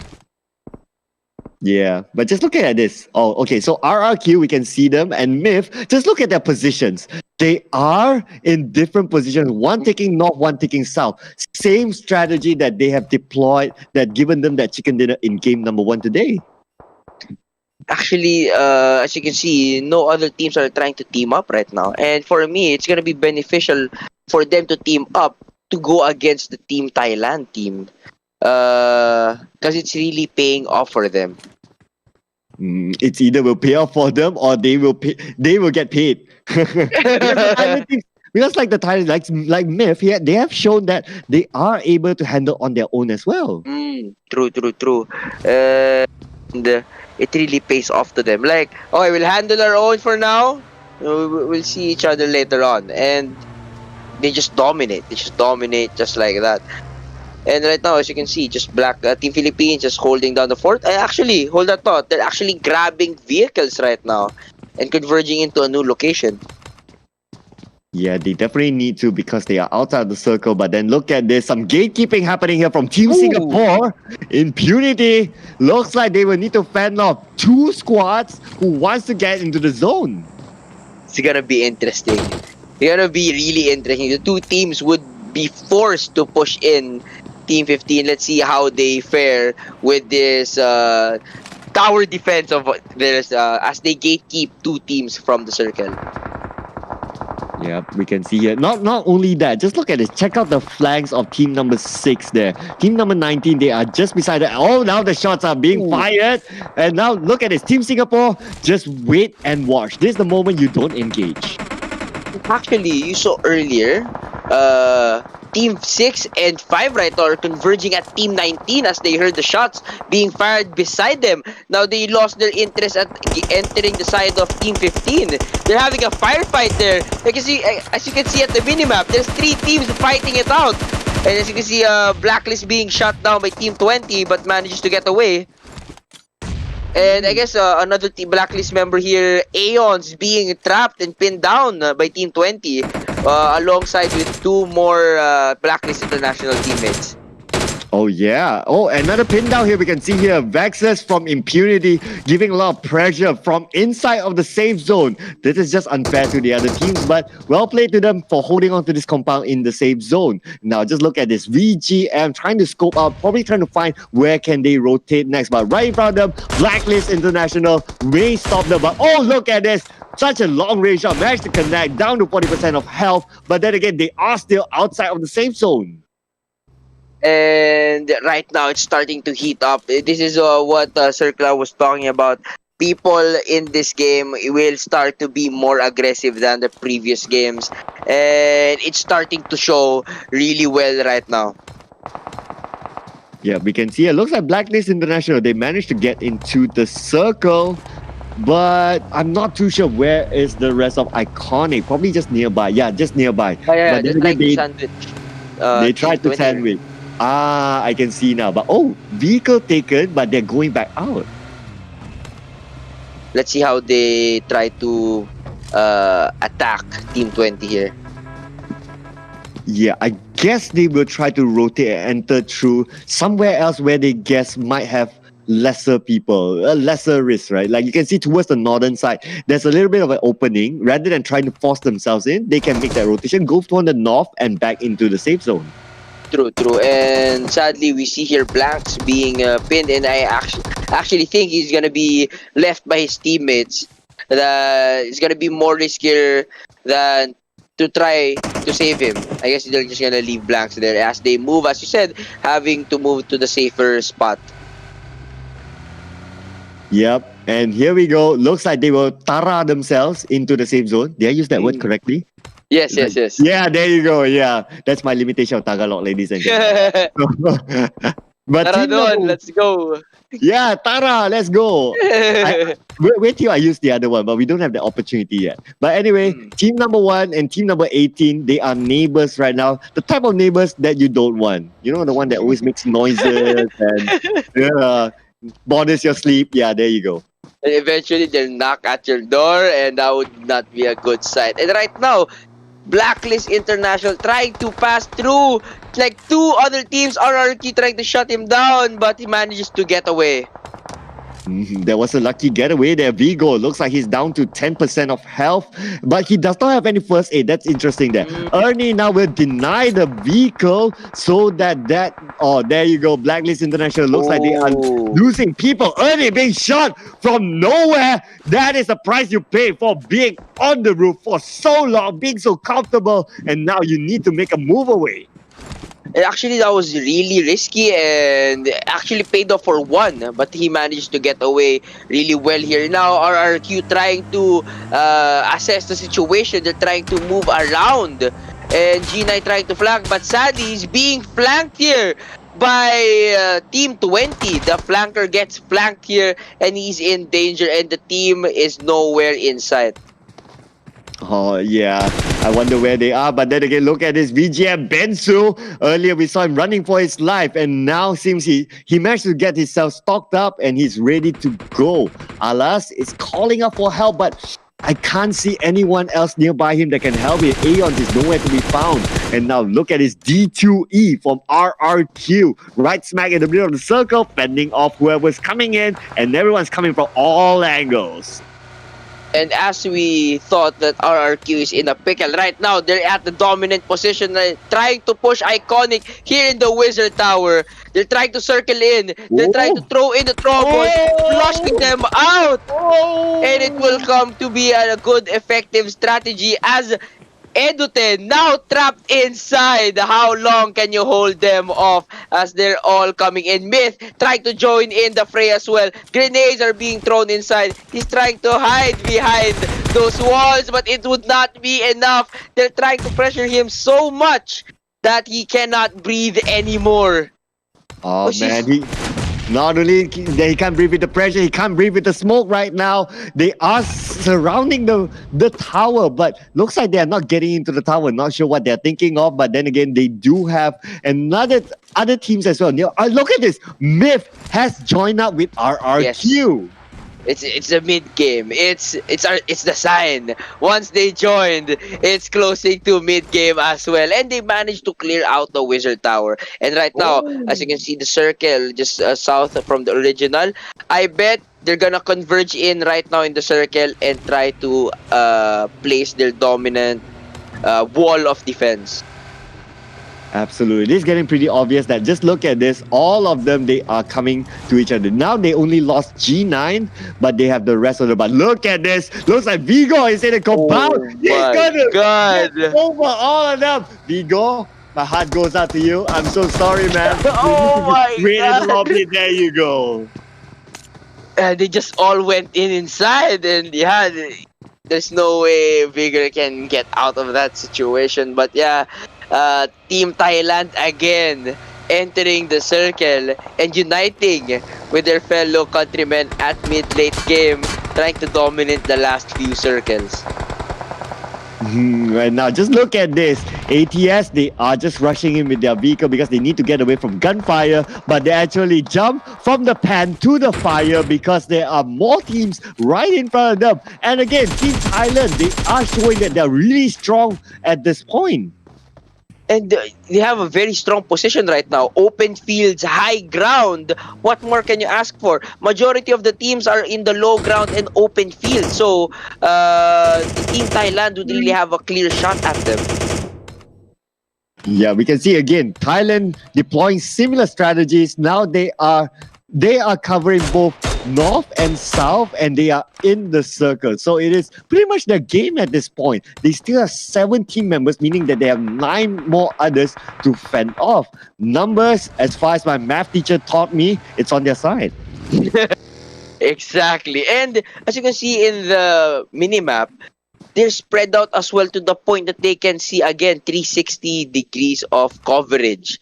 No matter where you're gonna come from, they'll know about it. And I like how they're using their communication skills. Regardless of some teams trying to separate themselves, they're not shooting their fellow teammate. It's actually really hard. Imagine just Smith seeing a RRQ very far off. They're not shooting that guy. They just know that's their teammate. Yeah, somehow so far we haven't seen an accident between these two. We've seen it with other teams, but so far they have been communicating really well, I say. True. And right now, teams are struggling to get in. They're really struggling to get in. As you can see, like Team 17 are trying to gatekeep 3 teams. They're trying to gatekeep 3 teams right now. Look at this. Team 15, Team 6, and Team 9 are in a pickle because of 2 myth players just holding them down on the low ground. Oh man, they can come from any angle, but so far the Thai teams, they are hanging on to this really, really well. But look at this, Poundzai have Nasty below it. Oh, Poundzai has spotted out, he sprays on the shot, but then Poundzai has been knocked down. Now he is in trouble. Rodpia tries to help him, but he gets shot down as well. Poundzai will be taken out and sent back to the lobby. Boyka, the captain, and the coach, and the man, the icon for Arrow, taking out one by one. It's amazing. Now, this can change the setup for our late game. They took out the defenses and they will try to get in right now. That was a good push for them. And they're trying to put pressure right now on the current leaders of our tournament. They're not backing off. They want that chicken dinner. They're hungry for it as well. Hang on, Boyka is playing all alone for Arov. Okay, for him to survive all alone to this stage of the game, it is amazing. And as you can see, he's trying to play it safe as the circuit closes on them. And again, as you can see, RRQ and Myth still trying to gatekeep anyone from coming in. And he's out in the open. Will he be seen here? Trying to let off some shots, but he got spotted here. He wants to take one guy with him. One is down. He's trying to crawl in slowly but surely. And that would give him the opportunity to crawl in as one of his prey goes down. But the blue zone might take him. And he makes it. Will he get in? Will he get in? The damage. And he's not done yet. Takes down Nasty. Thirsts him. But gets taken out by Cabo. But he might go down as well. Myth is just being around and seeing everyone. But Team 6 will go down to the blue god as well. 3 teams left. Myth and RRQ again left against one VGM member. How are they doing this? How are they doing this indeed? Oh my god. This is their moment to clinch their 4th chicken dinner right here in the Razer SEA-Invitational 2020. Oh my god, amazing performance by the Thai teams right now. Now is the right time for me to say this. For them to just end this round, they can go do it. This is Lakat Matatang moment. Lakat Matatang moment! Damn right! Oh my god! Indeed! And, well, there's nothing the teams can do. They're just too dominant right now. It is insane. How can you stop the Thailand teams? How? I really don't know, man. We can see teams trying out different but just look at this. They are surviving. Oh my god! The pincer is trying to finish the game. Pincer strat. They have found their prey. And let's see how they'll end it. Oh man, but looks like Benzo has been taken down, and again, the Thai teams, they are really dominating this tournament so far. 4 chicken dinners out of 5. Oh man, I'm just gonna say it again and again. Somebody stop them. Somebody stop them, and just like that, another chicken dinner. They're having a party right now. They're having drinks right now. Oh my god. Oh, dude. This is insane. And they ended the kill with they ran over the guy. Showing off their emotes, and there you go. Someone has to leave at the end of the day. And yes, looks like the winner chicken dinner goes to Team Thailand again with RRQ at the top spot. That was insane.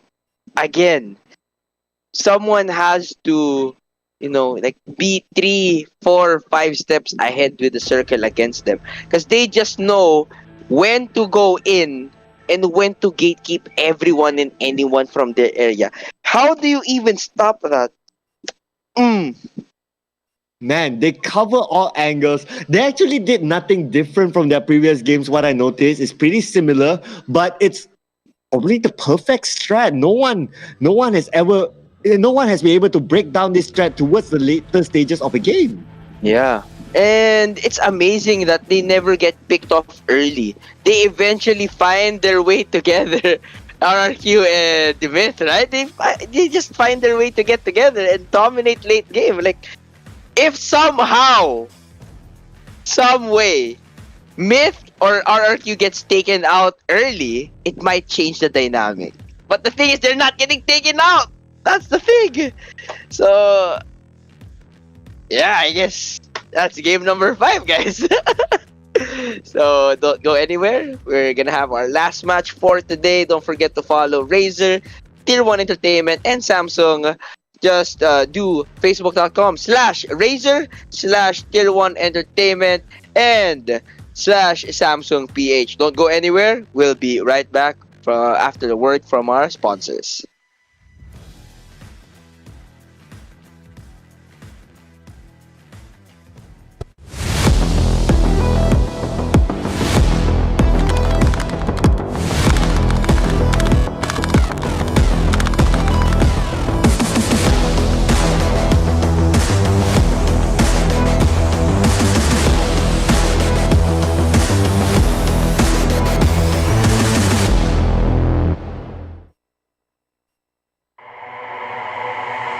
Samsung Galaxy A unlocked. Gaming with this phone means you don't have to wait, so your characters can boogie and performance is great. Go Dragon, go Dragon, go, go, go, go Dragon.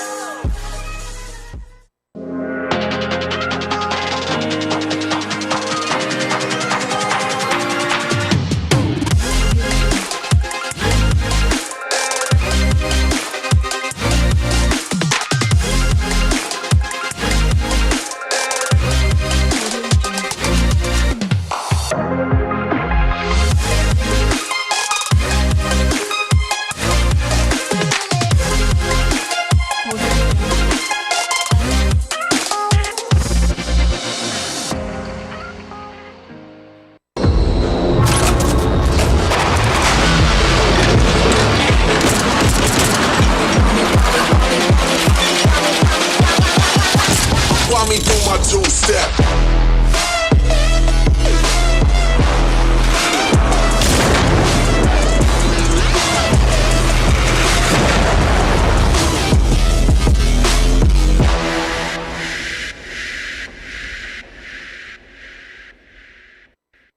You got the best of me.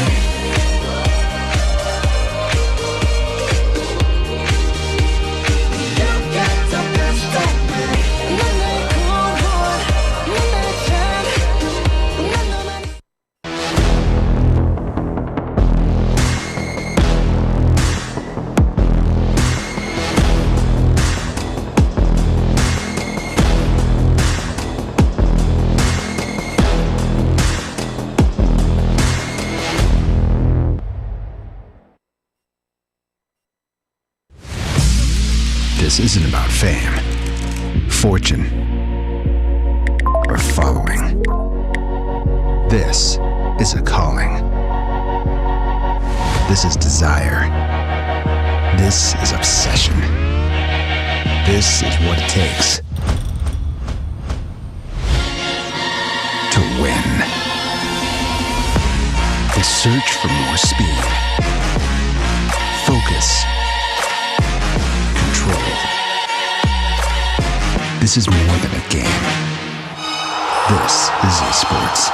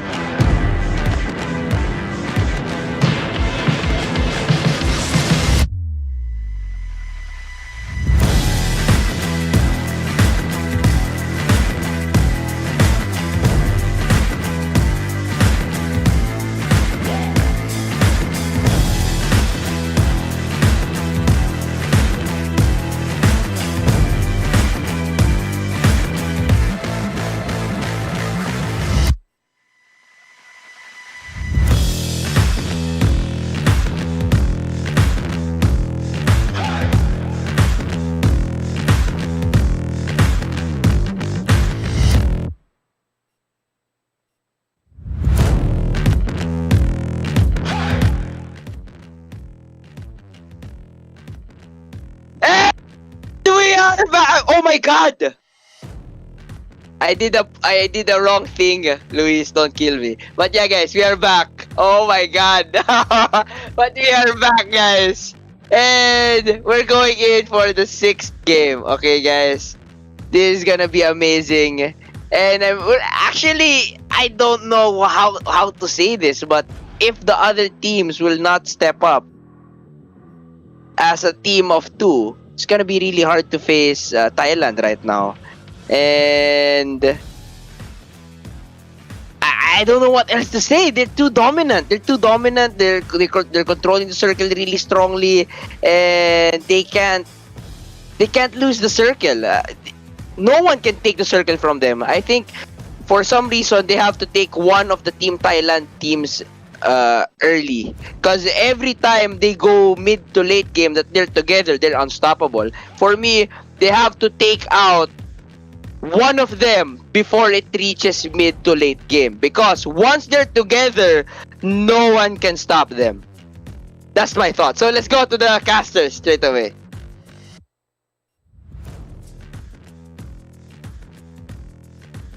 Hey, you're back. We're back with the casters from the host of the caster, Archer Perez, ladies and gentlemen. So circle out. What else can we say?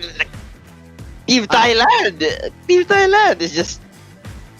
I don't know, man. Okay, the one thing that we haven't really seen clearly or consistent enough, like you mentioned, what happens if one of the Thai teams been taken out and only one more team is left? Can they perform at the same stage that they have been currently doing? This will be something I think the teams need to explore if they want to cut Thailand's chances of clinching that top spot.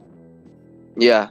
Because actually, I've just been seeing if they're together, they're unstoppable. Maybe if they find Myth or RRQ alone at the very early stage and take them out, we might see another champion. Actually, we might actually see another champion for the last round. But we'll never know, because as you said earlier, they split up, they can handle their own and eventually just get together. So, as long as they can't be separated or no team can match their teamwork, it's gonna be really hard to take out Team Thailand at the top. Yeah, it's the same feeling that I have when Archer came on screen, and then it gives me that, oh, okay, you know it's like the two teams coming together, and then it's like doing this. Like, you don't know what reference this is, right? Yeah. That is like, there you go. Yeah, there you go. It's like doing that. Yes. Yeah. I was actually figuring out, is it mirrored? It was, but yeah, it's actually that. They're doing this. They're doing exactly this, and it's unstoppable. Like our combo. Yeah. Yeah. But yeah, I guess we're getting ready for our last matchup for today, as everyone's just loading up the plane for the last map, for the most biggest and the most hot map in PUBG, which is Miramar. Yep, Miramar. Again, will be the second time where all these teams meet up with each other. So the last time, Philippines got the chicken dinner in Miramar. So are they going to repeat the feat again? Or again, are we going to see RRQ? Or a new team's going to step up and take away that chicken dinner, that crown, that nice, juicy, yummy chicken dinner away from the grass of the Thai teams? We'll never know. Maybe because some teams specializes on certain maps. Maybe this is the map where Team Thailand is not really familiar with. We'll never know. And this is the time to find out, as we are just left with 20 seconds left before we get into that plane and start our battle here at Miramar.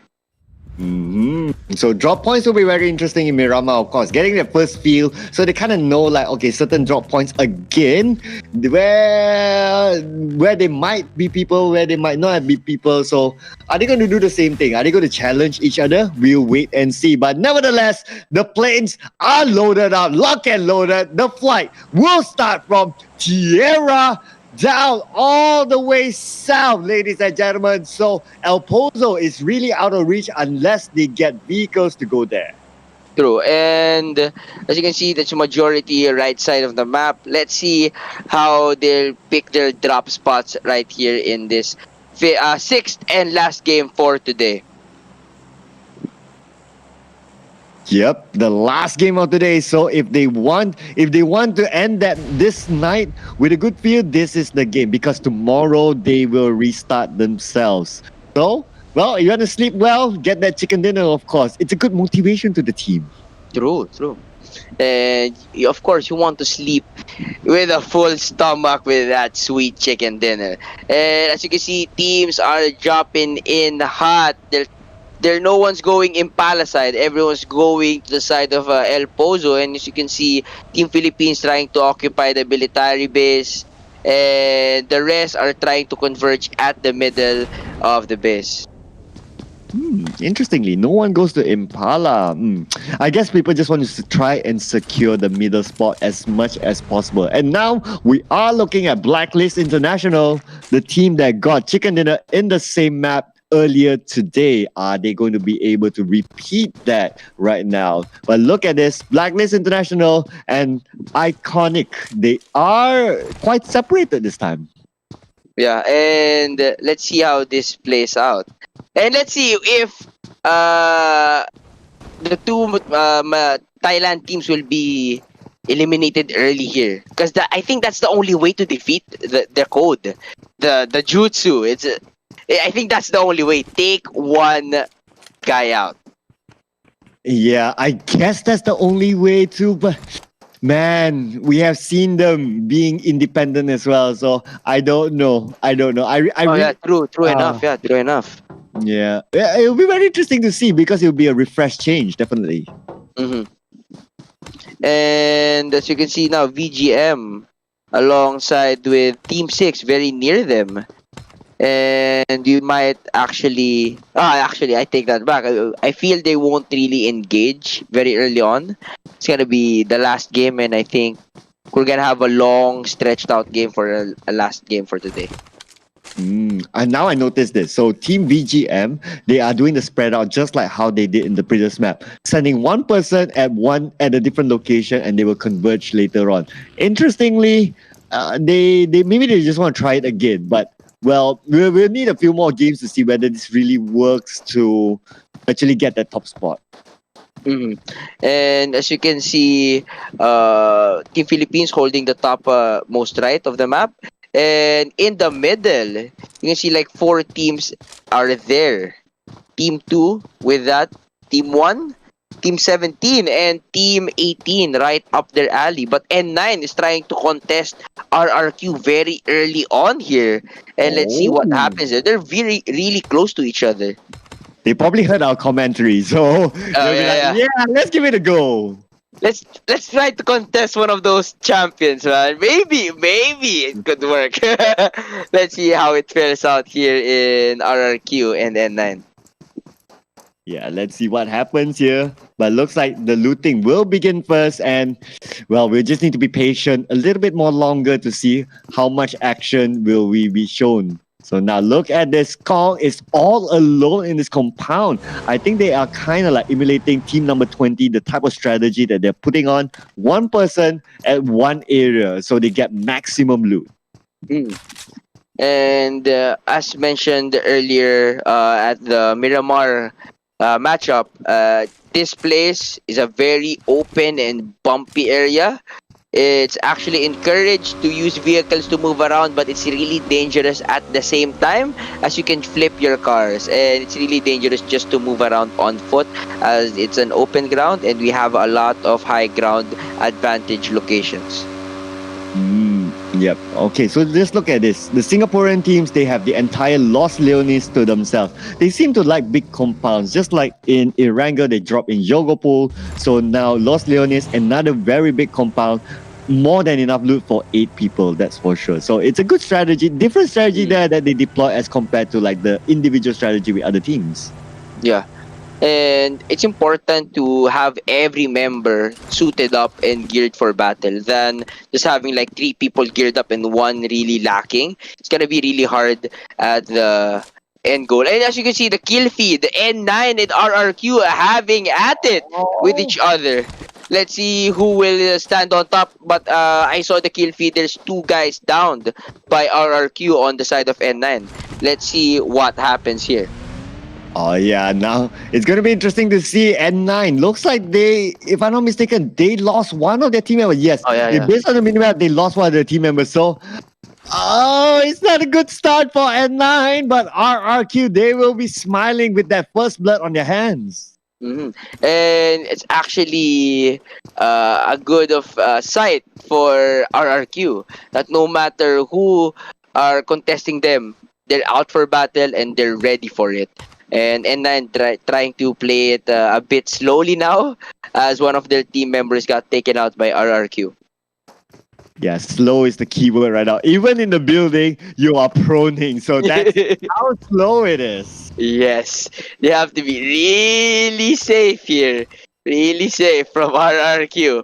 They just know they're still there and they don't want to take any chances being taken out as well from RRQ. I'm a little bit surprised as well. So RRQ, they managed to take out one. They know they have the numbers, but they decide not to pursue it. So it looks like they're still going to stick to their plan, whereby they're going to meet up with Myth towards the later stages of the game. So not taking those big fights. Yeah, and they're actually getting those vehicles and they're moving out. And I guess that's a safe sign for N9 to pop out again. Actually, after they got removed by one member, they actually got, I think so, they backed off. They really shelled themselves and started proning indoors. Because I guess they realized they don't want to fight with RRQ right now.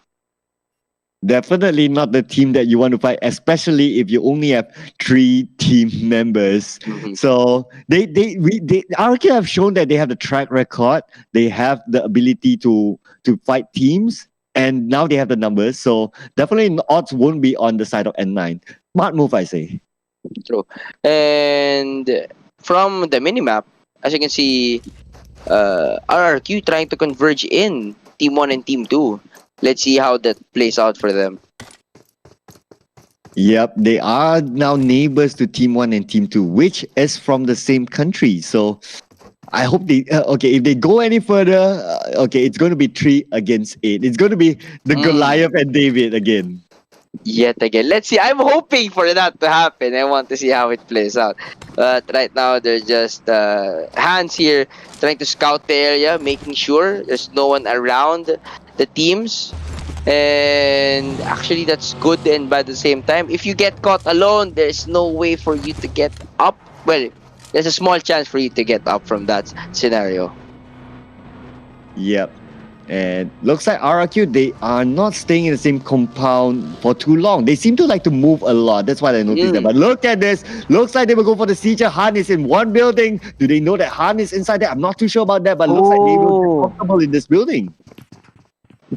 And as I was talking about earlier, this could really pay off good and bad at the same time. You can get info, yes, but if you get caught and trapped alone, there's no way for your teammate. There's a small chance for your teammates to respond to you. Oh my God. Han from Radiance Gaming, he is alone. His teammates are across the road, but that's quite a distance if he get knocked down. So he better play this safely. Now he's doing the scouting work, but that information, what are they going to do with it? They are still playing this very safely. True. If he does get enough info, he might maybe call in some reinforcements and try to attack from behind, but we'll never know. But as you can see, RRQ right now, are they smelling blood? Oh, no. They haven't seen Hans right now. Good part for Hans still being hidden. And as you can see, RRQ D2E has found Han. Han tried to run away, and now he fell. He fell out of panic. He fell from that ridge out of fear of being killed by RRQ. And reinforcement has arrived. 2 teams against 1. Team 1, Team 2 will be fighting out with Team RRQ. Oh, the best that Auto Too Soon they can do is only smoke up. But just look at this. He can't revive his own compatriot because you just can't. That's how the system is. But now RRQ, they know someone's there and they want to take fights. Ernie trying to go for the flank here, and now he's taking a couple of shots there. Down to 50% of life. Galaxy from a different angle try to scope out Baruan. Looks like he's in trouble at the same time. RRQ has the high ground, and as we all know from that movie with the lightsabers, high ground wins. That's very true, and I think RRQ is in a good position, even though they're handling two teams right now. They have more coverage, they have more oversight, and they can actually control it. Why? Team 1 and 2 can't easily push, regardless if they down one RRQ player. But with RRQ, if they down people, they can just pin them down and not get any help from anyone, as they are on the high ground. Like you said, in the movie with lightsabers, having the high ground is a huge advantage. And they are showing that they are taking advantage of this situation. Look at this. Team number 1 and number 2, although they have the numbers, but they can't do anything. Oh my goodness! That grenade! One grenade managed to get that knockdown, and now they are just not letting anyone go from this. Hostage is being taken at this point. I'm pretty sure they have to let this go. Unfortunately, they will need to buy drinks for their friends. True. It is an impossible mission to save that teammate.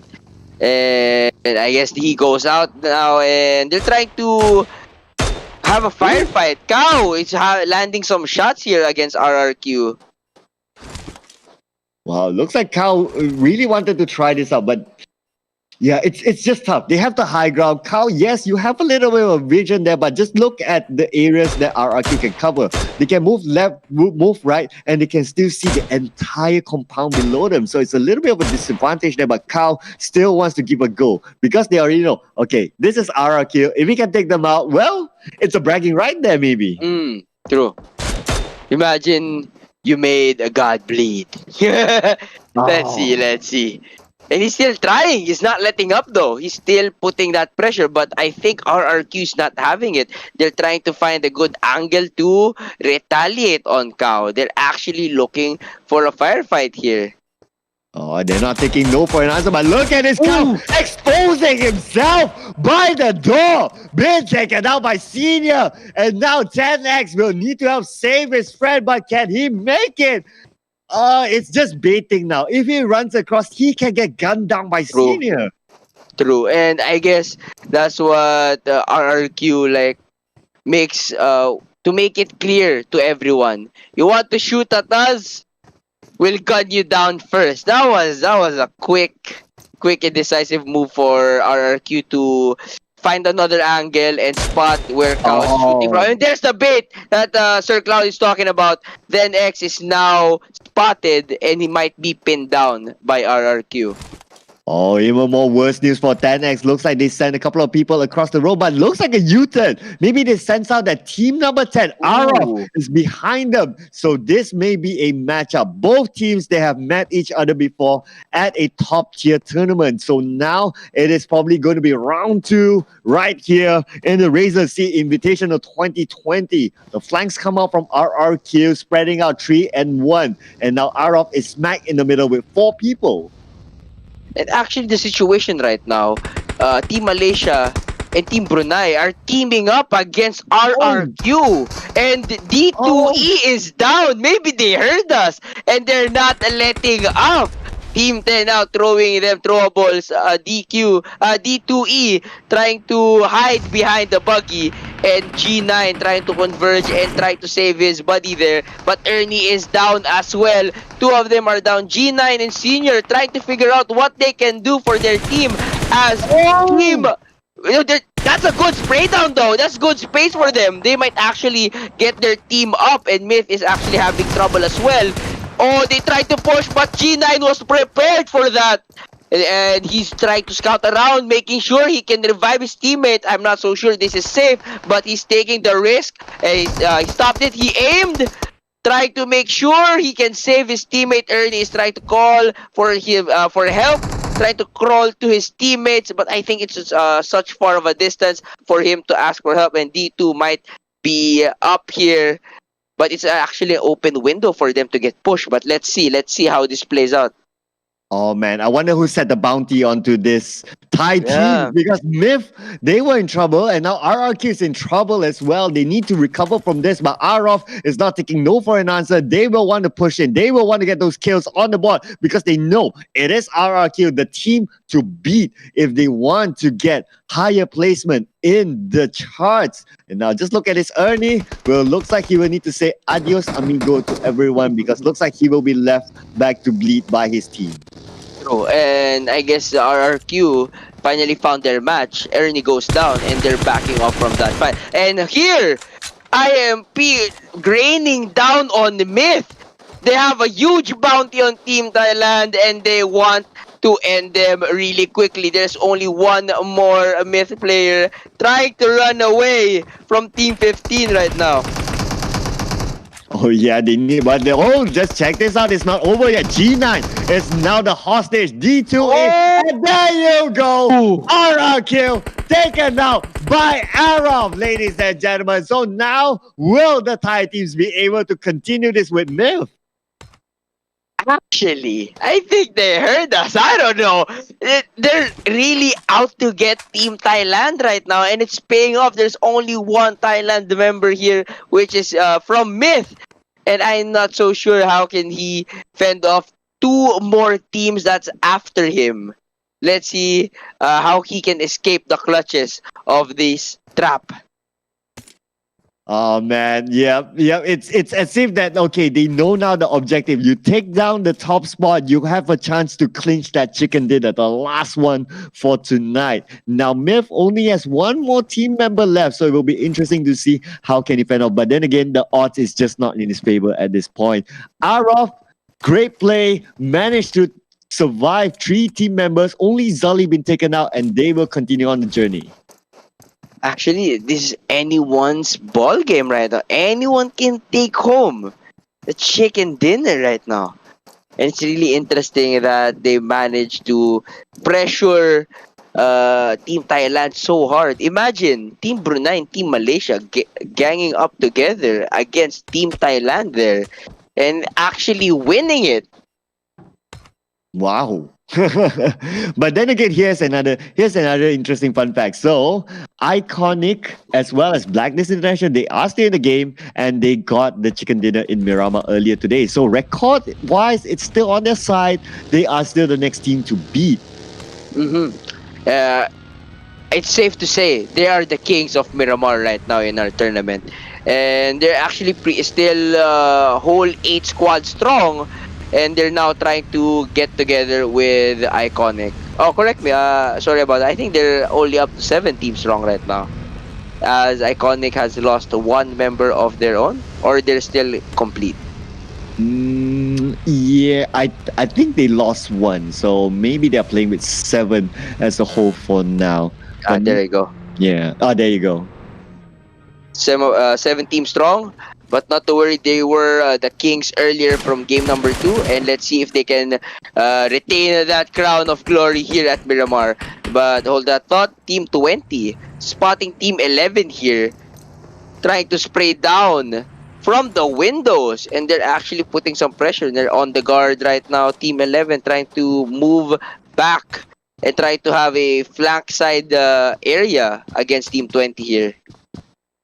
Yeah, Team 20, they want to get into the safe zone. But then again, just look at this. In front of them, Team 11, Team 12, they are gatekeeping at this point. So I think they should just rotate up north where the other teammates are. And there's a clearer path there rather than trying to force themselves through this couple of teams. I agree with that. Like less blood and more safe, more probability of being inside of the circle and not losing anyone is the better choice. But I guess they really want to push that side against Team 11 and Team 12. They're at it. Vietnam wants blood right now and they want to go after that spot.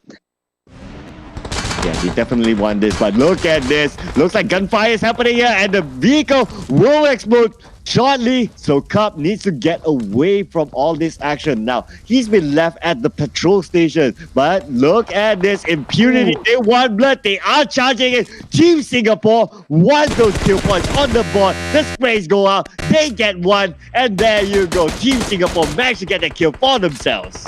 Spider-Man goes down. And right now, they're still not done. Kabo might be in trouble here. He's being rushed by Team 6 really hard here. Let's see what he'll do. They're 2-man strong, but they're really being pressured right now. They're still inside, but they have the advantage here. Some will peek. Team 6 might peek. They actually backed up outside, putting out some smokes, trying to circle around, having a better angle here, using the vehicle to just have a better angle or just move out. I think they're opting out to move out and disengage from that firefight. Oh, but then again, the vehicle was smoking though, so it's a little bit of a risk there, but at least they managed to get away for now. Yeah. And actually, again, it happened. Like, see, there's like Team 6 and Team 5 together, and they didn't rush the two people here of Team 15. Actually, I guess it's still mind games that they do not want to risk anyone for a push like that, but still, if they did, I think it's gonna be successful at their end. Yep, but just look at this now. A couple of teams starting to converge with each other. I believe Team Singapore, they are splitting up. Some of them are across the road and some of them are on the higher ground. So they are taking a very tactical approach here. At least a team is taking care of the high ground, those high views, and couple more of them going for the CQC. So it'll be interesting to see how this turns out in this fight. True, but right now, Team 7 and 8 might actually confront Arlov here at open grounds here, and they're gearing up for vehicles, and luckily they're not going to be seeing Arlov here and might actually skip that firefight. Yeah, looks like they will skip that firefight. So good thing as well that they skip this firefight, because we have still 16 teams. So points are still very, very little if they bow out at this point. So it's also a good thing that they just, okay, we leave that and we go for placement points. But look at this, from the pad to the fire, team number 1 is in front of that. Oh my goodness, Superman found his kryptonite. He had been knocked down there. He needs help. Spider-Man next, as well as Assassin, need to come to the rescue. Team 15 and Team 1 was lying and waiting for someone to come, but it was successful for their trap, and IMP right now is trying to fend off themselves as they're only left with 2 players. Look at this place. It's very colorful in our minimap, and they're trying to fight everyone in sight. Team 1, Team 15, Team 8 are at it each other. Team 7 as well. A firefight is going on. Assassin trying to hold their area. IMP might go down here. They're in trouble. 20% health. One of the GPY team is down. Assassin trying to get him up as Team 7 trying to hold Team 15 down. But think about this. Team 15 has only 2 players and putting so much pressure on Team 7 and Team 8. They can't even push, and they're being held off from pushing from that team. Yeah, just look at this. The teams are starting to converge very quickly, and this is only the 4th circle, and it's in Miramar, by the way. So, oh man, this is just happening really, really fast. As we can see, as you always point out, the minimap is just so colorful. And just look at this. The next team they need to beat to get higher points, Team Philippines. Right now, they are smack in the middle of the safe zone, so now they have prime position. I guess it's really safe to say that Team Philippines is still have the power position here in Miramar, and as you can see, Team 6 and Team 5 are trying to get in that area, but it's really guarded and scouted by Team Philippines really well. Sadly, as you can see here, you can't really up your teammate there, as you are not technically the same team. As Gabo tries to up his fellow countryman right there. Yeah, correct. There's nothing much he can do except for giving cover fire and also throwing out the smoke. But good thing Juggernaut arrived just in time, just to give that revive onto his teammates. So at least they have a little bit of coordination there to say that, okay, there's nothing else that you can do, but just give cover fire to me. So it's quite clear on their job role at least. And right now, hold that thought. Team 6 are now putting pressure at Team 15 and Team 16. Two of them are down. Gabo might not last any longer here. And let's see how he fares out with this rock. He might push out. He's pushing. Gabo goes down. It's out in the open. Kagura proning, trying to see and assess the situation. But one more teammate goes down. Ours goes down along with Juggernaut. Will Kagura be able to save them at this point? But they're really in deep. Arts will go down permanently.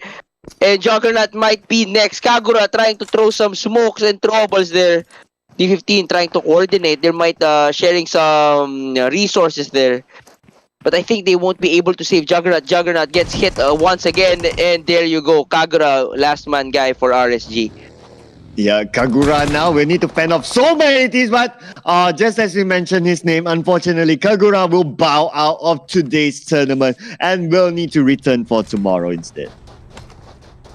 And Team 5, Team 6, actually, they managed to fend off those opponents really well, as they are very coordinated. Like, if they get shot once, they shot back with 3 other people, but Myth trying to spot them and trying to take out people here. The only guy left from Team Thailand is facing off with Team 15. The smokes are being popped, and let's see how he fares to go in our next circle.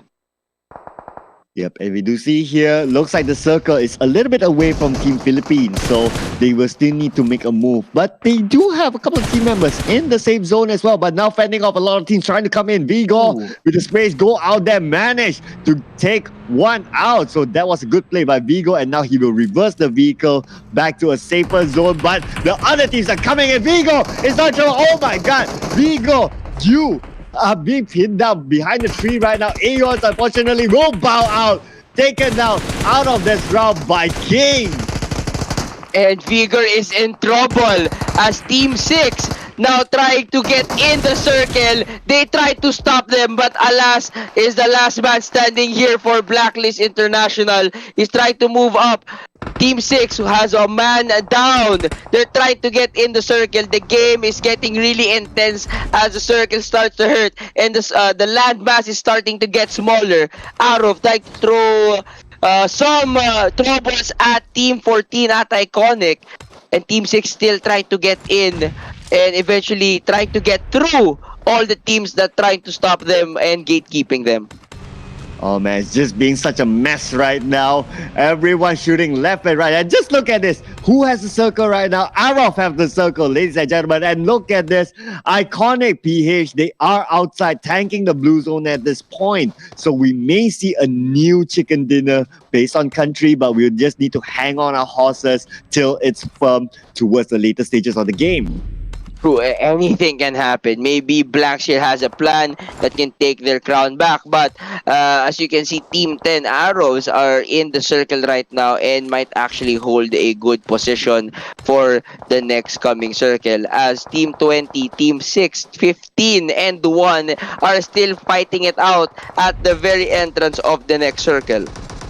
And now this is 10X, so it looks like he has trouble trying to get into the circle. 10X is all alone at this point. He was the one that got baited earlier, but he managed to survive that bait, so still kudos to him to manage to survive so long. But it looks like the spray goes out for 10X, then did not manage to get a knockdown onto Kizo. Kizo now will pop out the first aid, but 10X is still waiting in front of it, and there you go, up, down, but then no shots being fired yet. Everyone's just giving each other's respect. But Rocky right now and company are trying to go up the hill, but then X and Team 1 are there. But hold on, Blanks, the last Philippine member, goes down in the hands of VGM, but also will go down in the hands of the Blue Zone God. And Arrows holding a good position here at our final circles coming in. And Rocky will go down. by 10X, the survivor from the early fight. And he's still strong. It is 3-on-3. This 3-on-3 right now. It's Team Malaysia versus Brunei, the team that gang up on Team Malaysia earlier. Let's see how this plays out. But Arov, Team Malaysia holding the good position with the headshot. Hopefully Batsan goes down. 10X still holding it. And it was over just like that. Arov taking the chicken dinner for the last game for today. Arov, finally a different team getting the chicken dinner for today. So look at this. Arov with 8 kills. Okay, they got that chicken dinner with 8 kills. Second place looks like RG from Brunei with 2 kills.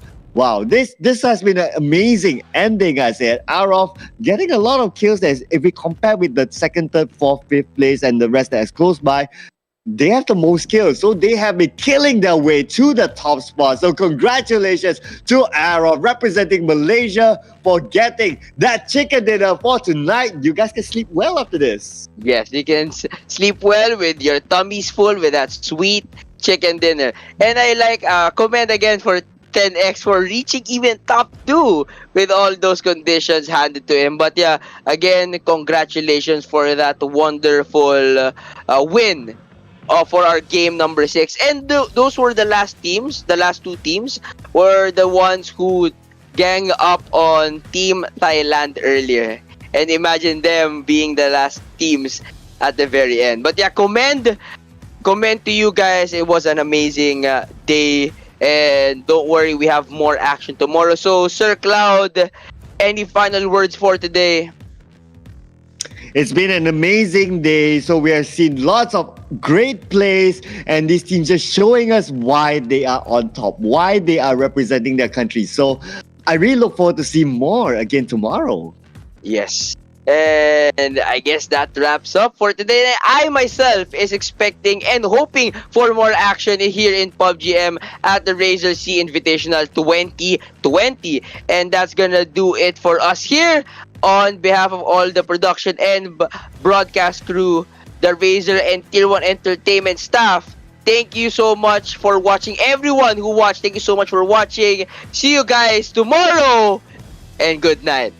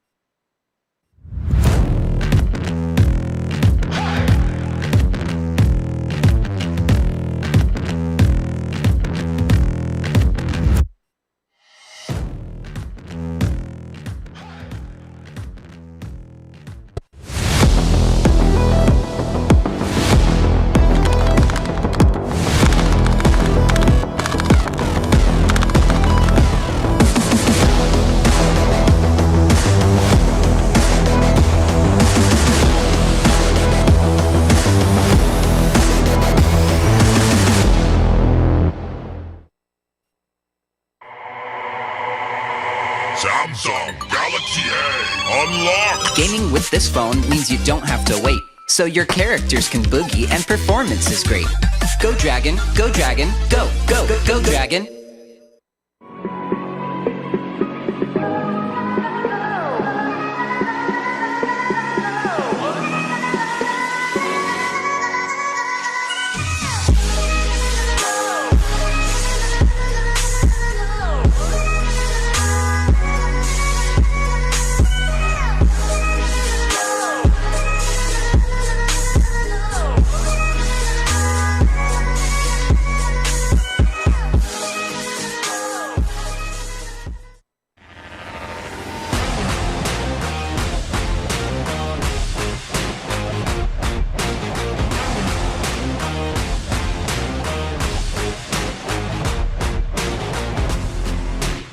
The SEA Games eSport event was absolutely a historical moment, not just for Southeast Asia region, but for the global eSport audience.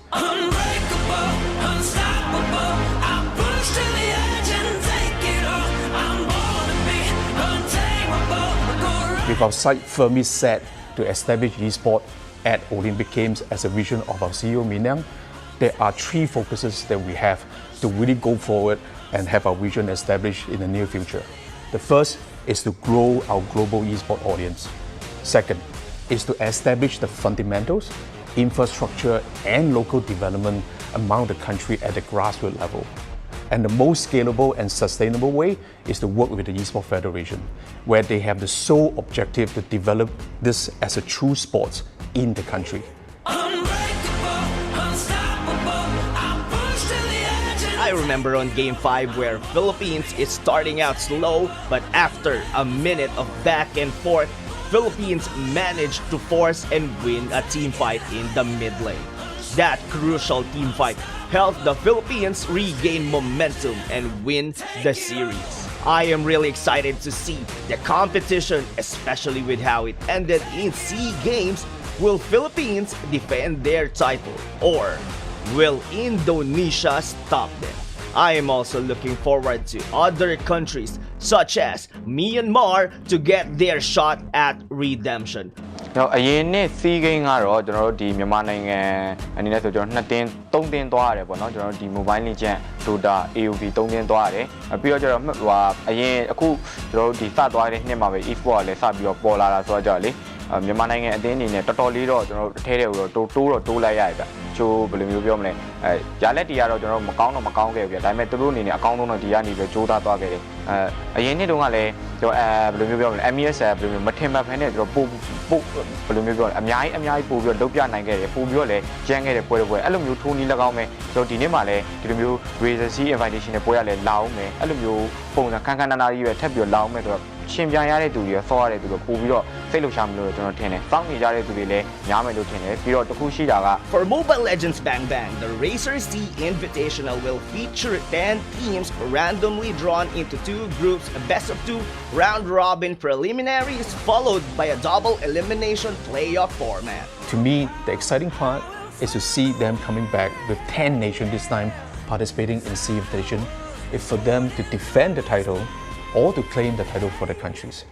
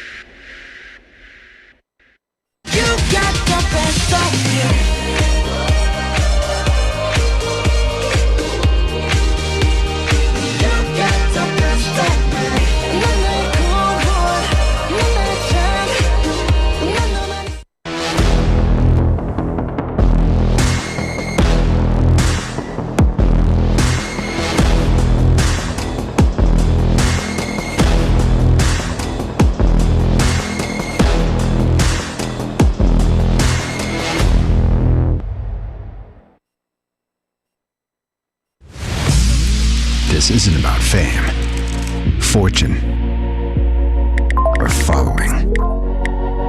This is a calling. This is desire. This is obsession. This is what it takes to win. The search for more speed, focus, control. This is more than a game. This is esports.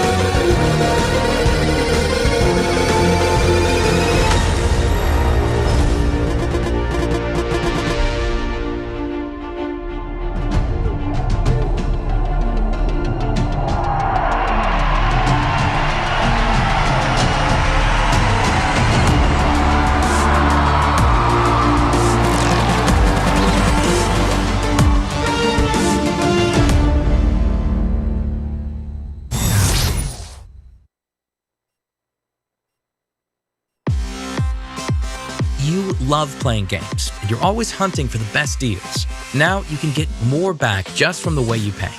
Introducing Razer Gold, the virtual credit for games and entertainment that rewards you back. With Razer Gold, you get to enjoy more savings with exclusive deals. Get access to special bonus gifts and in-game items you can't find anywhere else, like unique weapons and skins. What's more, with every dollar in Razer Gold spent, you'll earn Razer Silver, our rewards program. Just like airline miles, the more you spend, the more you'll earn. Just keep collecting Razer Silver, and once you've got enough, you can redeem it for Razer hardware, games, gift cards, and more. With Razer Gold, you get more savings and gifts, and automatically earn Razer Silver to redeem even more cool gear. It's the best way to get rewarded just for being a gamer. Get started by signing up for a Razer ID on gold.razer.com. Take a moment to verify your account so it's totally secure. And that's it. Start filling up your e-wallet with Razer Gold and enjoy rewards with every spend. So how do you fill up your e-wallet with Razer Gold? It's easier than you think. We've got over 1 million partners and stores around the world, both online and offline, where you can top up your e-wallet with Razer Gold. Don't have a credit card? No problem. Reload your wallet by purchasing these Razer pins. You can easily find them at your nearest convenience store, supermarket chain, or pawn shop. Prefer to do things online? We've got you covered. Reload your wallet with your credit card, internet banking, and even your telco bill via direct carrier billing. Now that you're stocked on Razer Gold and you found something you'd like to purchase, here's how you pay with Razer Gold. Click on Pay with Razer at the checkout segment of your purchase. Log into your Razer Gold account and use your wallet balance to check out.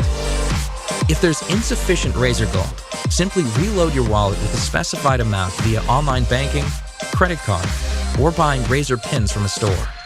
Here's a sweet deal to get you started. Create an account now and verify, and we'll reward you with 1,000 Razer Silver. Start getting rewarded and getting more back when you pay with Razer Gold now.